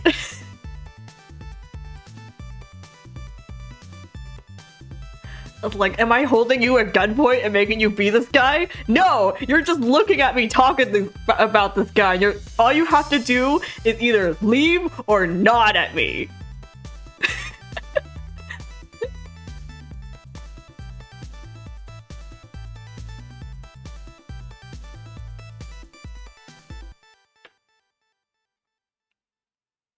Like, it's fiction. Who gives a shit? Who gives a shit? The kind of shit that goes through people's head all the time is like garbage. Garbage, shitpost, terrible, offensive, whatever. God, I just don't give a shit.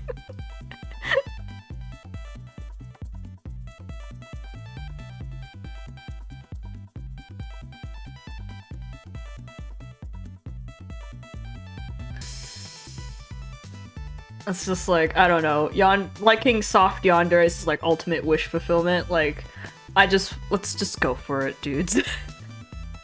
Stop holding back. Go wild.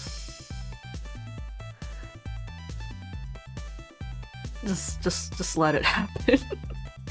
Because, I don't know, I feel like it's better to just fantasize about it and get it out of your system than just like, to just deny it and like hold that desire forever. Like, you're just like secretly wishing for it, but you'll never obtain it, which only like makes your yearning even more intense. Just do it. Just get it out. Just have it, and then you can just like, you can look at people again and not want them to be that. Okay, who have I drawn so far? You guys. My yandere kids. 4 of them. Bonding with feelings and emotions. Yeah, that's why I really like fiction, because you can just like get out all of that stuff in a good, like a safe place, in a place where you can't like physically punch someone with your fist. And they can't punch you back.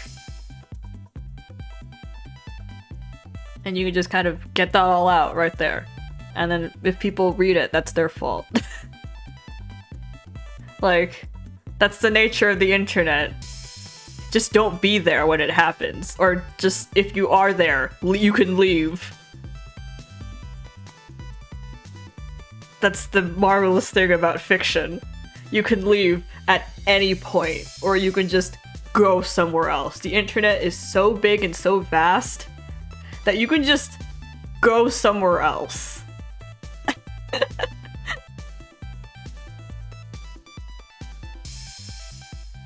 And that's just it, and that's it.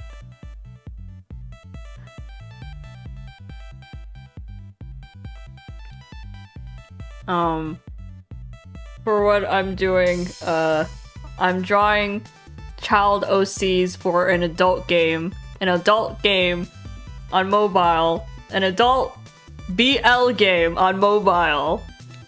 I'm drawing child OCs for all the love interests, as in they become a dad.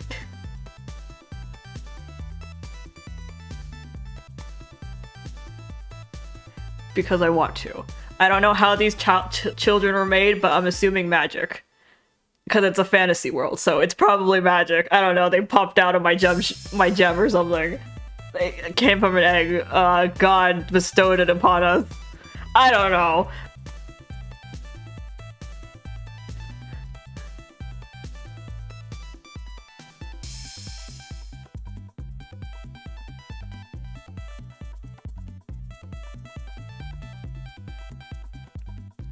So that's 4 out of 8 guys. We'll now be moving on to Kuya. Bastard extraordinaire. Well, that fetus from a rock like King Arthur. That the baby was just stuck in the rock for a really long time.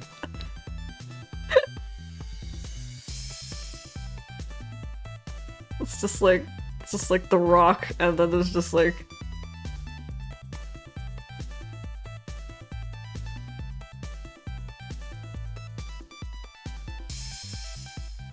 just the baby's in there.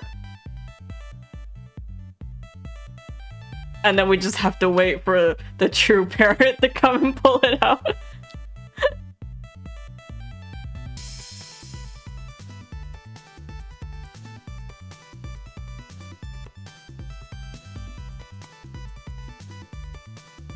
And only the magic man could find that baby. Hold on.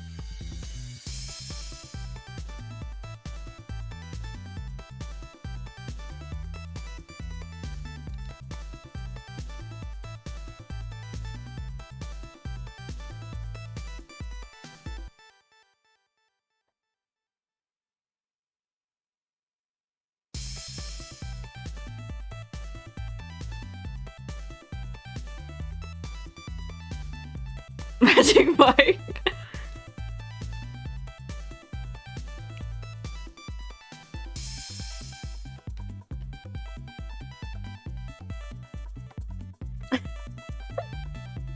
Wow, King Arthur looks different.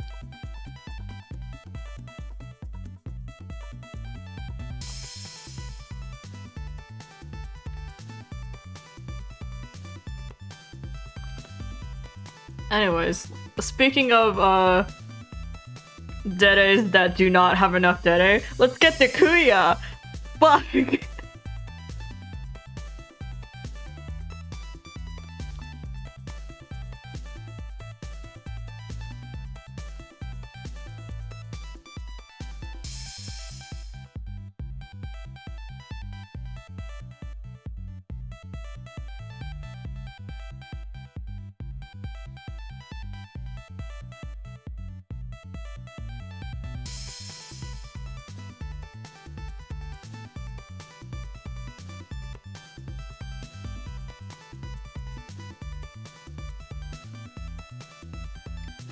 Vent hate about a dating sim situation where was mad.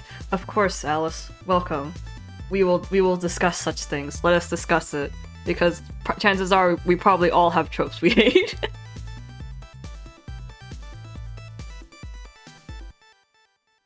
And I'm glad you're asking me this on Kuya's kid, because me wanting to get into a fist fight with Kuya for real.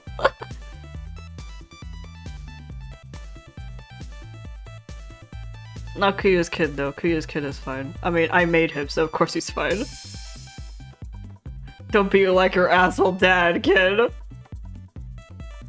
I won't let it happen.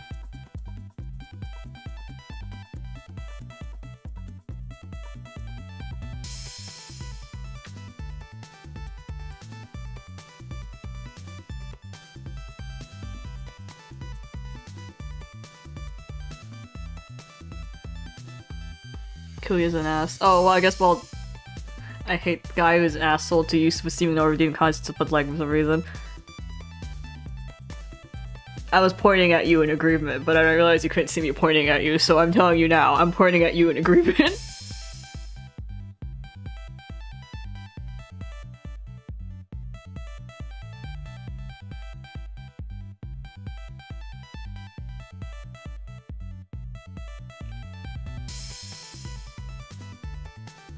Okay, Alice's thing is too big for our stream archive, so I'm gonna spend a moment to read it out loud.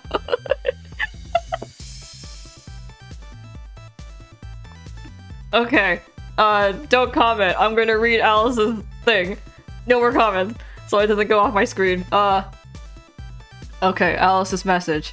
Okay, I hate it, and when you go through hell with the guy and suddenly he turns to the protagonist and says he wants to separate because he doesn't want the protagonist to be in danger because of him. Because this is always a bad idea, because when he leaves, then the protagonist is in danger because the animal went away and left her defenseless.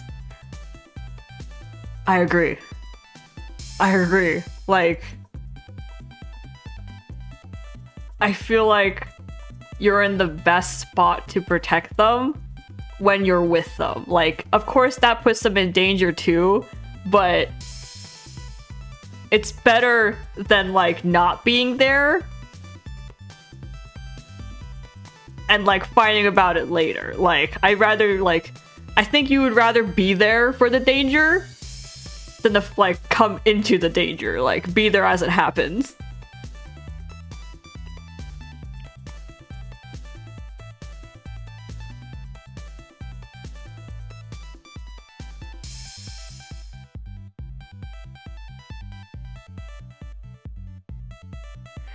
It's so stupid, like wanting to separate because you think being with her will put her in danger. Like, if you really think that, you would have stayed to protect the protagonist. Also, it's easier just to say the protagonist is her, the guys, and the love interest is a he, because it's just easier speech thing. But it's just easier distinction. And a fast-paced discussion with only me.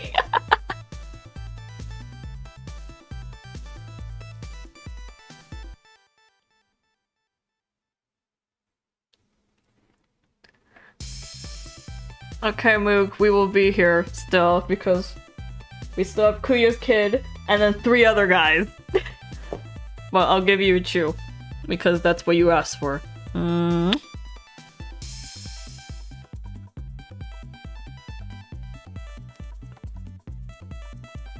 That's the chew I sucked back from you earlier.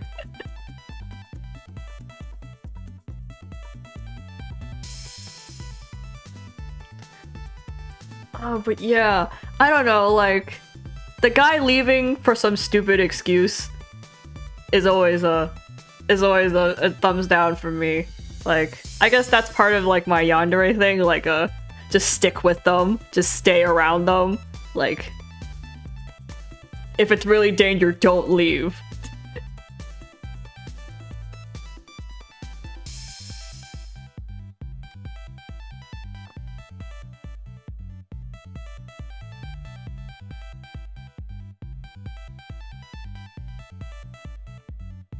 And like, maybe the protagonist is like, I don't know, maybe she doesn't want you around or something, and that's why you have to leave. But like, I feel like the move to make would be to stay anyways.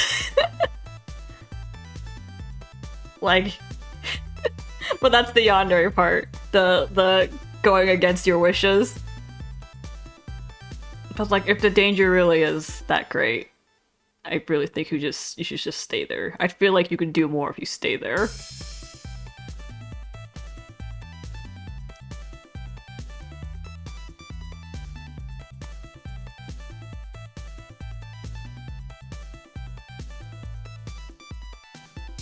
And chances are, if you already what?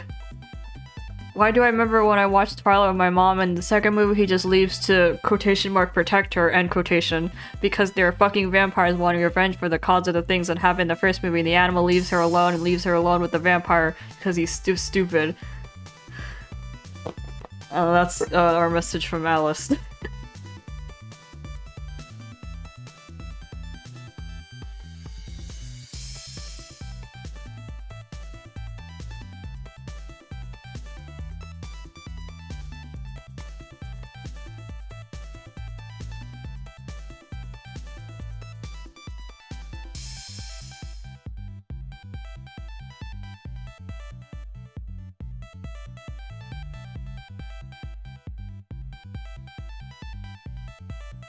I just realized I forgot to take my vitamins. One moment.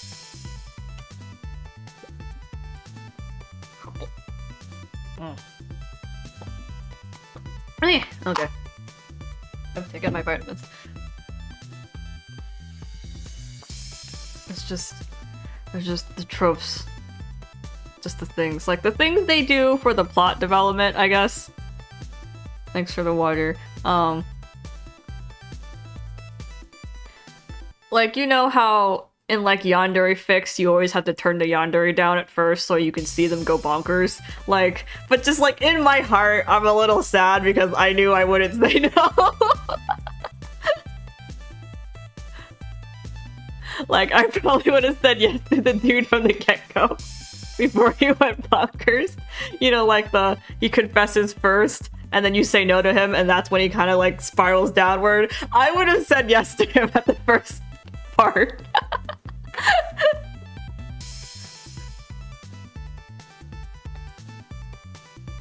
That's okay, Alice. Anytime. What are our weekly confessionals for otherwise?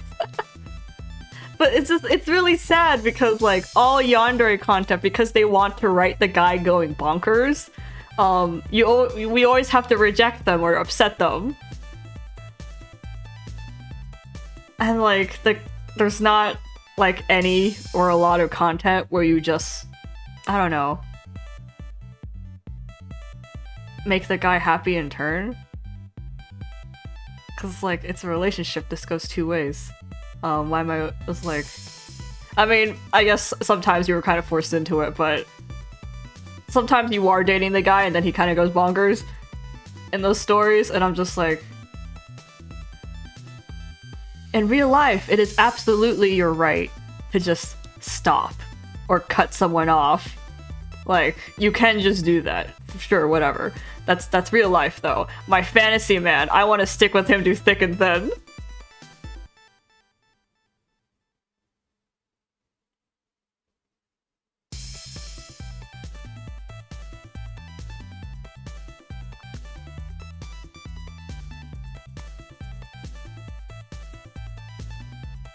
But, you know, we always have to say no.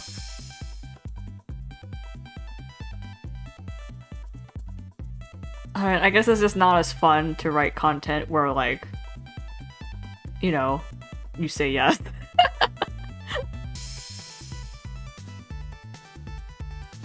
And I also guess it's like, it's more fun and probably easier. It's probably easier to write a guy, like, write the yandere going bonkers than it is to write the yandere, like, who's kind of bonkers, but is happy. Like, they're not stable or, like, the most mentally healthy, but they're happy. Like, they're happy and, like, trying to write in, like, the subtle nuances of, like, you know, their condition, I guess. While also just, like, the feeling of a sweet relationship kind of thing. I guess that balance is a little hard. But I think you should go for it anyway, because I'm starved for content. Do it for me.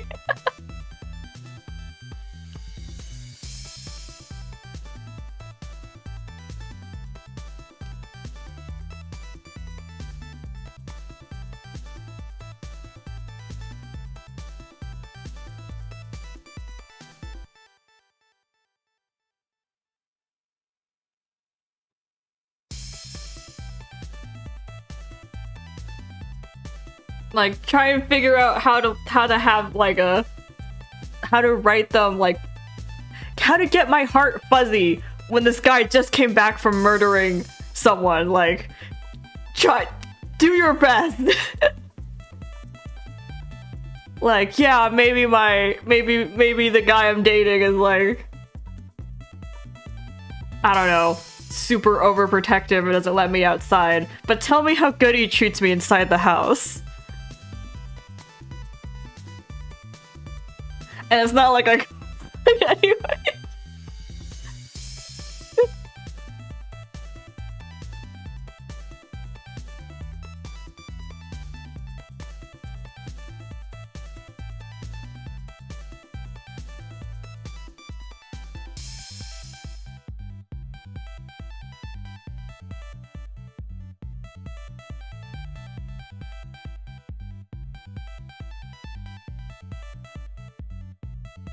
It's true when it comes to the audio stuff. There is a lot of like you end up dying or like sometimes the cut off before something happens to you. Hello, welcome.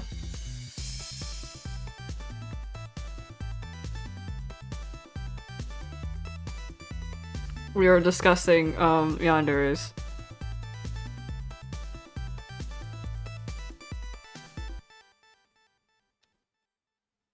I like how I always talk about like our chat topic and not what I'm doing. Well, it's obvious what I'm doing. I'm drawing. I wouldn't be in the art section otherwise.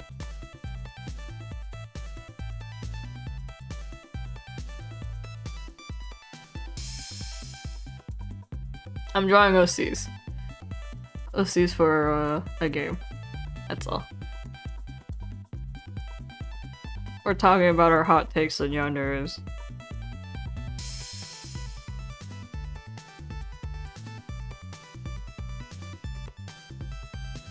What's our goal today? I want to finish up all the kids and have a good discussion with the folks in the chat. Have a good time. I want to have a good time.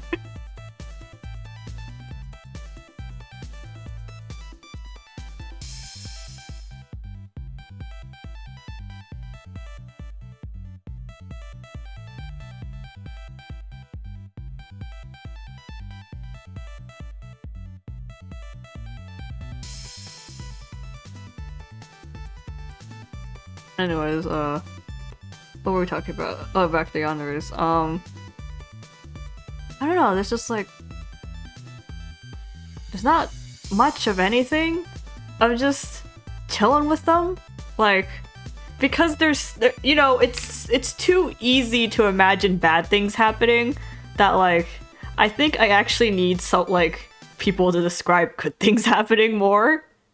Because, like, you could easily think about how things go, like, off the wire. It is so easy to think of, like, all the ways, like, this could go wrong. But I don't really feel like I need someone to keep writing it. Or making it.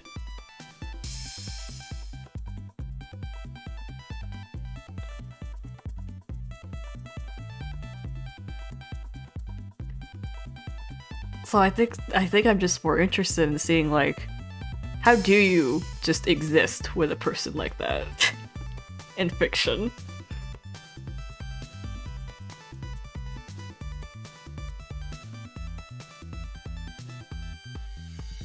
In other words, I'm saying all yandere writers are taking cheap shots.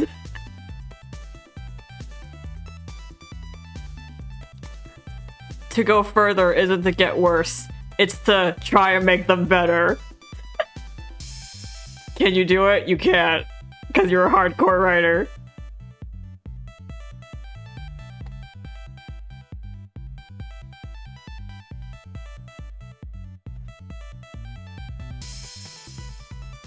How you kidnap me only stab me a day later, right?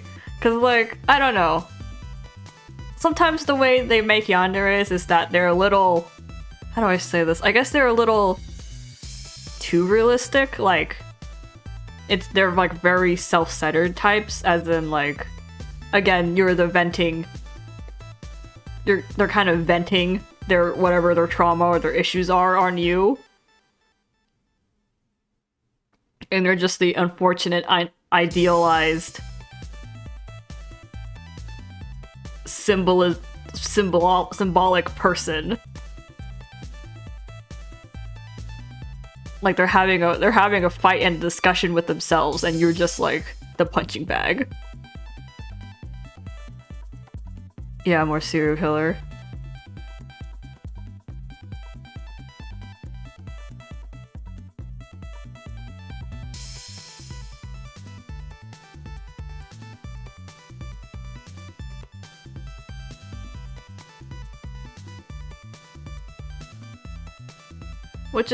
Would be the realistic approach and the more horror approach.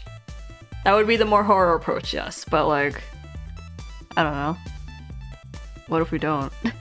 What if we go in a different genre?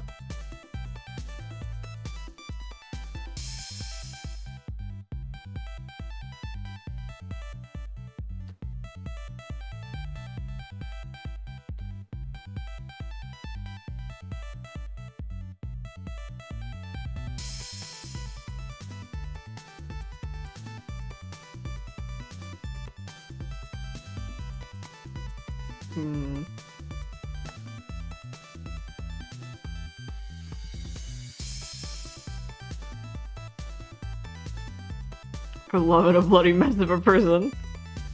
What if a bloody person found love in us?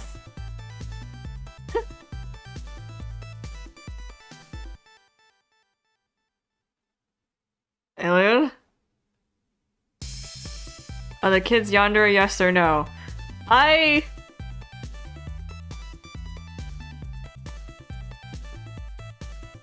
like gaping my mouth at you. I imagine in like their kid forms, they are not, but the plot in which they're adults, they are.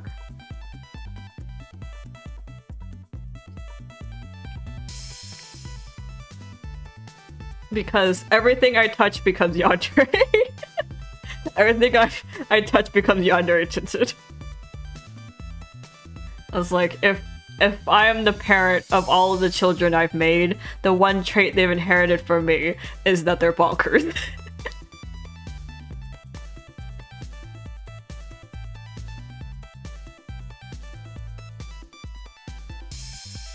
Because I don't do things by halves, asshole.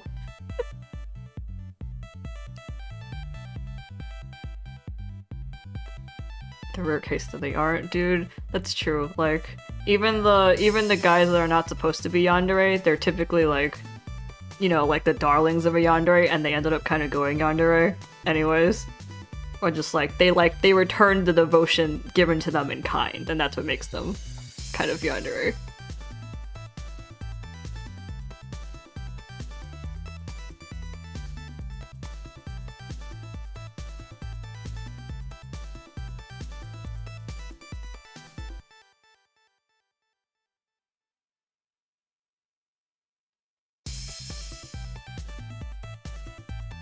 Because I love happy endings and I like requited love.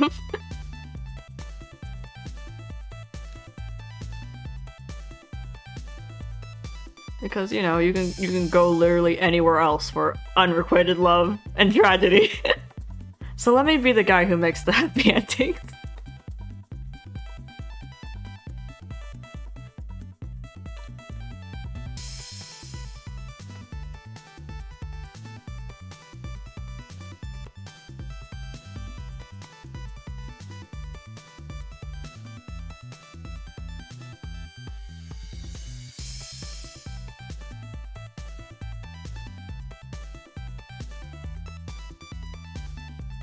Thing about Kuya. I'm not sure what to think of him, because, like, if there's ever a time where he's gone dede, it's in his, like, his intimacy scenes, like when you rank up his love meter, his rank up his affection gauge kind of thing on his cards.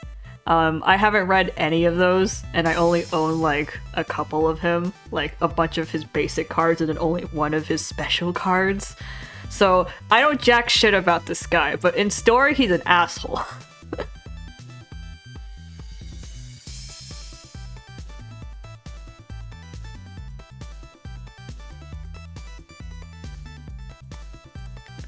Like what? He's a fox yokai who's been alive for a very long time, to the point where he's gotten bored with the world. So he's only interested in things that are new, like new things that are interesting, and that's why he gets interested in the protagonist, because the protagonist proves that, like, the protagonist comes from a different world, isekai, so like he has knowledge of the isekai world.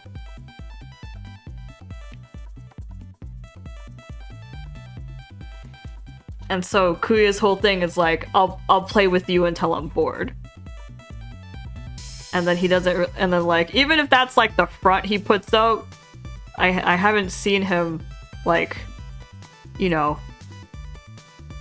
drop it.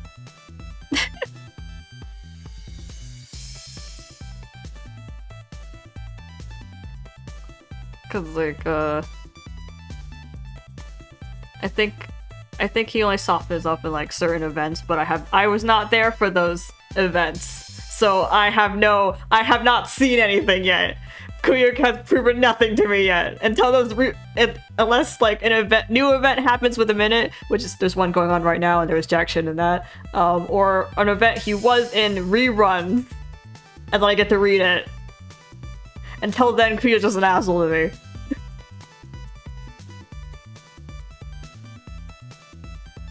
If there's anything interesting about him, it's that he has a breeding kink. Also, he's a top, but he has a breeding kink, which implies that despite saying that, like, he doesn't care about anyone, he's lonely and he wants a family. And that's about the only thing I have on him. Because he's the mischievous fox type.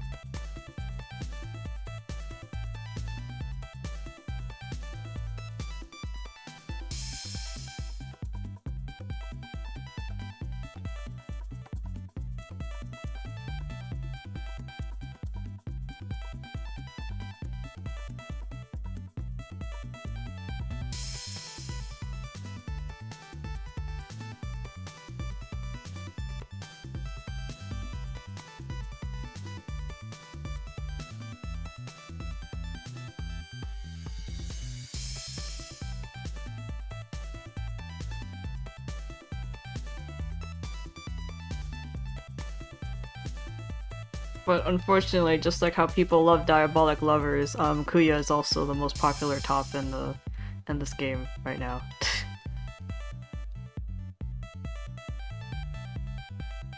I'm gonna say people love assholes.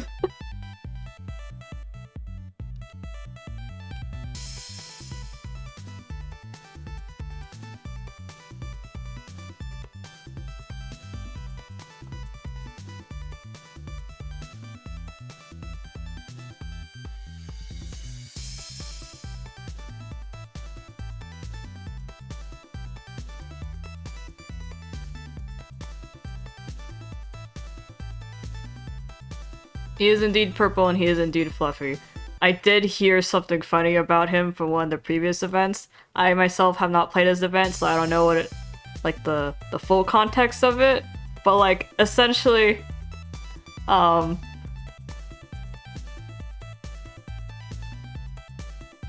there's an event where like shit activates or shit, something supernatural happens, and you kind of like run into his past self with his current self. Like, you're with his current self and the two of you have kind of like slipped into a time thing.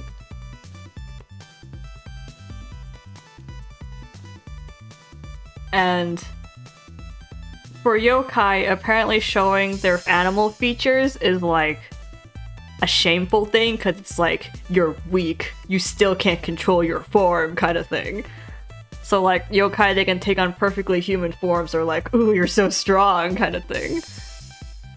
So Kuya does not like his ears and his tail because they're a sign of weakness. And then Aiden is sekai's over from, our world, which is like furry central. So he's like, yeah, I like your ears and tail. And when you run into Kuya's past self and Kuya's past self sees his future self, which has his ears and his tail out, his past self is like how disgraceful kind of thing. And then Kuya kind of like grabs the protagonist, drags him in as like, so what do you think about my ears and my tail? And then the protagonist is like, I think they're cool.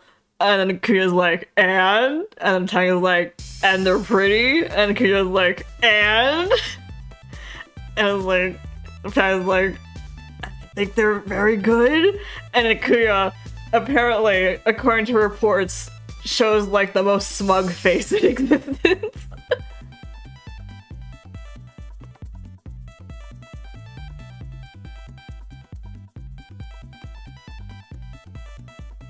And I thought that was funny, because that's a lot of people have been discussing it. I really want to see that event for myself. It's probably not how I described, but that's the basic gist of it.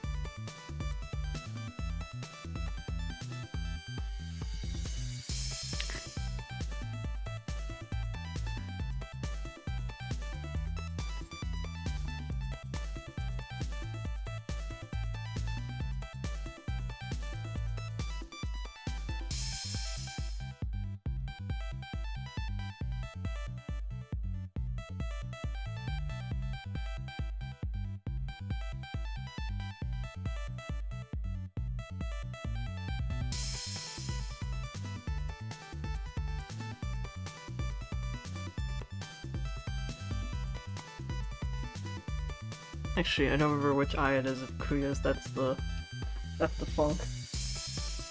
Ah! Grabs phone.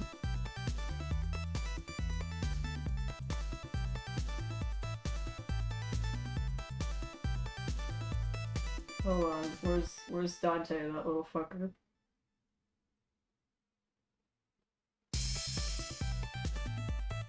Oh, Dante, I despise you.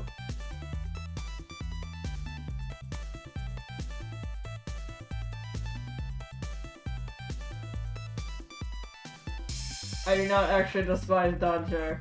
I'm just tired of him.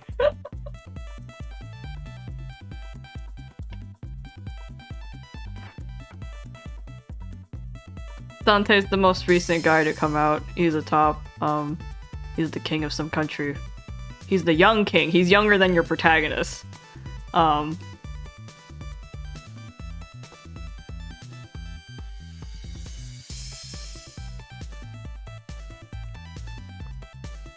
And for some reason, he's chose a lot. Like, every time I tend to get a really good card, it tends to be him, and I never, ever want him. Ever. But he always comes home. Fuck you, Dante. Fuck you.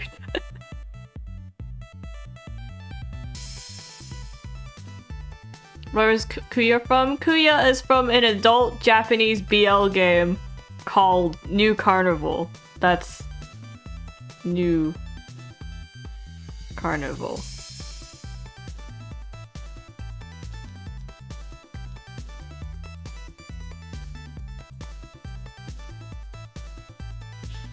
It's just like, every time Dante appears, I'm about to have a fist fight with him, seriously.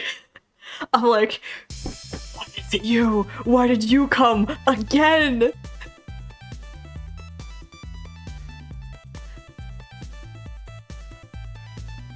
It doesn't help that I actually lost my first New Carnival account. And I lost, so my first New Carnival account, you know, I pulled on the banner and Dante happened to be on it as one of the SSRs. So but like, I was aiming for Quincy. I was aiming for some other guy on the banner. Let me just tell you, Quincy did not come home. But you know who did come home? Dante. He was my first SSR on that account. And then I ended up losing that account, and then I made a new account. And then, like, that event was still going on, so I was like, okay, I'll roll again. Maybe I'll get Quincy. And then I rolled. And guess who came again as my first SSR? Dante.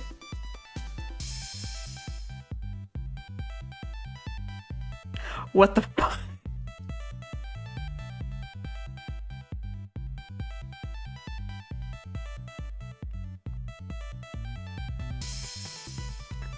I'm never pulling for a banner. Don't do that.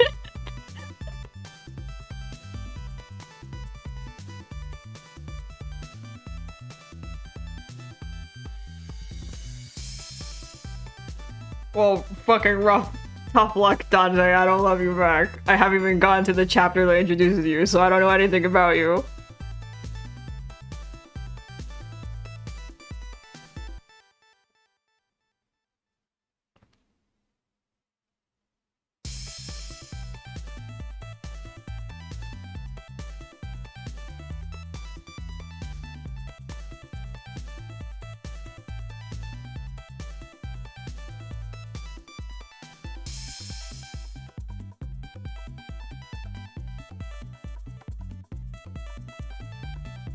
Who's come home to you? Why was he the first SSR of both of my goddamn accounts? I have 2 SSRs of him. Like, I have his, like, this Christmas SSR of him, and then I have his regular SSR. And I'm like... I don't want you.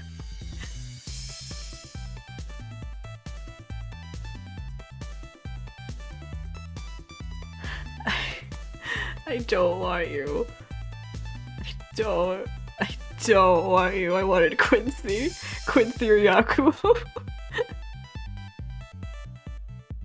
Why is it you? So every time I get him on like a poll, I'm like, I get like a visceral reaction because I'm like, fuck, it's you again.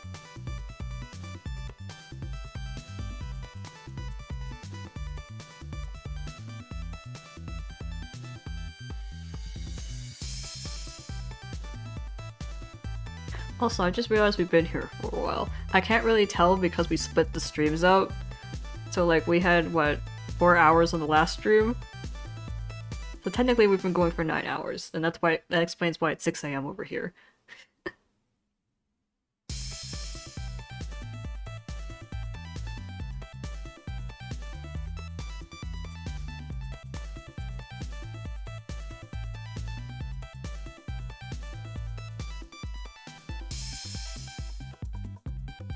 Thank you, Alien.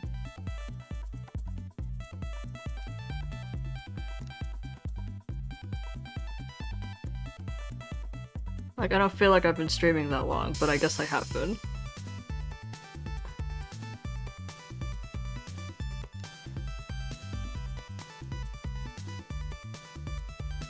Oh yeah, the plot with the kids. What? You- Hi, welcome back. Now I know we've been streaming too.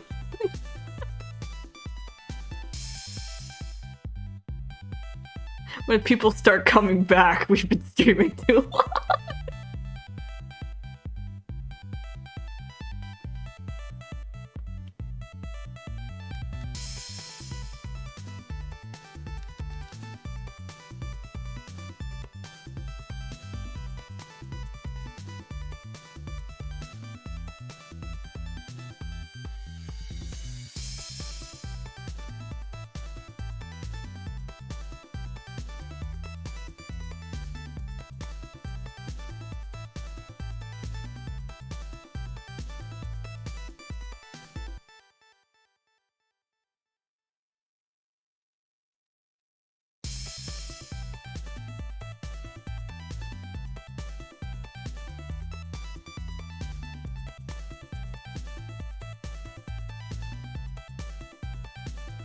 Stream challenges again. Yeah, now it's about you instead of Teddy.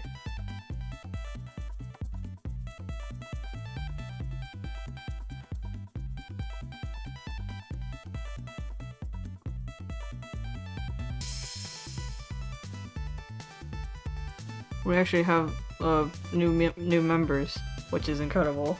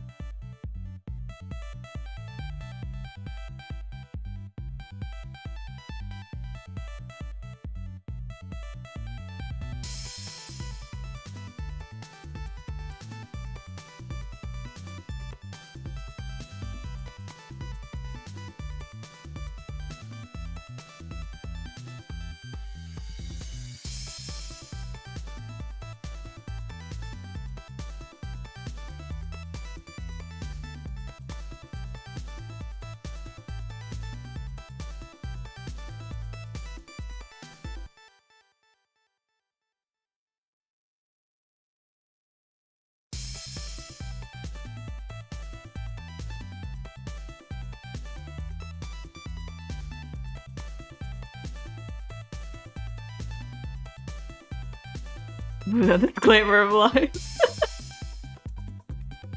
I forgot that was in there.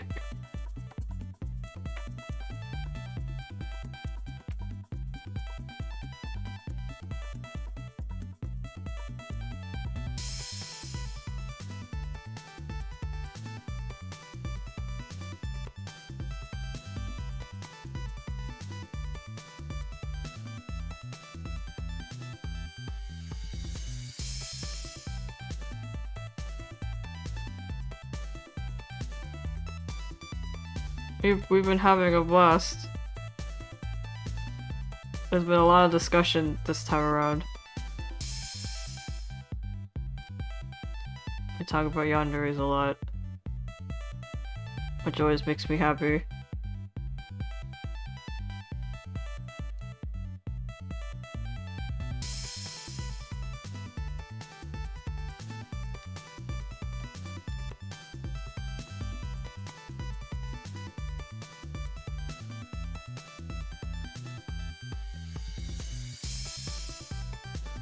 I still have that cake and all my juices.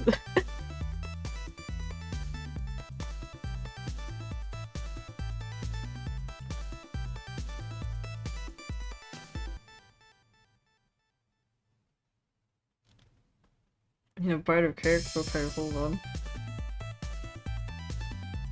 Hey! Wait. Oh. Mm. Mm. Mm. Mm. Mm.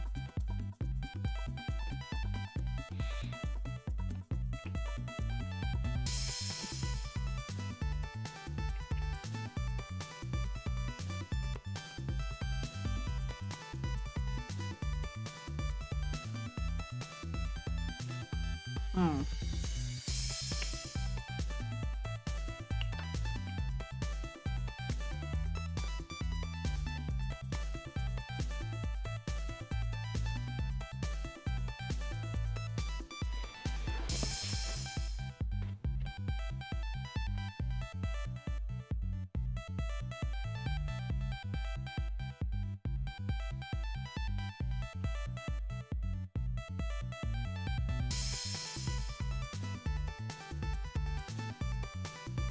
Where's my order?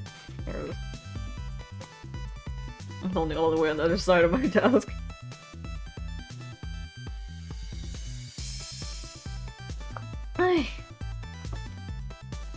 I've drinking.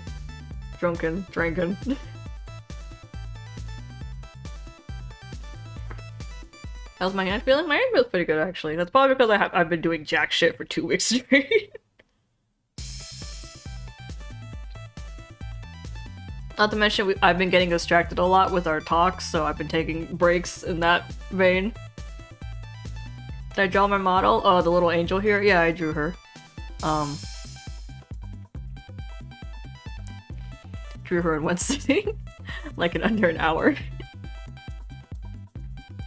Because I wanted to fiddle with OBS and see if I can make up the setup, and then I just kept the setup forever and haven't changed it at all since then. Because why would I when we are the most casual group to exist, and if I actually got famous, I think I would hate that.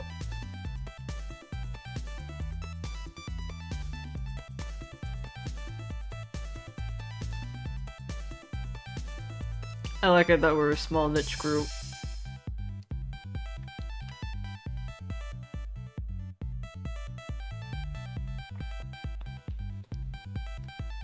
Anyways, here's boy 1. This is Yakumo's kid. This is our eldest. This is Snake Boy.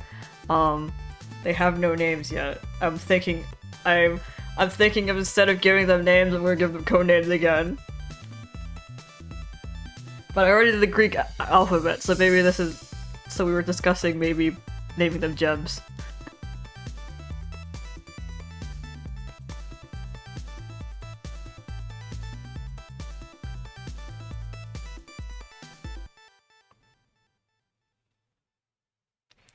when I make kid OCs of like canon characters, usually the plot I'm using them for, I don't want them to give their names.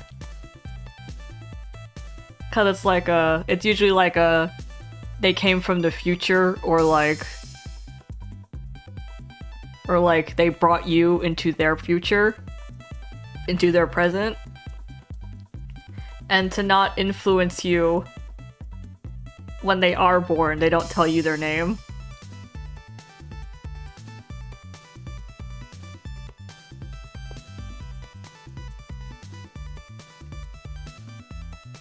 That's just the kind of thing I like.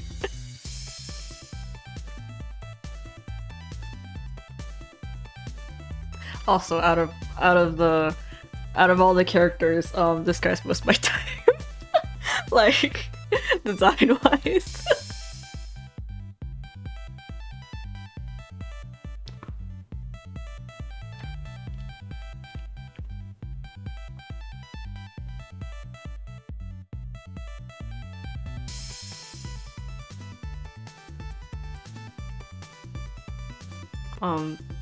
Here's Edmund's kid. I also really like him.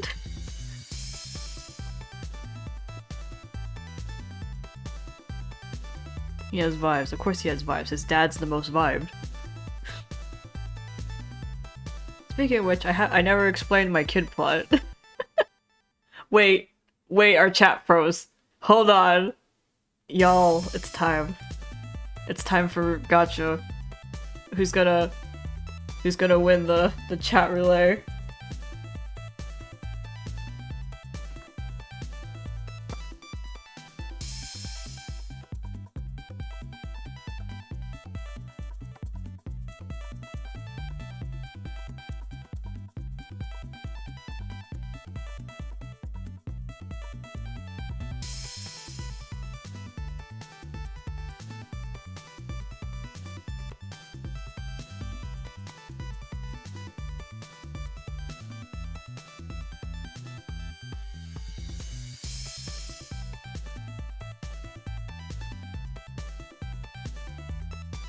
It'll take me a bit.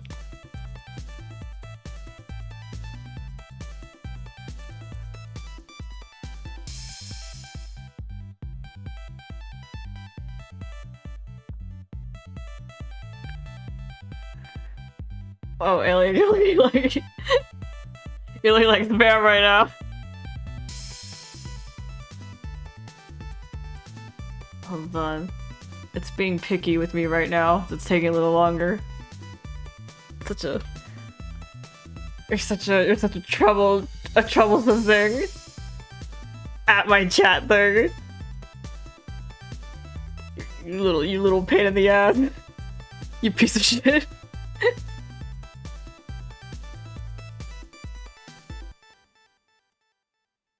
Oh my god. Oh my god, it really does not want to work. Okay, fine. We'll do it like this. I'll start from here.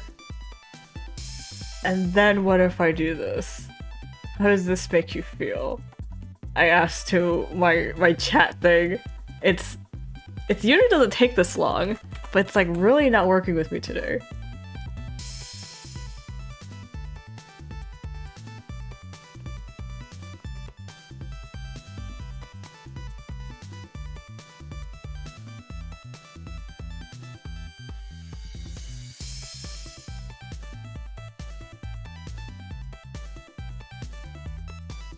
Oh, wait.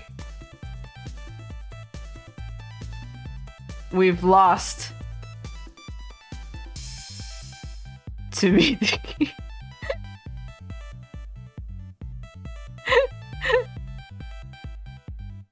Congratulations, Mizuki. You were the first one back.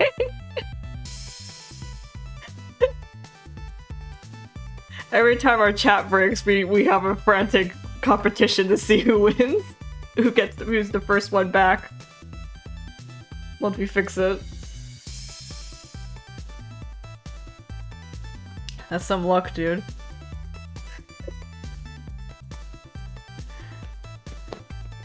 I think Alien has yet to win.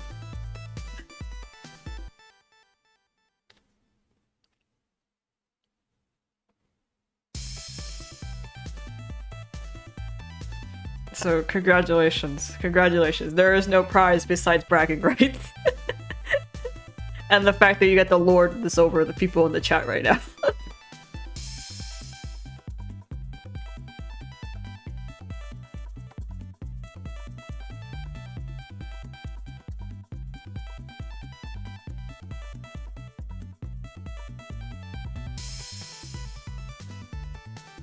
Anyways, we're back. What was I gonna say? Oh, right, my plot for the kids. Here's Olivine's kid.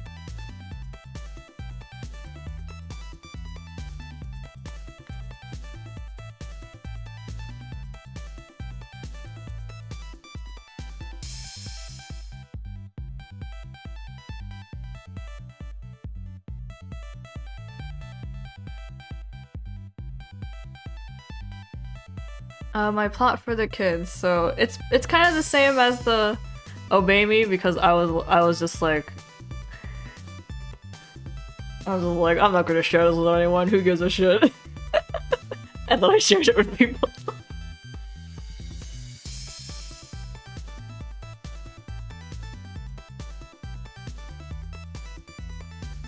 But basically the plot's like,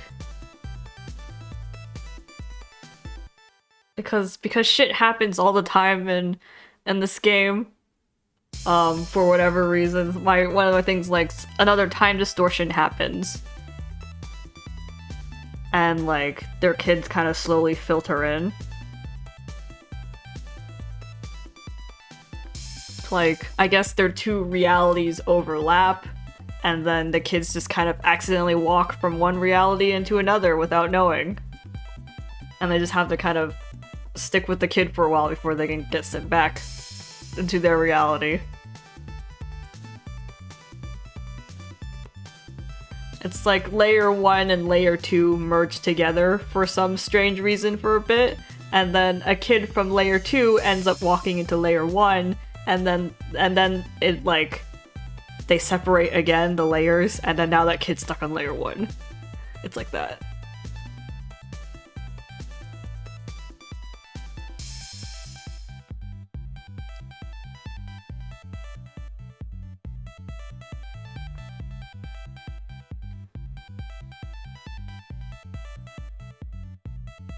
And then I guess in that timeline, it's like,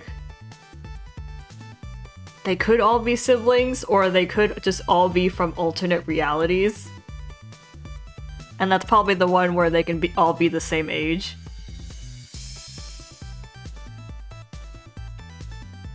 No, I'm not opposed to making them all different ages too.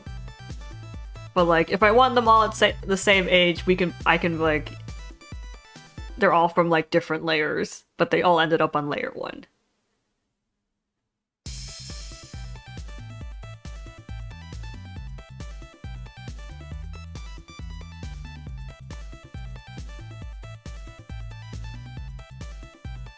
And then my other plot would be that they have to bring their dads into their present, and they're all adults, and I don't know, the world's probably ending because I always make world-ending plots.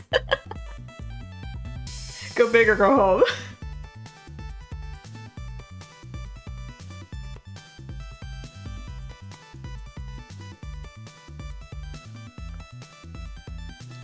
But the future plot would be that they're all adults. This is where they've all kind of gone mental, yandere, in a sense.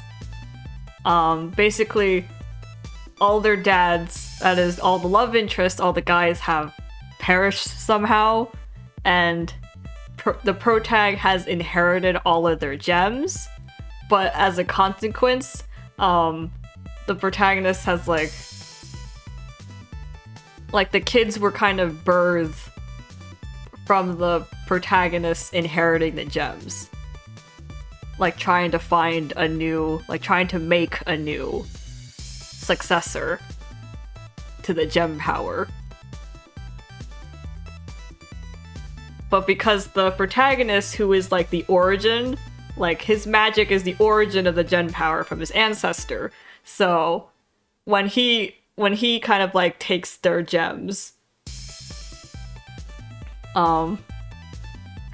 shut up, alien, shut up, alien.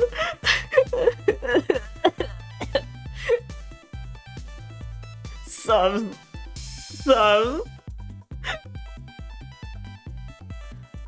For those who don't have context, I haven't been able to play the new Fire Emblem. And I've been wanting to for so bad. But it's been 3 weeks!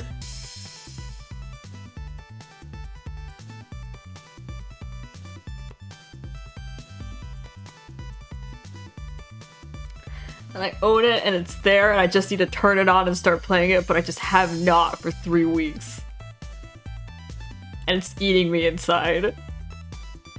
Every time I do something that's not Fire Emblem, I'm like, I could be doing Fire Emblem right now, and then I curse myself, but I still don't play Fire Emblem.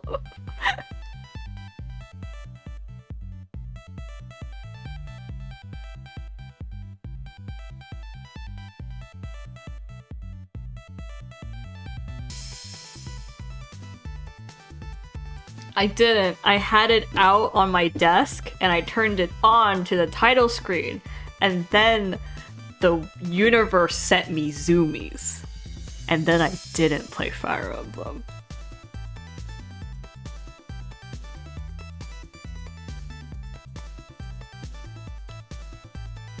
I hate it here.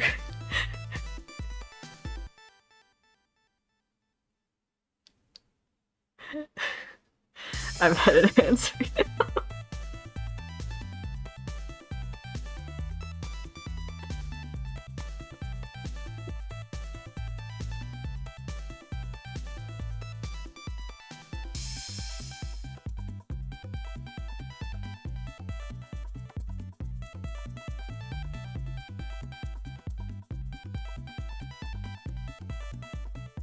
Subs. Anyways, back to my plot. By the way, this is Quincy's kid. She's cute. Anyways.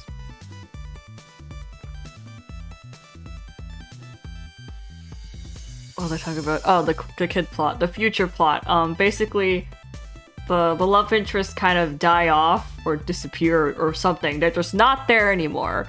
And the protagonist kind of like slowly inherits all of their gems straight from them.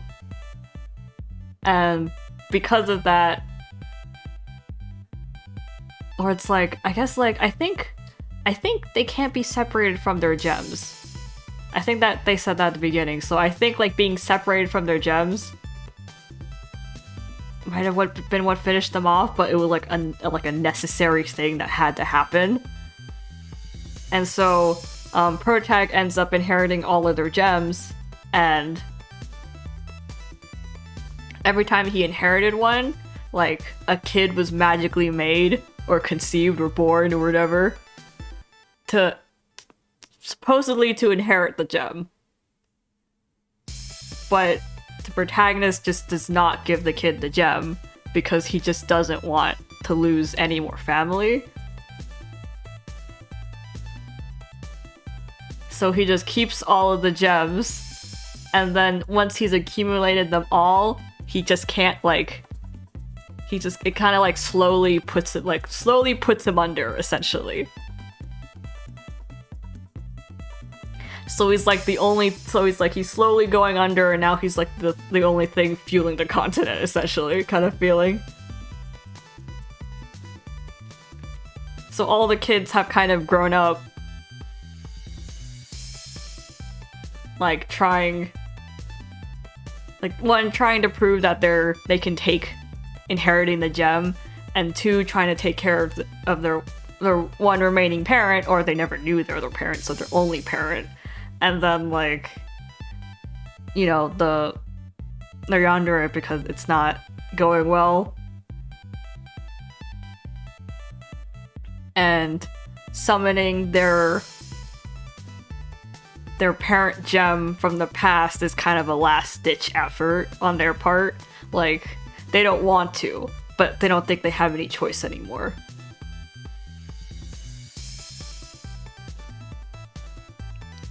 Like, maybe they, like, I think the plan is, like, to summon them from the past and to have those guys, like, absorb the gems from this time.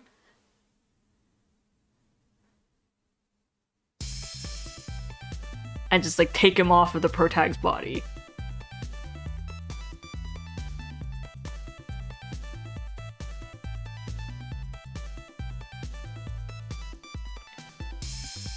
There's probably like another overlapping realities thing, except the layer 1 people have come to layer 2.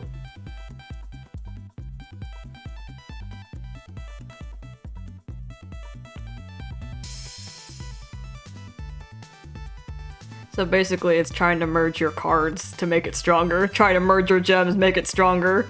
Turn your 1-star gem into a 2-star via merging. Identical gem.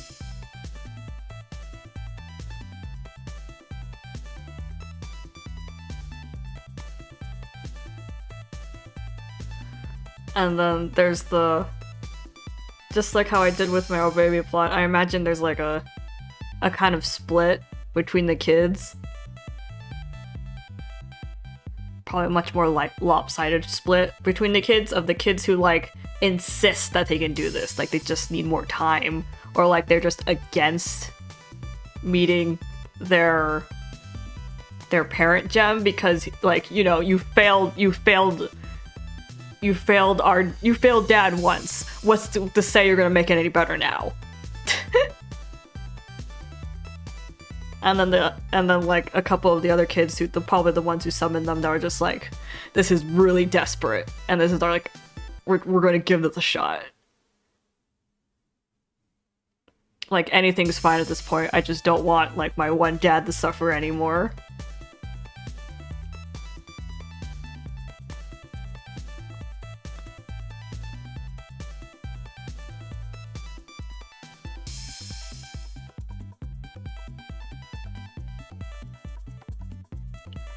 Absolutely no dancing. That guy's like in a coma. Don't dance with the person in the comatose.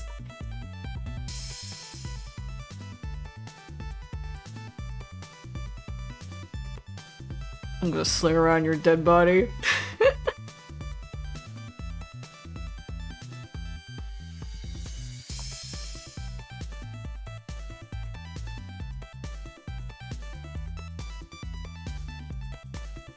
And then, like, 2 of the guys actually have their gem in their eye.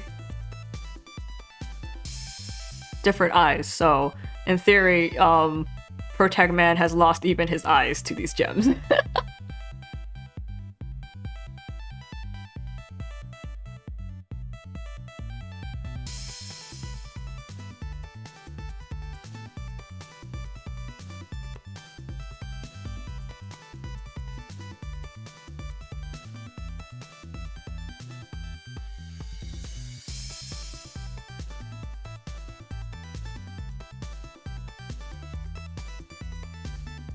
So yeah, that was my plot, and then like there's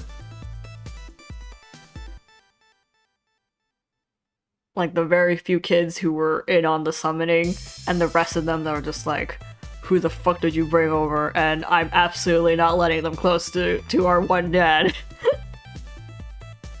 I have no other parent.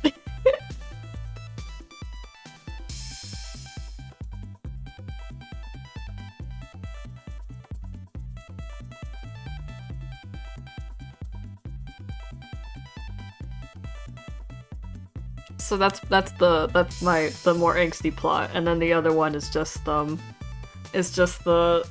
kids from the future go to the past, and then they're just trying to figure out, you know, they're just hanging out with their kid and also trying to absorb the fact that they got a kid.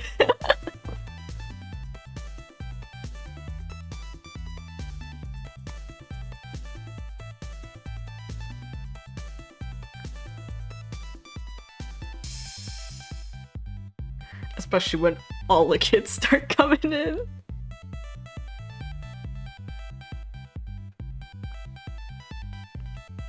And then there's one person who really can't handle the thought that he actually had a kid. It's the protagonist. Because, well, just looking at the protagonist is that he's really affectionate, but he's also kind of like, I don't know, he's got like the sense of like being afraid to commit.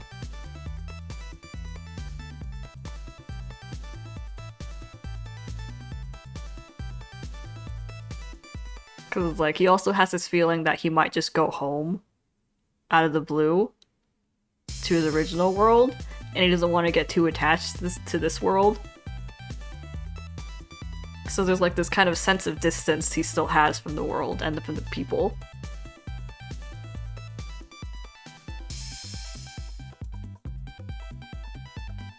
And I don't know, I feel like having kids with a bunch of guys is a pretty big commitment. Especially if you're... I'm assuming he's having at least one a year.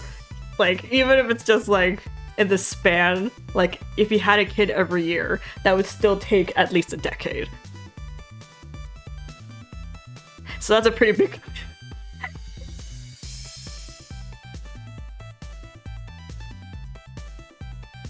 Like, even if you, like, even if you make it so he's having one every year, that's still, like, about a decade.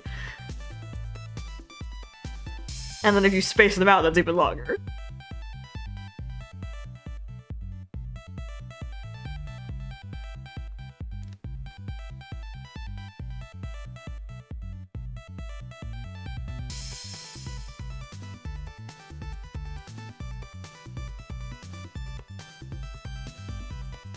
It was wild.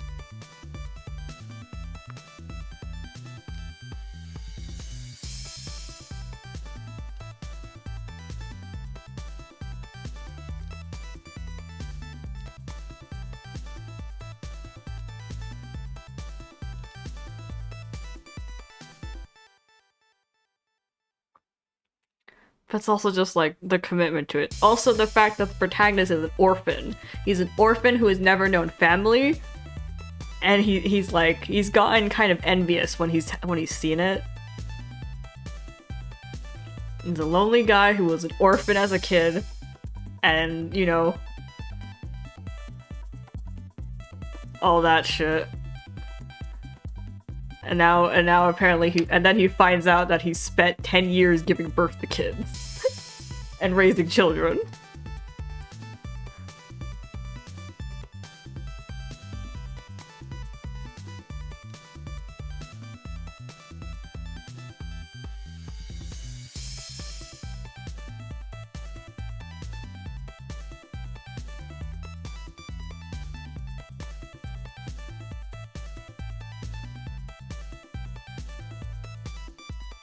I don't know, it's just because like I feel like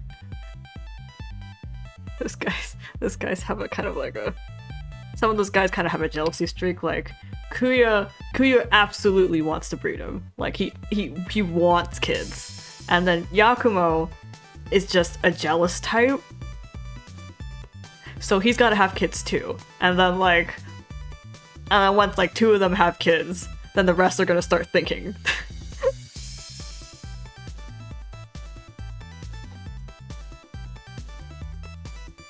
Because, like, Blade, the robot, is a really affectionate guy, too, and I think if he could have kids, he'd be really curious about having kids.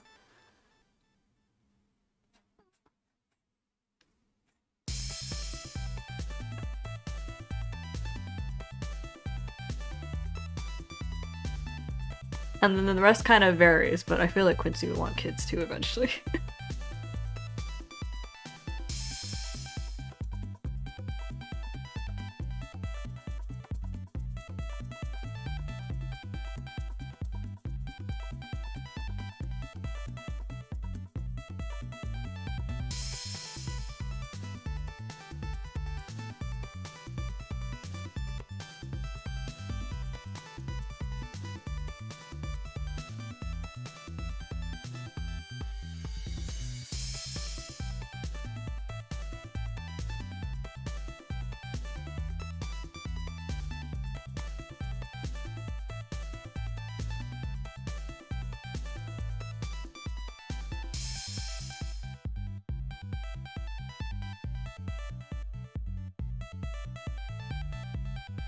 And no, I don't know how these kids are born.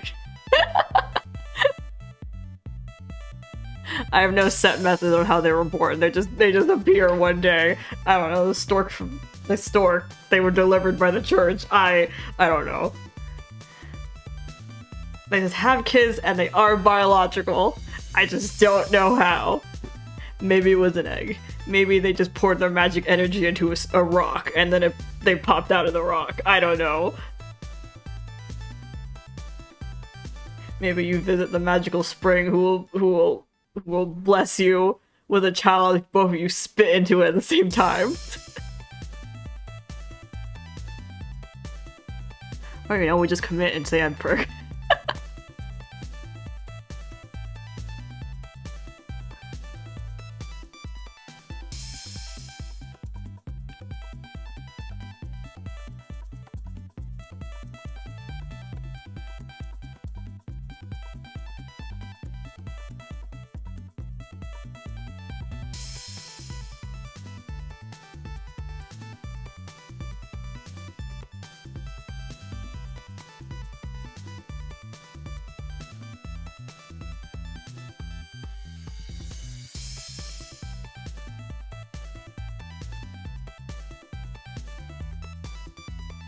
I don't know, dude. I have no idea how it happens, but it does happen.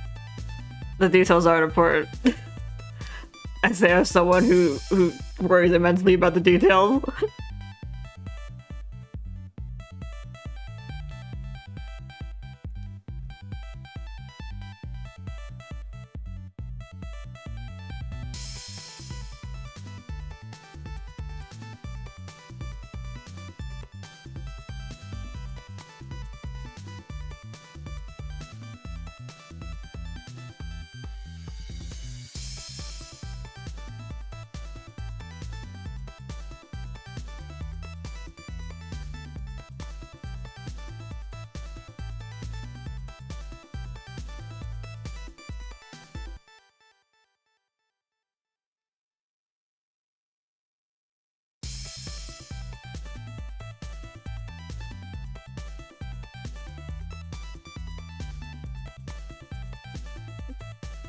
I don't know, so I'm drawing in their kid forms now, but I do want to try to see if I can design them as adults later.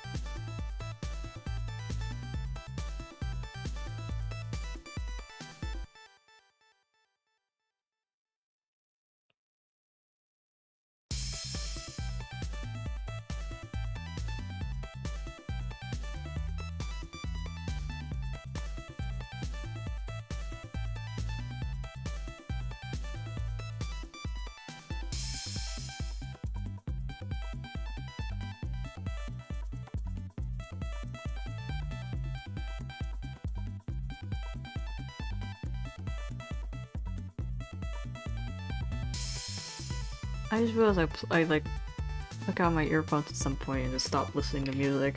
I think I got way too into one of our questions debates about yandere, so I just took off my music without realizing.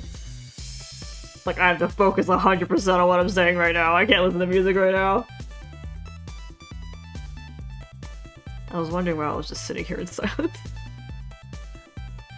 Like, huh, it's really quiet.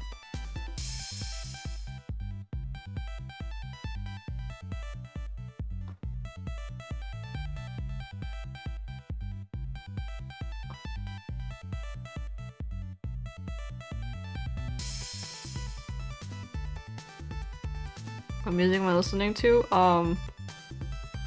YouTube mix. My mix from YouTube, which means I just compiled a bunch of songs I've been listening to.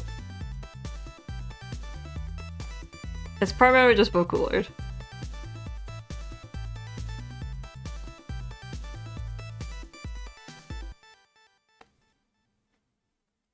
God, we do have like after this kid, there's still 3 other guys, and one of them has twins.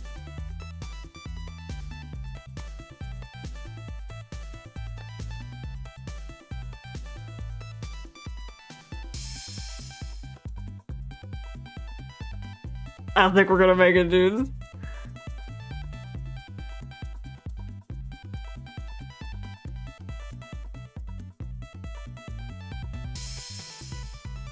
I mean, cause like, I can make it, but I'm not sure about y'all.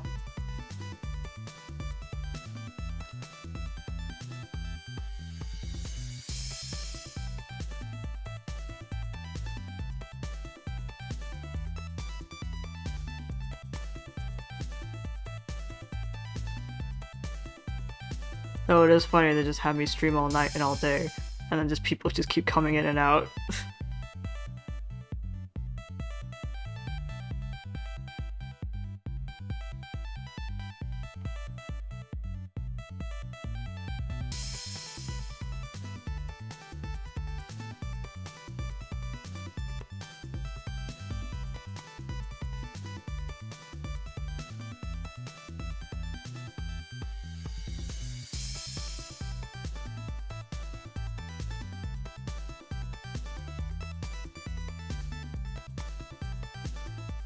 It's part of the 11-hour stream.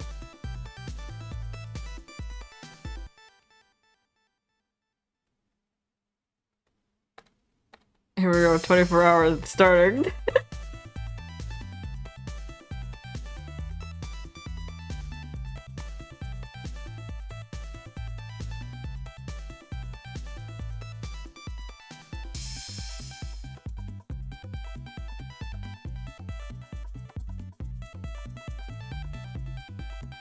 Thanks for the water, Alice.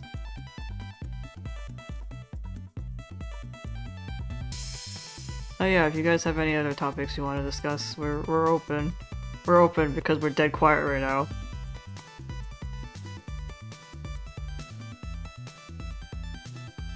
Set the things I need to do tomorrow.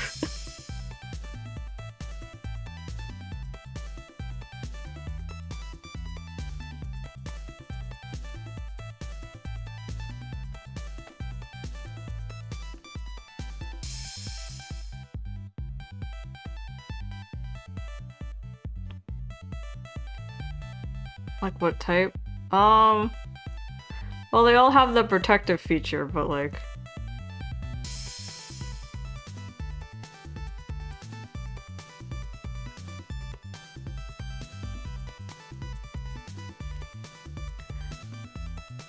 a lot of them have the protective feature, but some of them are more like murderous about it, some are more defensive about it, and then we have the manipulated types.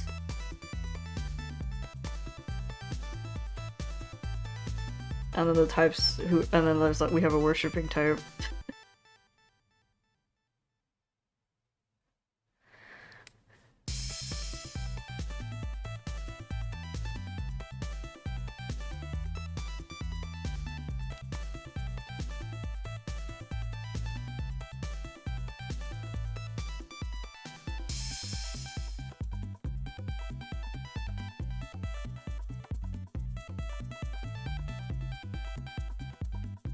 Have I given thought to doing commissions? I have thought about it, but I'm like, LOL, who's gonna pay me to draw?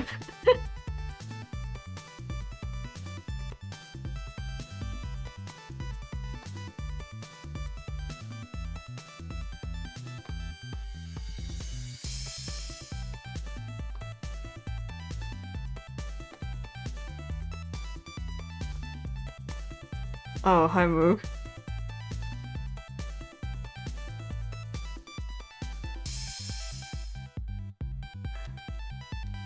Thanks, dude.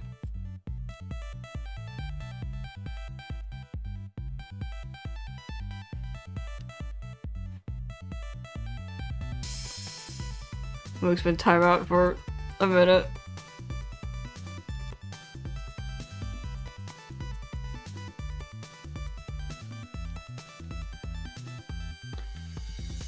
I'm being bored.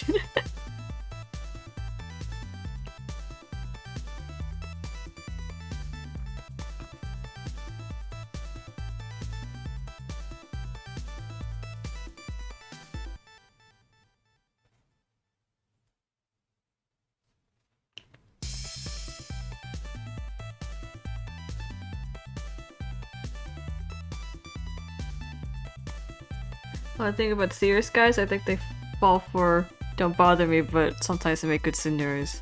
Serious guys. I like serious guys too.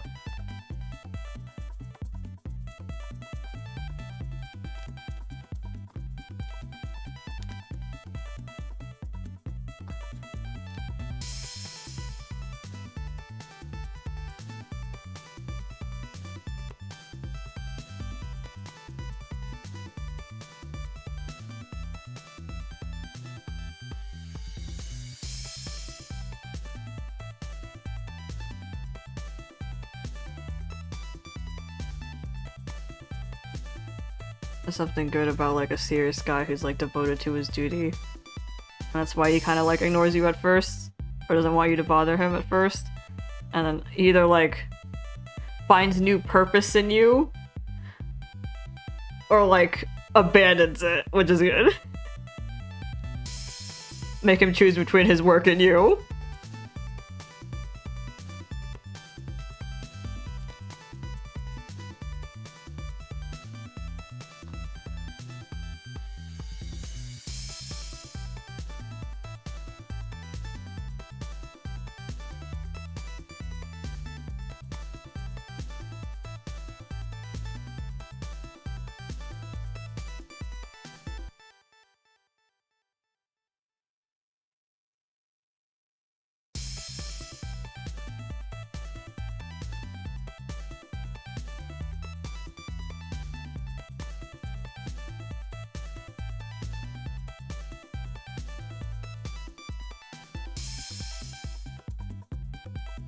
Oh, that's timed out Moog for another 60 seconds.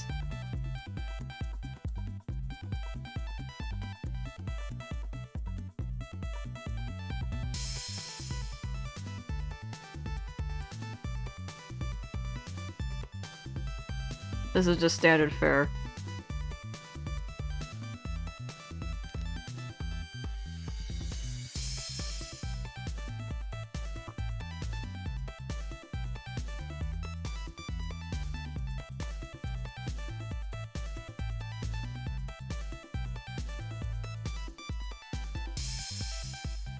I wonder if we should stop on Kuya's kid because, I'm gonna physically kill all of you if you're here for too long.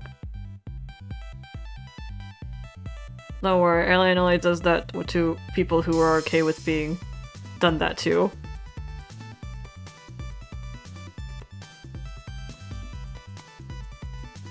It is clear and consensual.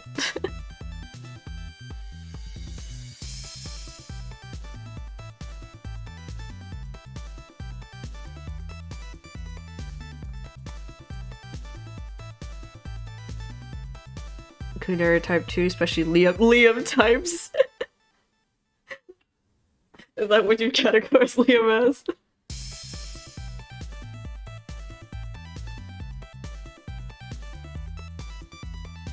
I like them too. I actually really like them a lot.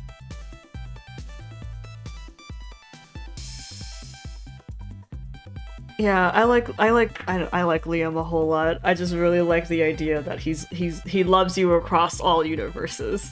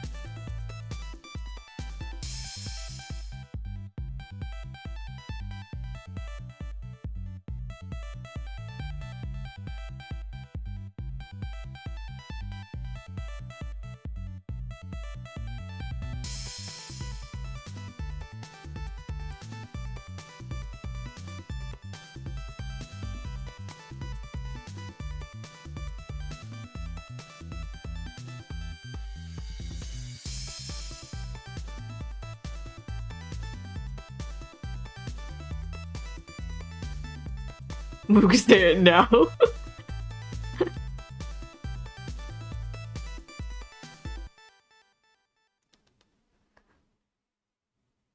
That's the most being held at gunpoint. Say it now, I've seen it in a while.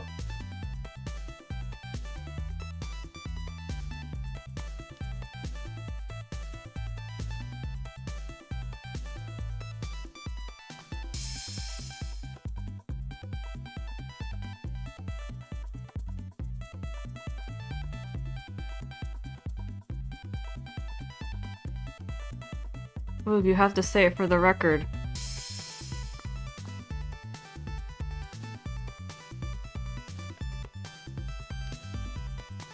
Or you get timed out for 1,800 seconds. Damn.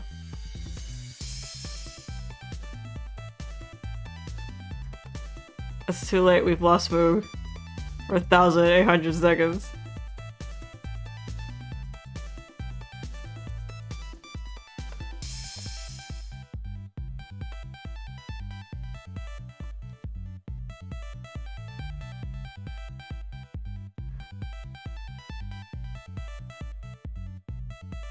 Well, we're a group of regulars, so...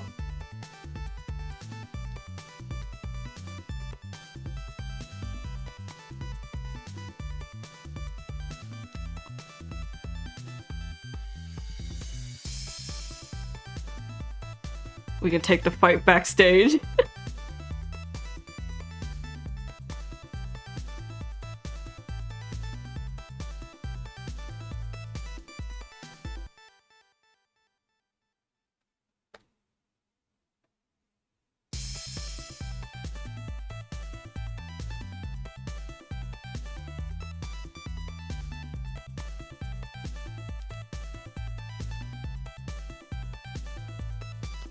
Oh, when they tell me what to do is mod, and I've already given you permission to do whatever you want.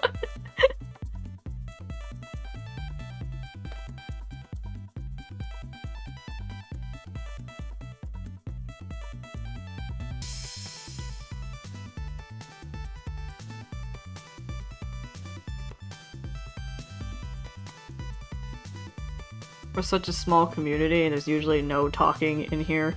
Or not a lot of chatting going on in here, that it's just funnier to give Alien free reign.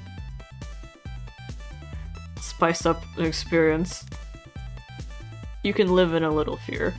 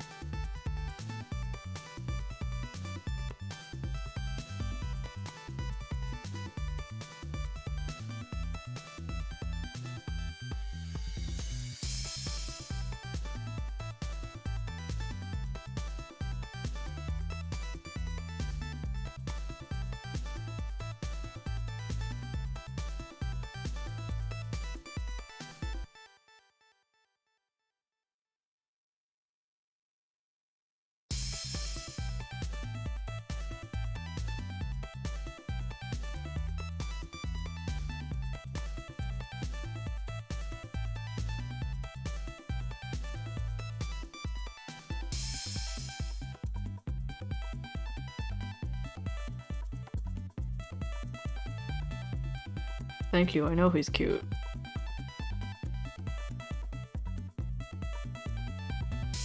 Kieran and his dad. It's a Kuya.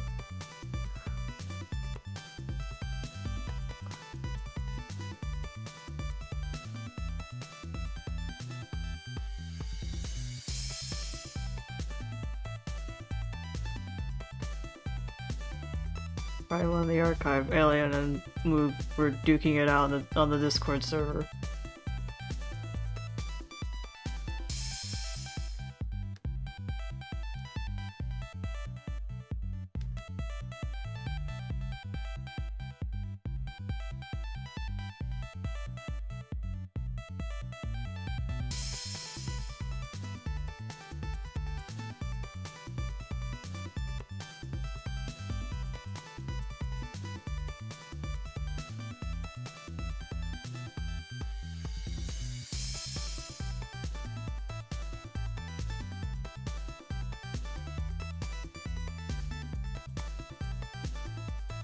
Yeah, we're not allowing new people in it right now, but we do have a server right now.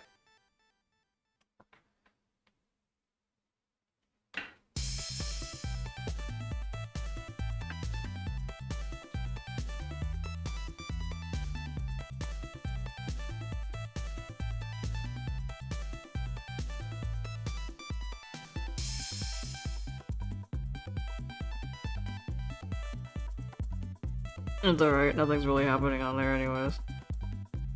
You're not missing that much on anything.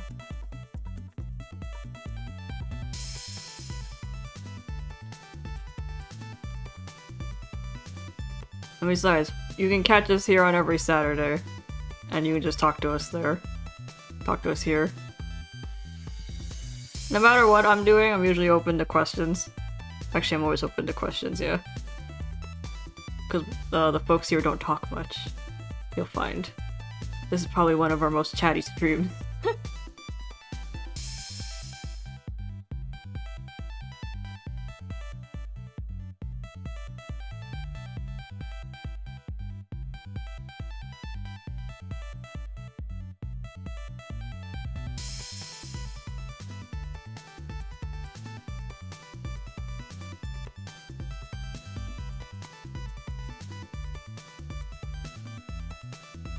Yeah, you can ask lore questions, you can ask me questions about OCs, about how to draw things, I don't know.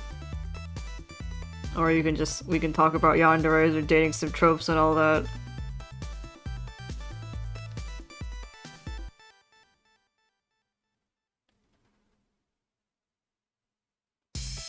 We're always open for discussion, yet none of the regulars want to talk to me. Looks at the regulars.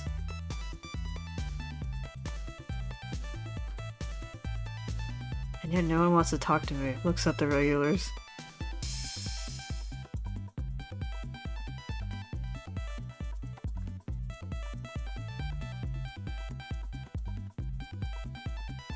You're okay, Alice. Alien's an exception and I love Alice, so... Both of you are fine. The rest of you, though. Then I...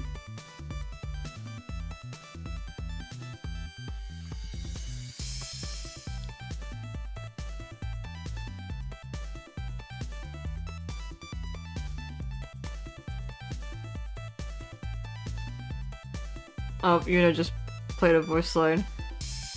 I love all of my regulars, especially Yuna. The voice line is that you can submit something for me to say.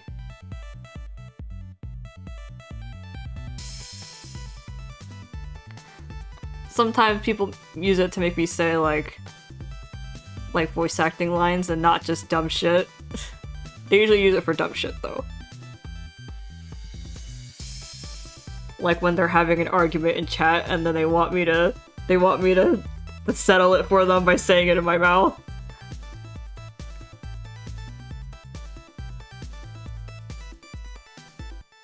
But you can also request voice lines for me. I've done a bunch of tsundere and dating sim and yandere lines that people have written for me. Or you know, sometimes they just tell me to bark.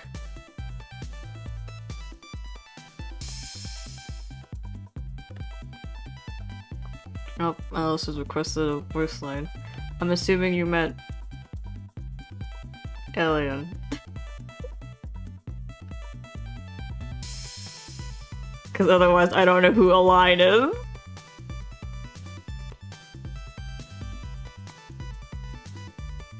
I just love Alien and Alice.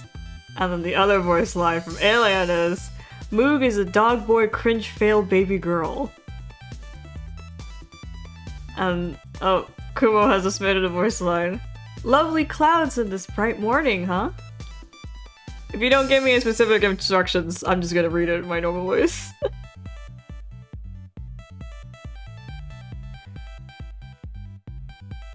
Yes, dearest Mud. It's nothing, dearest alien. I just wanted to call your name. Teehee. But yeah. All those options in that you can submit are for you guys to just have fun. which is why they're all like dirt cheap, or the cheapest we can make it.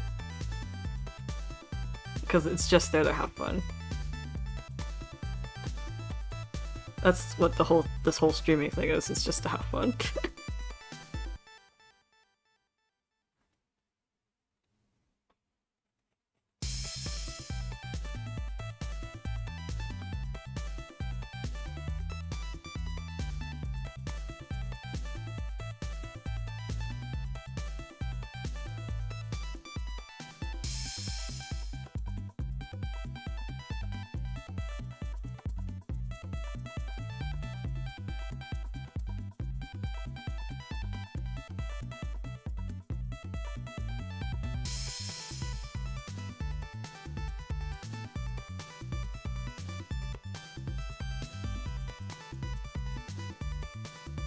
Yeah, we're here every week on Saturday at the same time, which is 8 p.m. PST question mark on my. So we're here every Saturday. What we do is completely random though. You can, however, frantically argue with me on what you want to do today.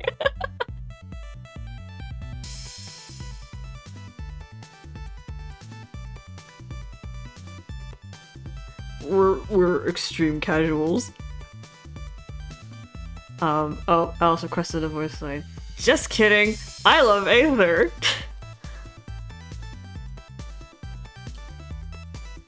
And then I think there's on our Twitch page you can find the link to our YouTube.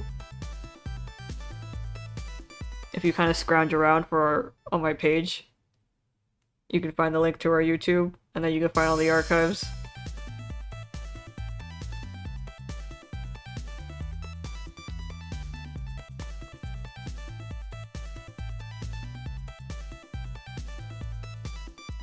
You know, just watch whatever, or watch none of it. We also have karaoke streams, but they are elusive and forbidden and hidden. But they have happened. Why are they hidden? Because I'm terrified of getting copyrighted.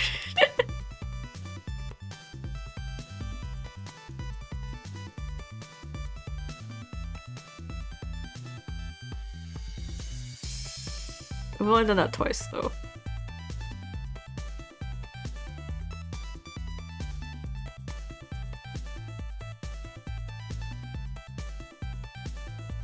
Also, I'm like a notoriously bad singer.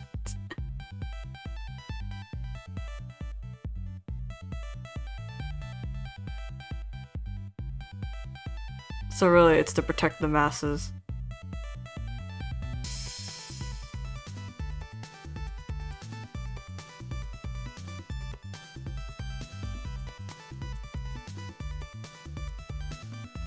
And the only thing I did on the last stream, the last karaoke stream, was that I was singing nightcore and edgy songs like Evanescence, Wake Me Up Inside, because it was funny. We were just singing a bunch of Muse songs, or I was singing a bunch of Muse songs, and that's just all we do. We just hang out. That's what we do every day, every stream.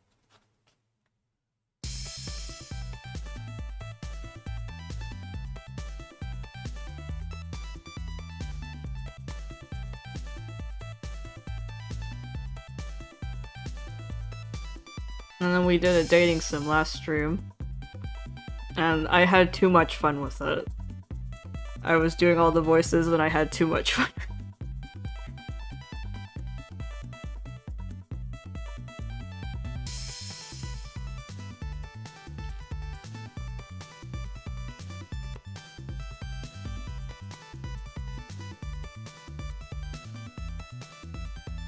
I'm so used to it just being the regulars. It's like we never have to explain anything because all of us are just like, yep, same old shit.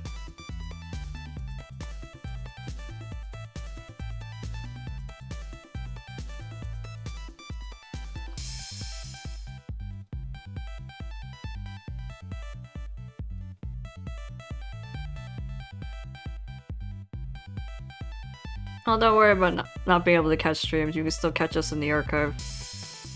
But you know, being here in person means you get to talk with me, and I answer shit. No, I'd actually prefer if you guys were more chatty. Except that you're, like, talking to me chatty. You guys are really chatty, but only with each other.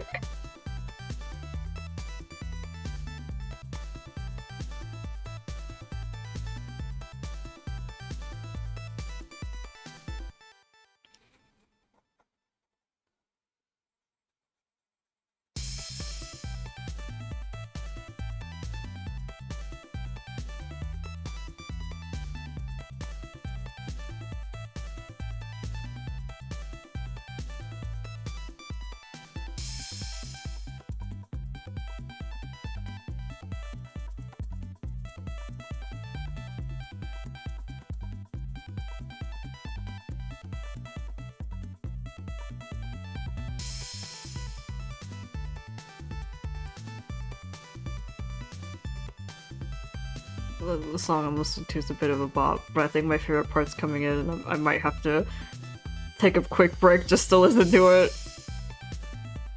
Like, every time this song plays, I have to, like, play this part, like, 5 times. Because I like it that much.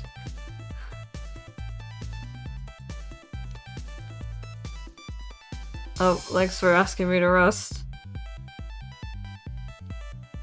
Wait, here it is. I'm gone. Goodbye, hold on. I'll listen to this.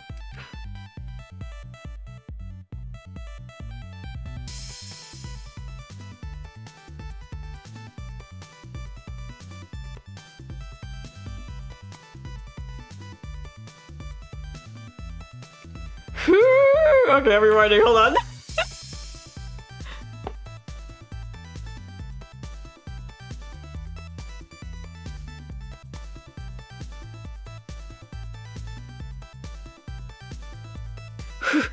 One more time.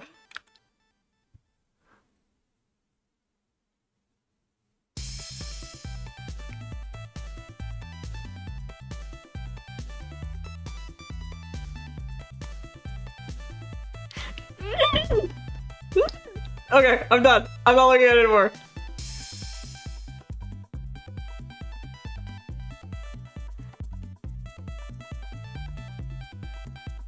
Thanks for the water earlier.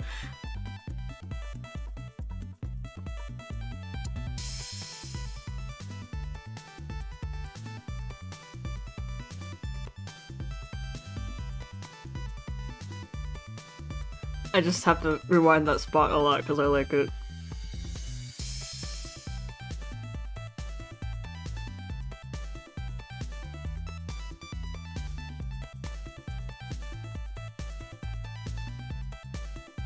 Hold up.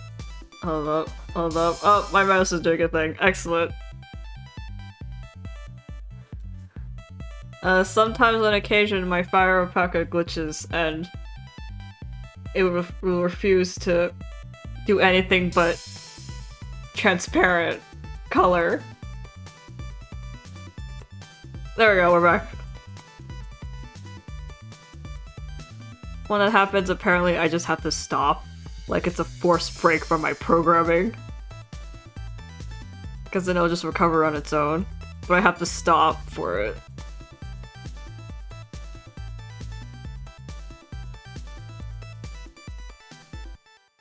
God itself is plotting against me.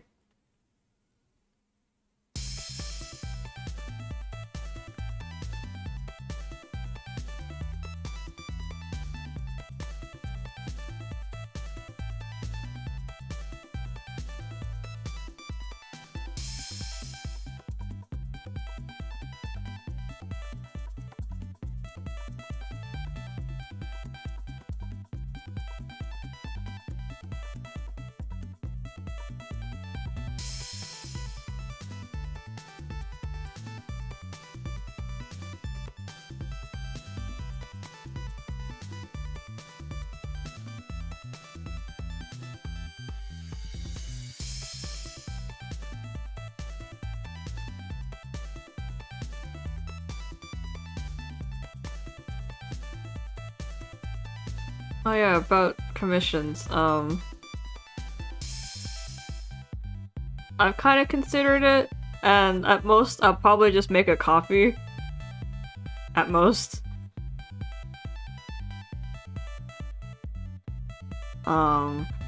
Because, I don't know. Commissions are like, you know, drawing what the person wants you to draw.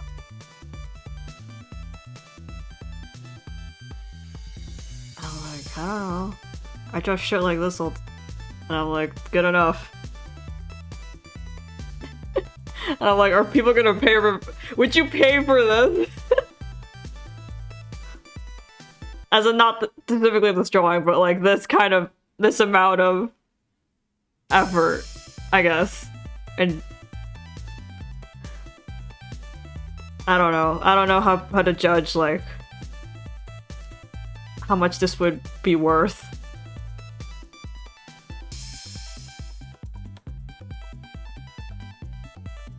You know, you'd pay me if I sent you nothing.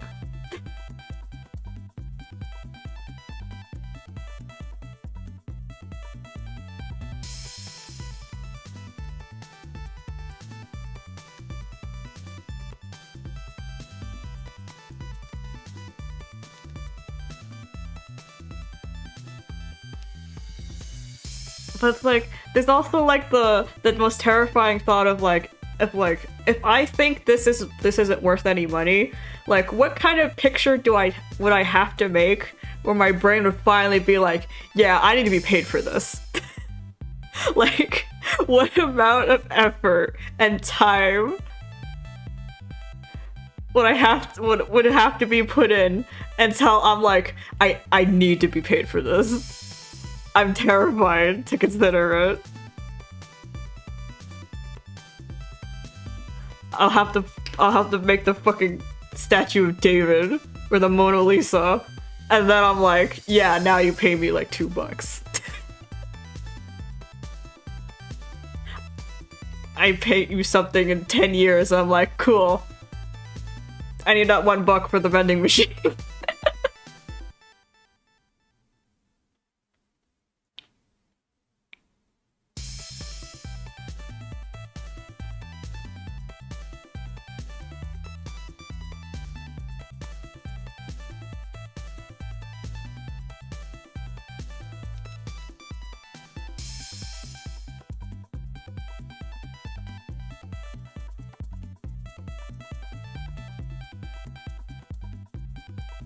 I don't know, because I guess it's just because art has never been business to me. Art has always been like conveying what I've always been seeing in my head.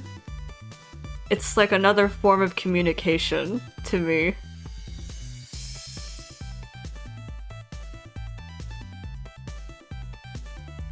And every time I've given art to someone, it's like it's just a conveying my feelings to them. And I guess I've always viewed it as more as a gift. Even like the posts I do online, it's like I put it there because I want someone to see it. I want someone who needs to see it to see it. Because there are some pictures that no matter the skill level, that sometimes what it is, or what the content is, or just the way it's drawn, just something about it hits you, and then you just kind of remember it for a long time. I have a couple of pieces like that, or like I have a couple of things I can remember I've seen in the past where like they weren't Mona Lisa, and they weren't like the person's proudest work, and it was just like a throwaway thing for them maybe, but like those have like stayed with me for years and have still made me like laugh, or I still think they're like really great ideas. So I put my stuff up because I wanted it to be something like that.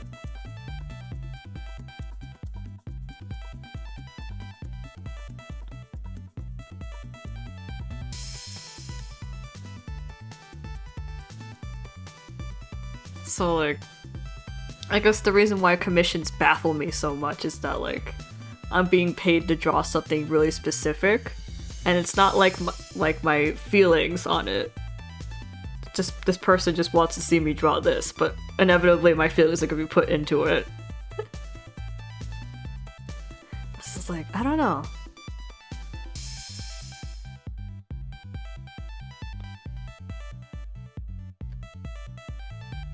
I just do things because I like it, and then I like people.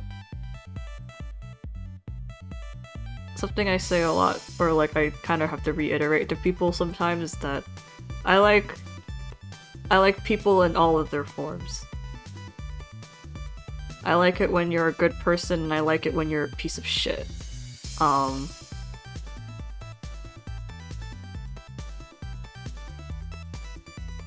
like it when you're considerate, and I like it when you're annoying me to hell and back and I want to punch you.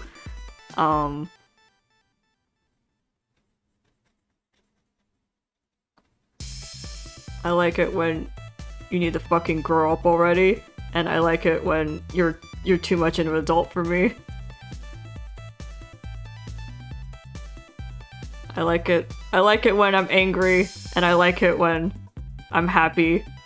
I just like people, and when I like a person, I just tend to like everything about them.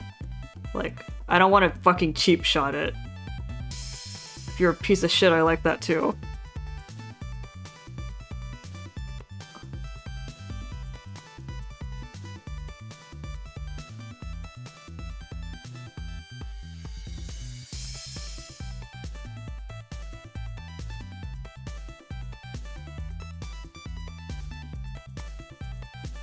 It's just like, I don't know.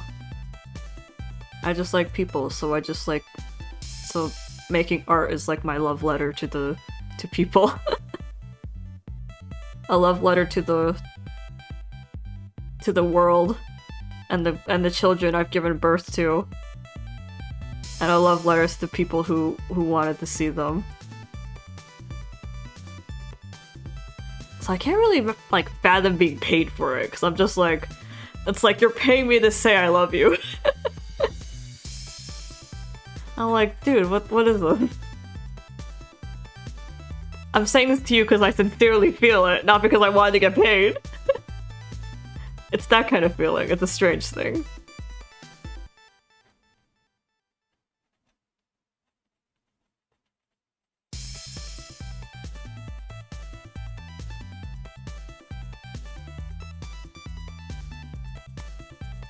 No, I've always been a little strange, I guess. I wouldn't be running a yandere blog otherwise.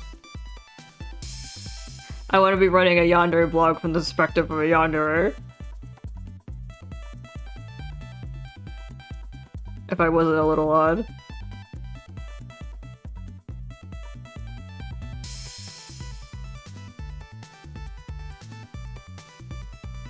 So I guess, like, when I make a coffee, that's kind of like my first step into thinking of like, I guess accepting money as a way of people showing their support back to me. Like, if I sent you a love letter, you sending me dollar bills is the letter you sent back in response. Which is terrible out of context when I think about it. But you know what I mean.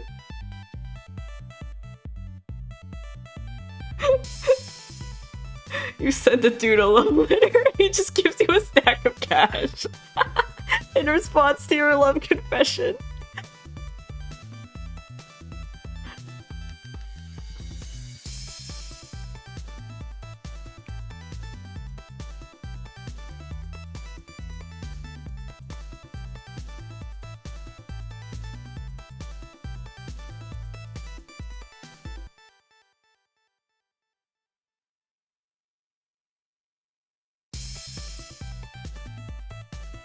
It's like, you give a guy a love letter with the envelope, and then it's like, here's my response, and then he gives you an envelope back, and then you open it, and it's just a bunch of fucking cash, and you're like, what does this mean? And he's like, it means I love you too. Like, fucking write me a letter, asshole.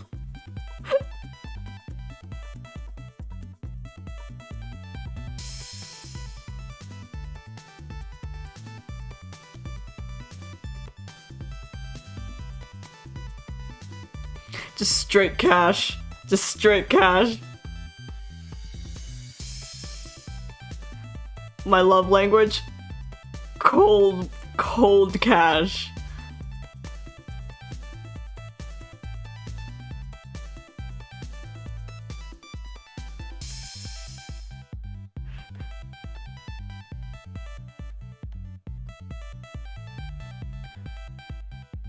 That's really funny.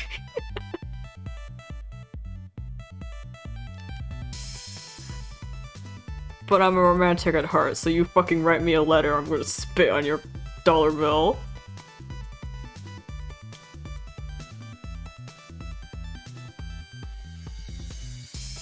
That's right, I won a poetry contest in middle school. I'm gonna need a little more.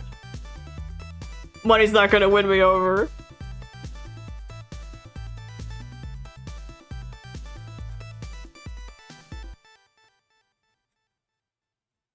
You don't just give cold hard cash to a middle school poetry contest winner. Snubs you.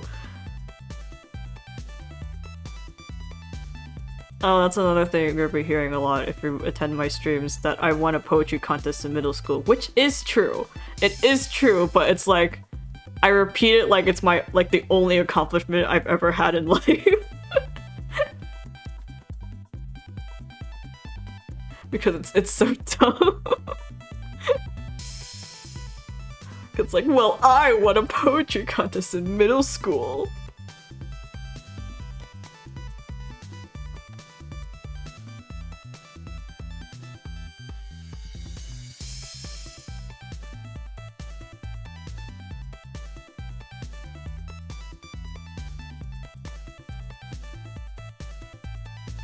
It's true. I can tell you the whole story. It's just that my school, every English class of my grade, were required to write like a stack of poems. A huge stack of poems, and then it was mandatory, and then our teachers would submit it to this poetry contest that was going on, and then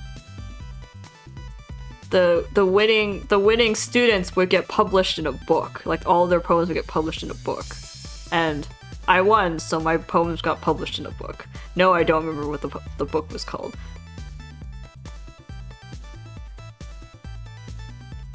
Even at the time, I thought it was kind of dumb. So I didn't really care about the book.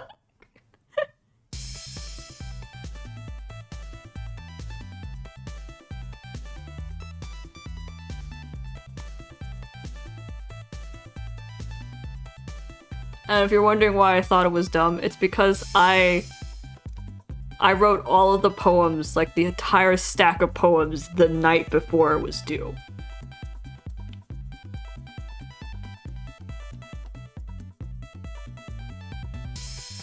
So I didn't really feel like it was worth all the hee-haw, the huff and half, if my one night completion was enough to win. I was like, this can't be that good of a contest, and that was all it took. Or maybe I'm just extremely talented. That's also a possibility.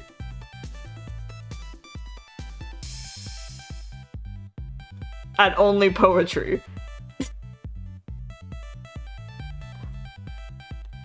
Next stream you just open up and it's just me writing poetry on a Google Doc.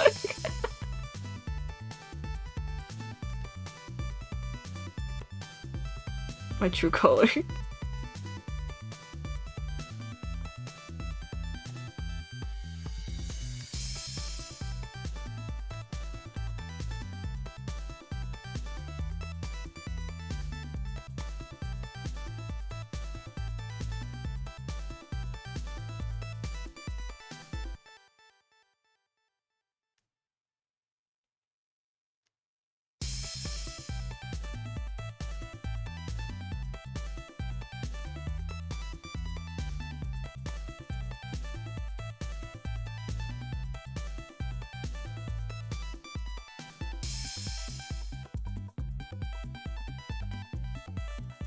Okay, there's Kuya's kid. Now we just have to do Garu's Garu and Karu, then Blade, and then Danze. If you're wondering who Garu and Karu is, there's a wolf boy with 2 personalities. One of them's named Karu, one of them named Garu. That's a K and a G in difference.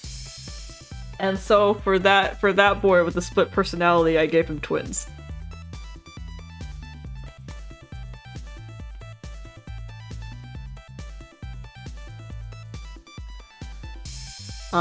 But we're probably gonna I should make a thumbnail. I just forgot. I only do thumbnails for streams where I draw, because otherwise I'm just too tired to open the thing up and make it. We should put in the thumbnail. What do you guys think?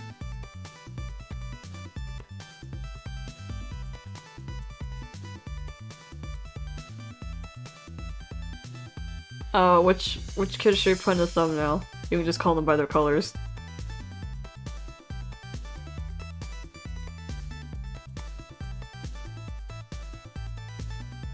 Give me a color. Give me a color, Alan. I can't tell if you mean fluffy as in hair, or fluffy as in her atmosphere, or fluffy as in her personality.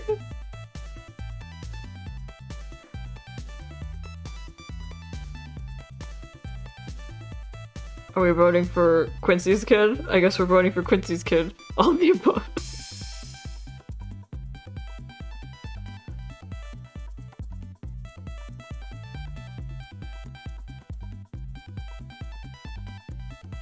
Alright.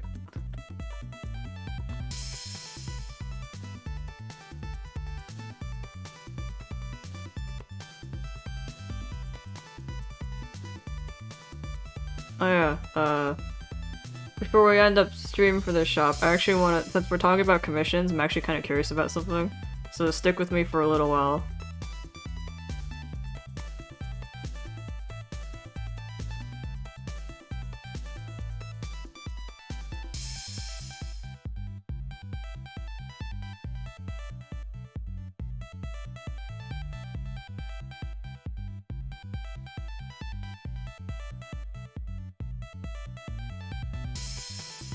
Also, another thing I'd like to note about this is that I don't know if anyone noticed, but they're all holding fingers on what order they're in.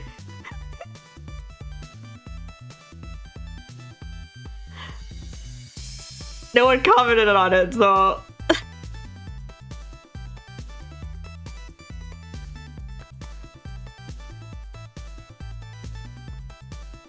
So here's a 1. This is a 2. Here's 3. There's 4. And there's 5.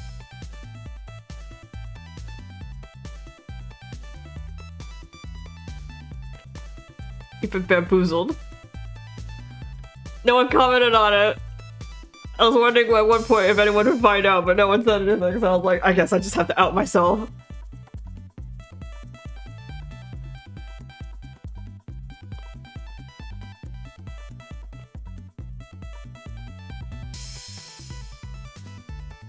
So I outed myself because I couldn't hold it in anymore.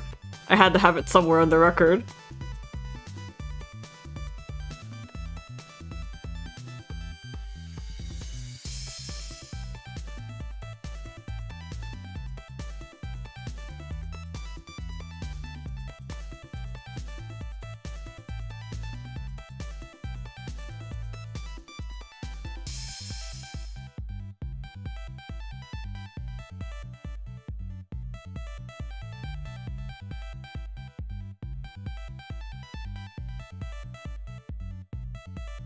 It's okay, that's what me telling you things is about.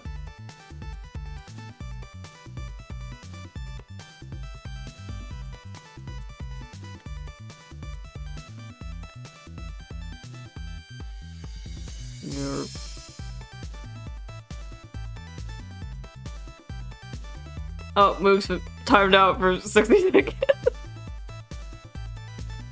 That's the standard, you can just kind of watch them bicker.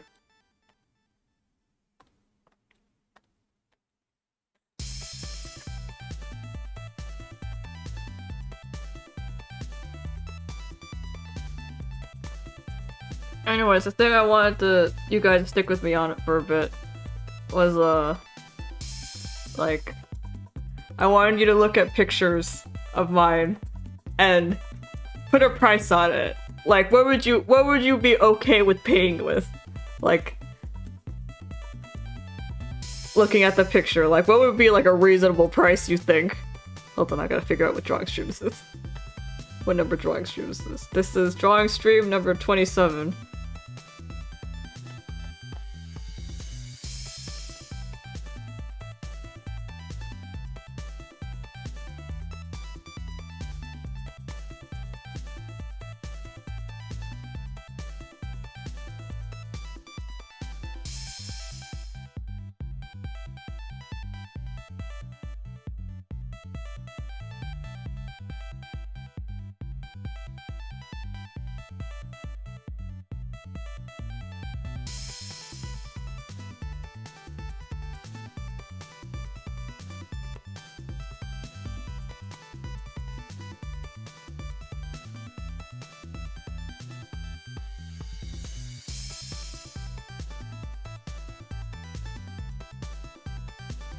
I haven't even showed you any pictures. Hold on.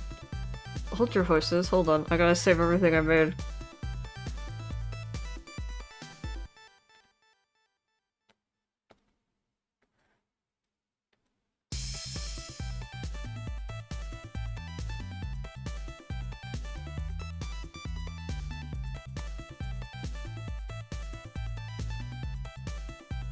You know what makes it even more expensive? My love. That's absolutely in it. That's not even sarcasm. I can't draw it unless I'm loving it.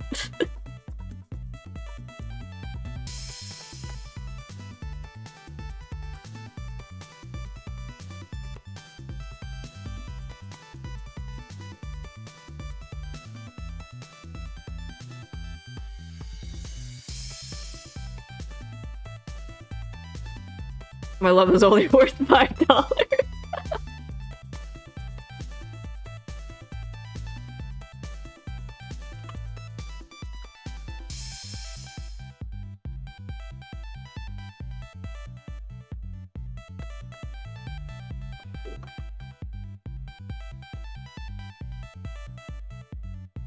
Okay, so...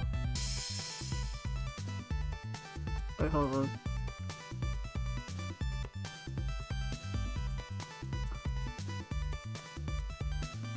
I closed it and then immediately regretted that. Open.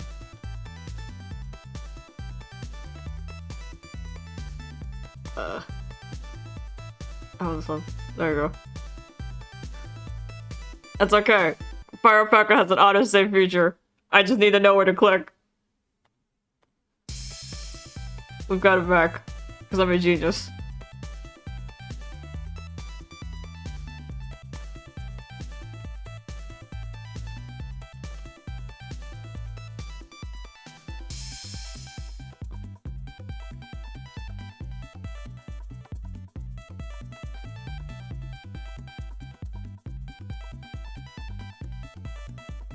Oh, wait, you redeemed a chew. There you go. Hold on. I'm trying to find a picture I've done that's more detailed, but I'm like, do I do detailed pictures? So you got like a thing like this picture, right? And then you got something like...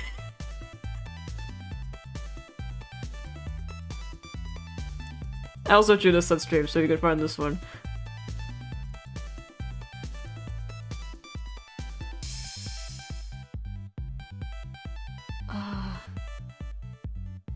Trying to find like pictures that I feel like, you know, you'd ask someone to make. But I don't know what that is.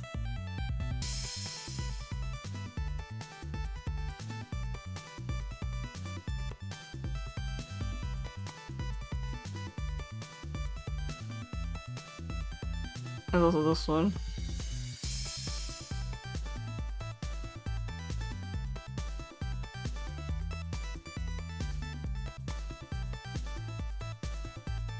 Honestly, my brain is like, I'm looking at your prices, but like, I'm looking at this picture, but like, and my response is like, but I was paid in the fun I had making it.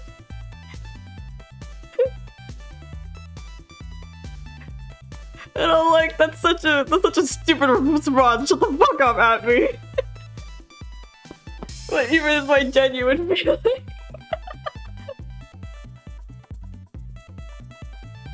Like, it was fun making it, and that's just about all I needed. But that's not a commission. We need an exchange of money. You need to give me money, and then it'll be a commission.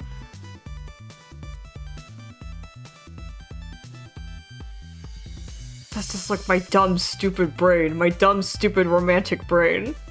He's to shut its fucking ass.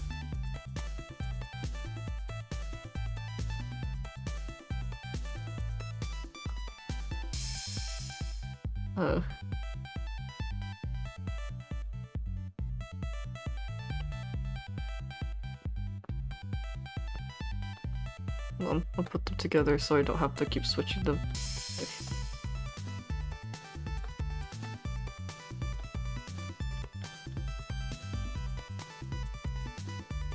This heart piece, around 30? That's a lot.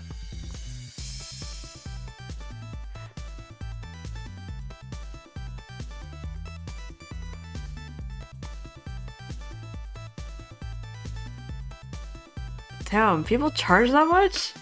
That's like, you could buy video games with that. Do you know how many sticks of gum I could buy with that? That's crazy! You can tell I've never spent money in my life. Like, I don't get any money from doing anything. I don't have an allowance. I don't have any money. I don't spend things. So my sense of money is pretty skewed, and I think everything is too expensive. Everything is too expensive.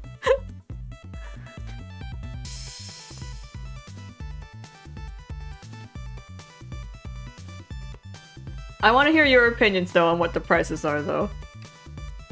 Because like my money is too skewed. I just want to hear like what you guys would rate it. I'm not gonna start commissions anytime soon.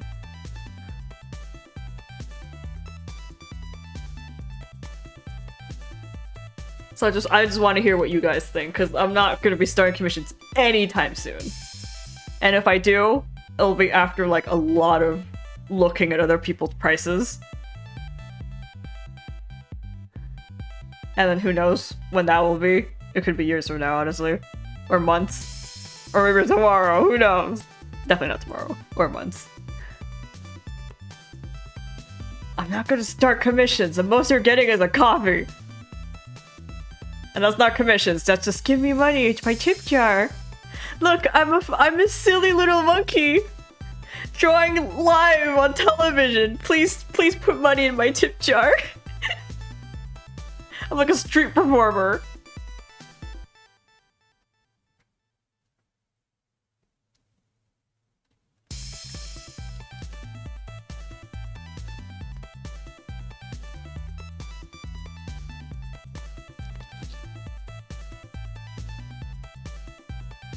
And then there's this.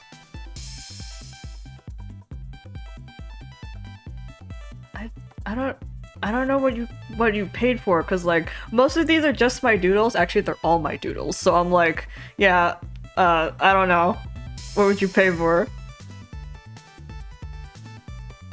Chibis are $10. Head to chest 20 to 30. And football is probably 40 or more.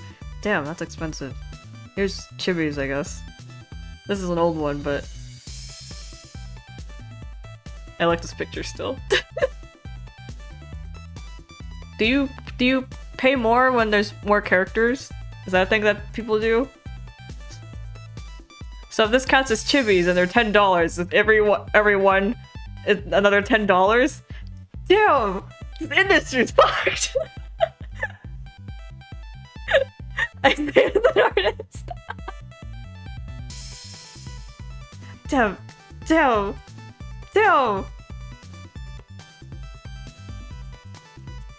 Usually editions are cheaper than the base price. That makes sense. But even if you have them, it would be $7. That's not even half. That's still a lot of money. Also, you can tell how I rate money by judging it on video game terms. Like, I could buy a video game, or I could buy a pack of gum with that.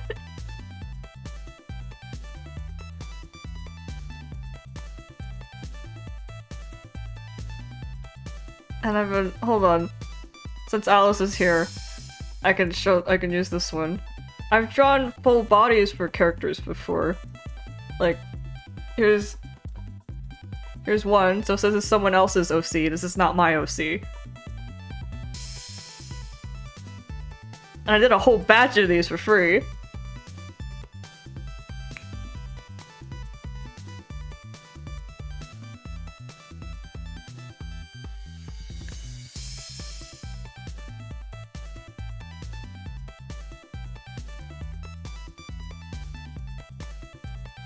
So like, here's a full body colored shaded,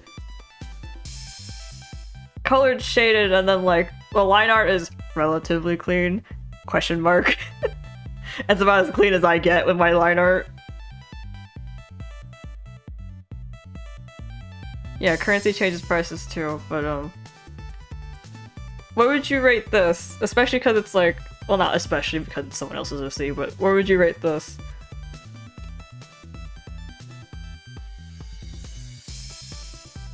I've been working a full job this whole time. That's the most wild thing you've ever said to me, you know?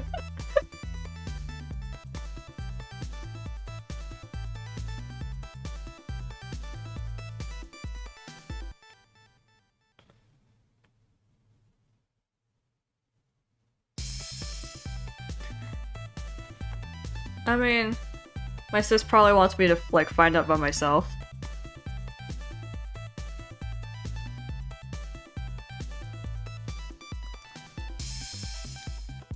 Damn. Damn. And I drew, like, a whole batch of these for free. I'm still looking through my art to see if there's anything else. And then I do character design. Like, I make OCs.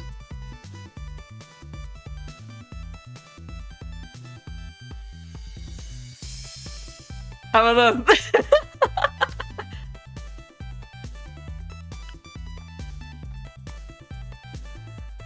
God, where else do I have- where do I start art?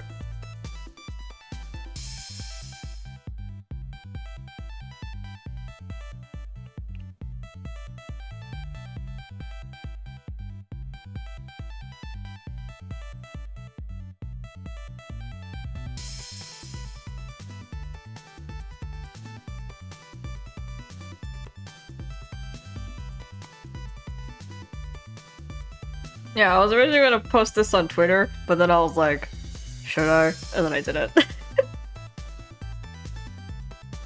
I drew this one on stream though. Definitely 45 to 50. I could buy a whole video game with that. That's terrifying. And I had so much fun drawing it. It's horrifying.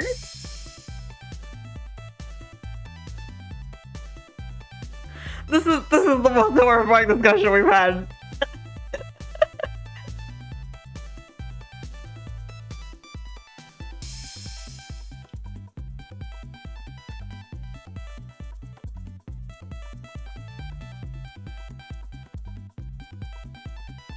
It's like, it was so damn fun. I'm like, yeah, that was it. I've been paid in fun.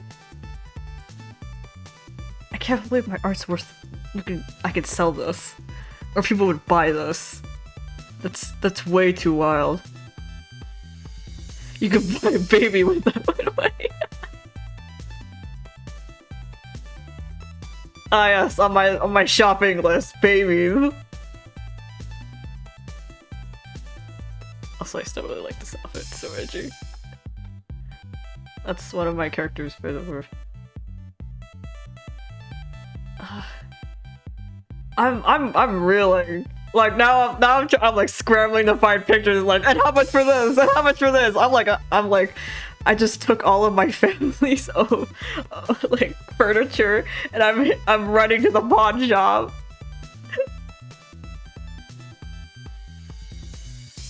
No, I don't think this is.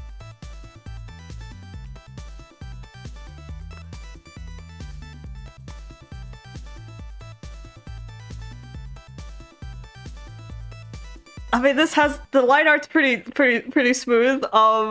My shading.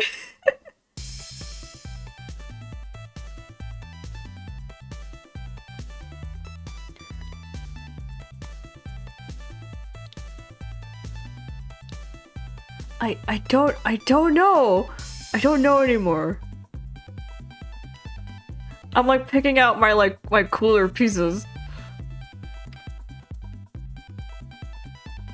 Bye, Yuna. Thanks for coming to the stream again. 30. Damn. I have this one. This is pixel art.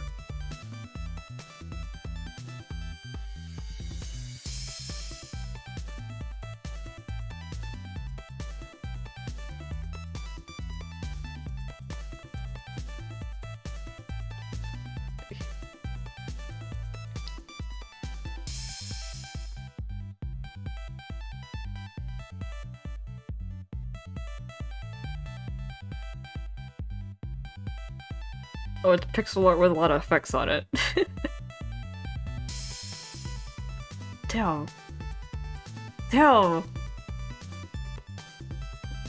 This is... I'm like spooked out of my wits right now, dudes. Like, for real.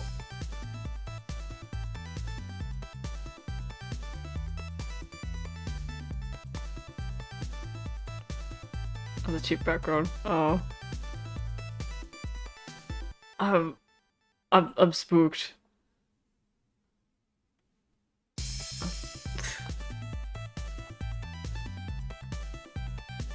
You could have paid me like $1 and I'd be like, yeah, good enough.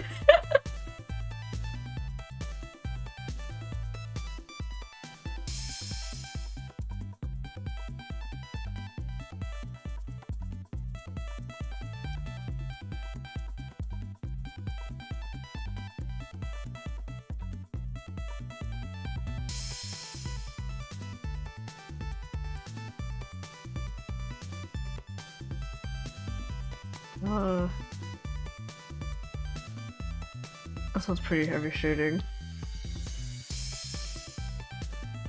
We could have paid you in packing peanuts.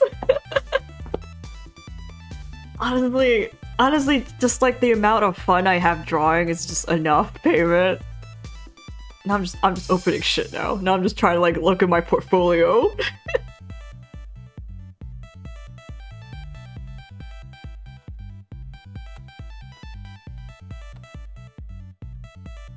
Bye, Alice. Thanks for coming to the stream.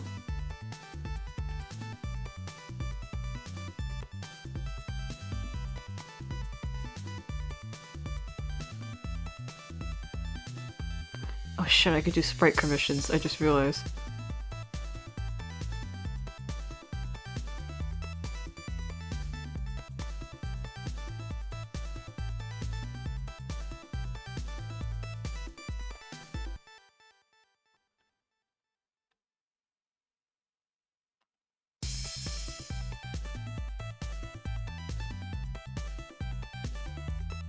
What are the sprites I did?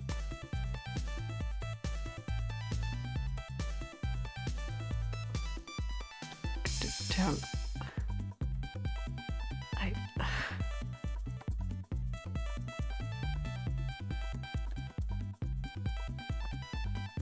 It never even occurred to me, but I could do sprite commissions.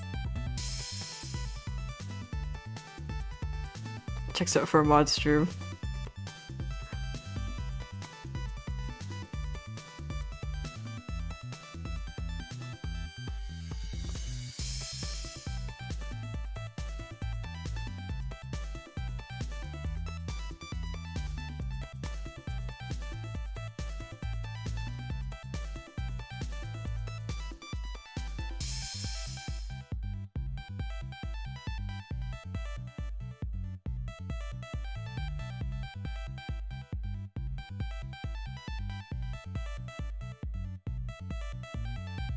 Oh, my portfolio, wow. As you can tell, I'm only playing out the fully colored pictures. I can make a portfolio, that's the scariest part. Okay. Okay. Okay. we did the wrap up, but like I'm shaking in my boots, guys. You could have told me all of that art, like all of the fully colored pictures were worth $10. And I would have been like, yeah, sounds about right.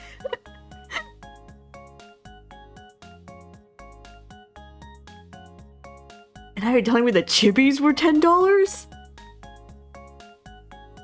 What the fuck? What the fuck?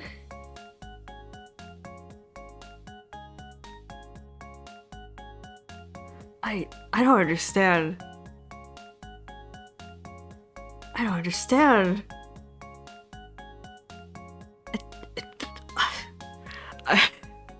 This is probably the most, like, flabbergasted I've been.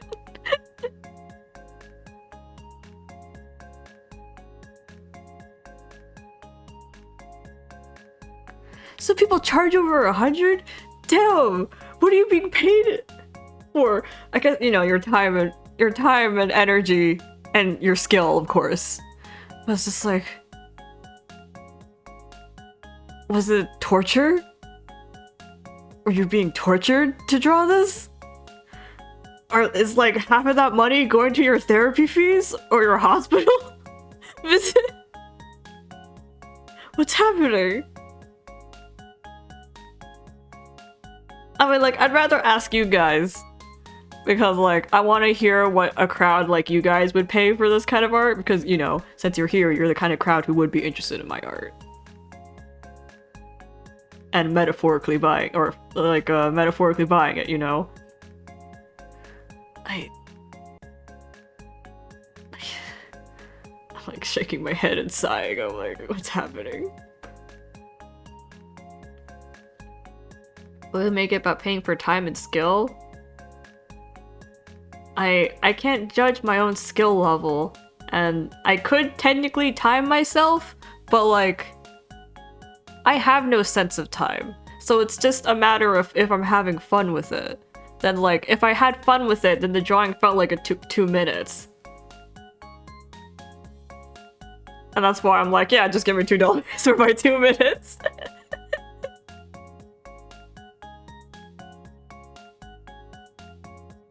So really, you're paying for my emotional damages. Like, the longer it took me, the more agonized I must have felt drawing it, so pay for my emotional damages.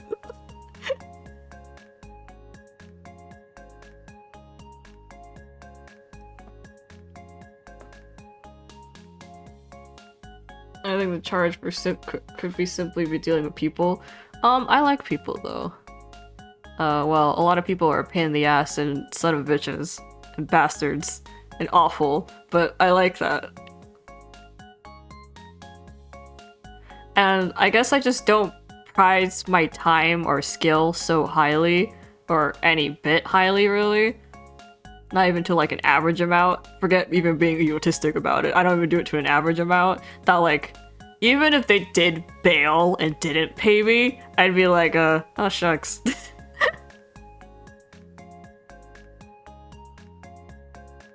Like if they, like, I guess like if they in theory, like they got their picture and then they just didn't pay me because they weren't satisfied or it took too long or I don't know, something. I don't know. I wouldn't really feel anything. I drew it for them and that they have the picture, so that's it. I'm satisfied. Yeah, that's the thing.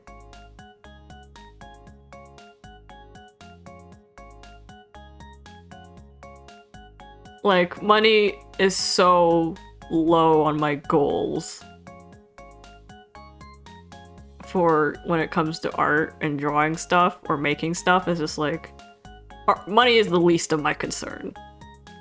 It's just that I wanted to make it and I want it to reach the person it was made for, and then I'm satisfied. And then that's it.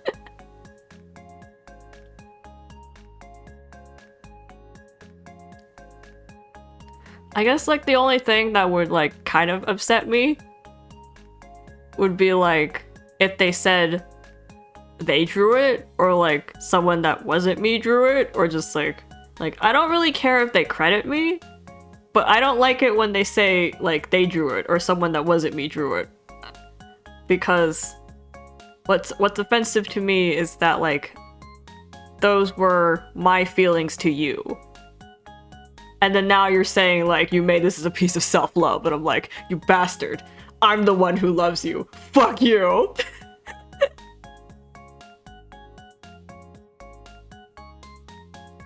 That's what it feels like.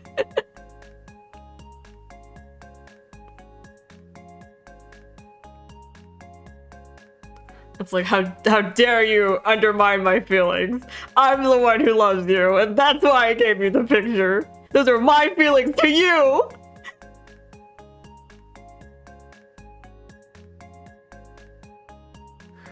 Or say it was AI art. Wait, how you can say that nowadays? The last time I thought about commission work, AR art hadn't even blown up yet. It wasn't a thing. Now it's everywhere. God. It's gonna be a long time before I can do commissions. I have to get a grasp of prices. I have to get a grasp of money. I have no sense of money, dude. The most you're gonna get is a coffee out of me. Because I can't, like, interpret anything else. It's like Itch.io when you download a game and they're like, pay what you think this game is worth to support. And then, you know, like 90% of the people did not pay anything.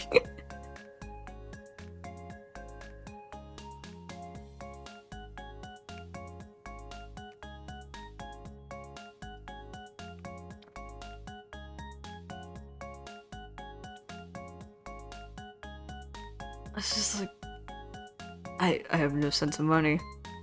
I made $50 from Twitch for the first time like last month, and I still haven't done anything with it. I forget it's there. I don't know what to do with it. I just have $50 in theory, and I just forget, and I don't use it for anything. I don't know what to do with it. What am I gonna do with it?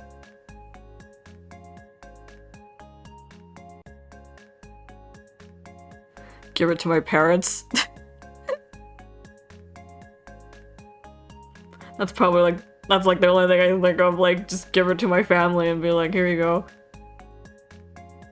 My contribution.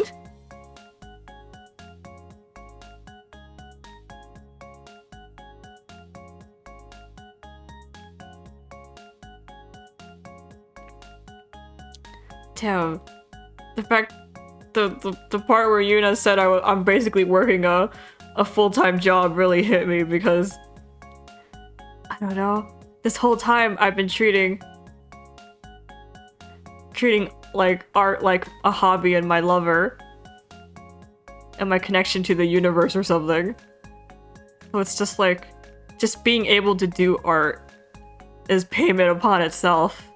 It's my enrichment, it's my payment, it's my purpose, something something, something something. And then finding out I can actually get paid for it, for just doing this shit, I'm like, what? Like, I'm just some guy on a mountain screaming about whatever God sends me in my sleep deprivation. And you're saying I can get paid for that?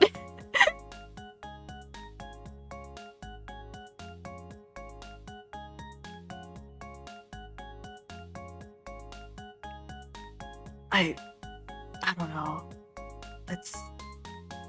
I need time. I need time. I need time and a lot of conversations with multiple people about this over the course of a couple months. I need to see a therapist. With the money I could be making.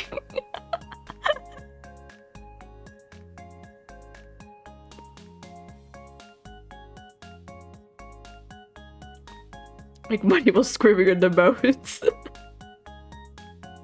I'm probably be thinking about this for a while, so if anyone sees me recently and I bring it up, don't be too surprised. I'm still reeling and trying to process. But yeah, I guess we'll wrap up today's stream. Again, we will be here. We're gonna be back here on the 18th. Same time, same place. Child parents dying, I'm making money about my art. It's like, again, I'm saying I love you, and then the guy gave me like a $50 bill. I'm like, what is this for? And he's like, your feelings. So I'm like, my feelings were worth $50.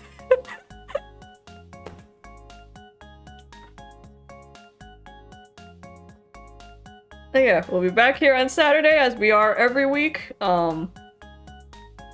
Same time, same place. What we'll be doing will be decided like 2 minutes until the stream starts. Some things I don't even have it until then. Sometimes I just open the stream. I'm like, I don't know what we're doing today. Let's talk about that.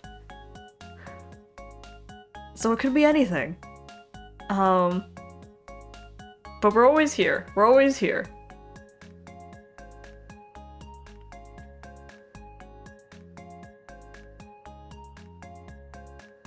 And, you can check my Twitch page, fiddle around with it. You can find the link to the YouTube, and then you can find all the archives and stuff.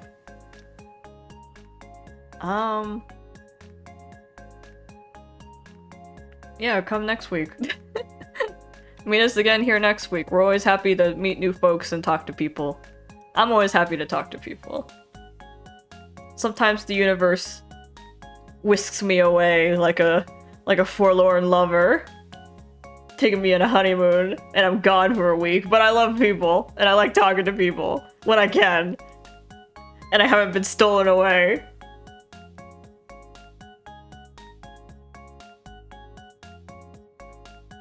So yeah, thanks for coming to the stream, and we'll see you next time. When will I play Fire Emblem? Anyways, goodbye, see you! Same time, same place. Ta-ta! Thanks for coming to the stream, and so are Doom the True. Hold on.